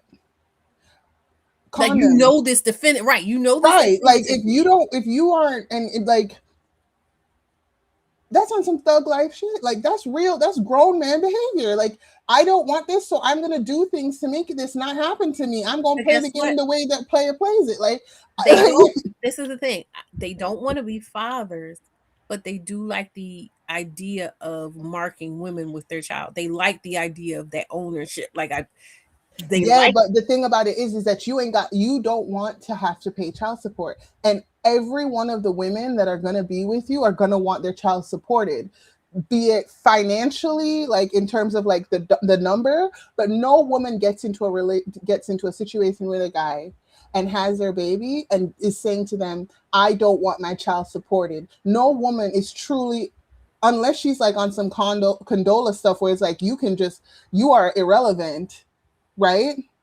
And even in that situation, when Condola was dead serious, you are irrelevant, right? Like, the positioning that Issa had is that, in that story, was that he didn't appreciate that. But you don't. Why are you doing, like, I don't know. And I mean, when babies come, it's very different than when babies are a figment of your imagination. So I understand that. It's just one of those of like, it always shocks me how many men want to have unprotected sex, but then they're mad that they are impregnating people. They want to have unprotected sex, but then they're mad when people are looking at them for $600. You know what I mean? Like, That was the part that blew my mind too, they because want she's to be like, okay, providers and protectors, but they can't even give me the money for the procedure. Like, for her to ask you for the money, and I know it couldn't have been no more than like $500. $500. Yeah. At And that you're a point in baller. time, it could have been no more than like $500. And you didn't want to give her $500, I'm guessing, out of this thing of like, oh, I don't give bitches money. But you know that this is going to be a situation where you're going to wind up, and all the money he spent on lawyers and everything. Like, it's just, it blows my mind. It's so self-defeating. That's the thing. Like, and that's the thing I think that is what I'm saying is the underlying, like, why you do that to you? Like, if you're gonna play the game, play it like you actually are looking to win, not like you're looking to like. But you got to remember, we're talking about someone who tries to have orgies and harems and bags of cocaine. Girl. And then the thing about it is that like athleticism is supposed to be peak manhood, right? Like, athletes are supposed to be the alpha males, and look at them. Just look at them. Like, just look. Girl. Well, I have to harken back to, my live stream about a month ago now with the young ladies, the plus size women and the younger men. Like, it, hopefully, if there any indication, the younger people are more aware of like how they're showing up and what they actually want for themselves, and moving in alignment with what they claim to want for themselves. Look, girl, like, hopefully, I don't like. I'm hoping. I don't know. They're not my peers, but I'm. No. I think where I check out, The hope of a crone. Where I check out is like, I just like to have a real thug conversation, like a real nigga conversation. Like, what do you want? What do I want? Let's put things into place so that we can get what we want. Like, Girl, this whole like that requires, like I said, a person who, because if they're the type of person that they would need to be for that conversation to even mean anything, it'll be apparent all the way through. Like that conversation isn't even necessary. You get what I'm saying? Because even if you have that conversation, they're still going to have to show up in integrity with whatever they said in that conversation. They got you to buy in. So that's what I'm saying. Like these dudes, 100%, and they're liars, right? Like they're liars. The men they who lie. like not all men, but the men who behave this way. This character it is doesn't matter not honest with even themselves. So what are we talking about? It doesn't matter how you structure the conversation. It doesn't matter what you cover in the conversation. It doesn't matter, when you had it. It doesn't. None of that matters. If you're with that type of person that's just like, I'm down with whatever I need to be down with to get what I want. And that's why I don't care. Like, that's why, like, I know that sounds really mean, but that's why, like, when they get $1 bajillion in child support, I'm like, that's the life you chose, homie. Yeah. Choose better. Like, why? And I could not have less empathy for you because you were dishonest with everybody in the room. You were out here doing things that don't make no sense for the lifestyle you trying to live, right? And now that the kid is here, children need to be supported. Yes? So support the child. Amen. I don't care. You to the best of your ability. Actively wanted a baby. You did not want a baby enough to partner with me and make sure this baby didn't come. Right. And like not support the child. Support the child to the best of your ability. If you're a man that can if you're Dwight Howard and you got best of your ability is $1 bajillion a month, do that. Yeah.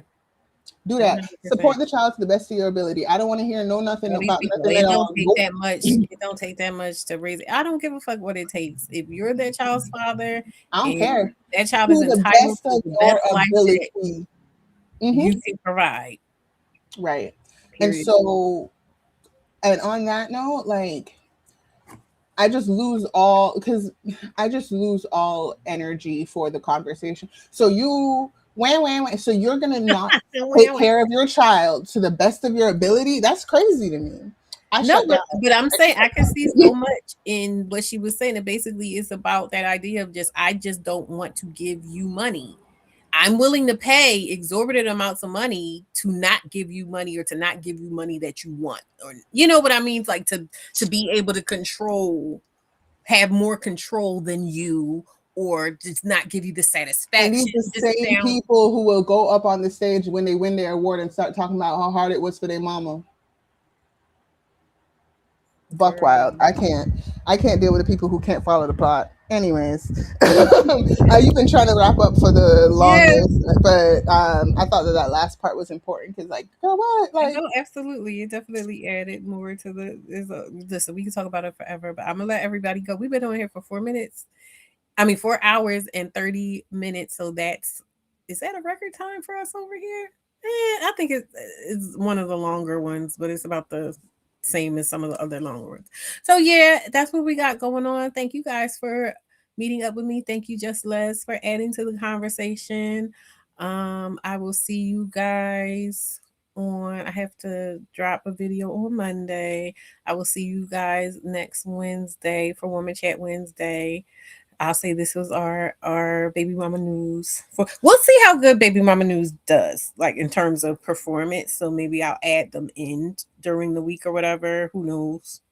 I'll check the analytics and everything. Thank everybody for supporting everything you've been doing. Like I said, we're steadily chugging along, and I'm very appreciative of that.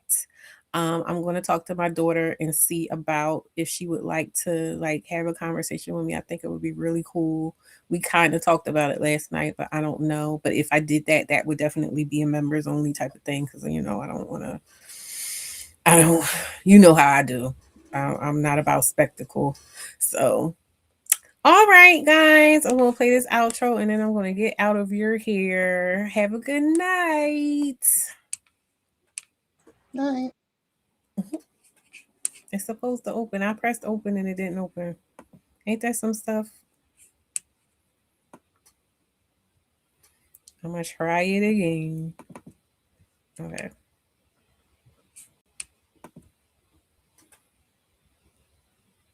This thing has actually been messing up. I don't know if y'all was making comments or anything in the last couple hours. It's messing up. Guess what? I'm about to get off this thing because I'm tired. Okay, it's not working, so we're just not going to have an outro. Good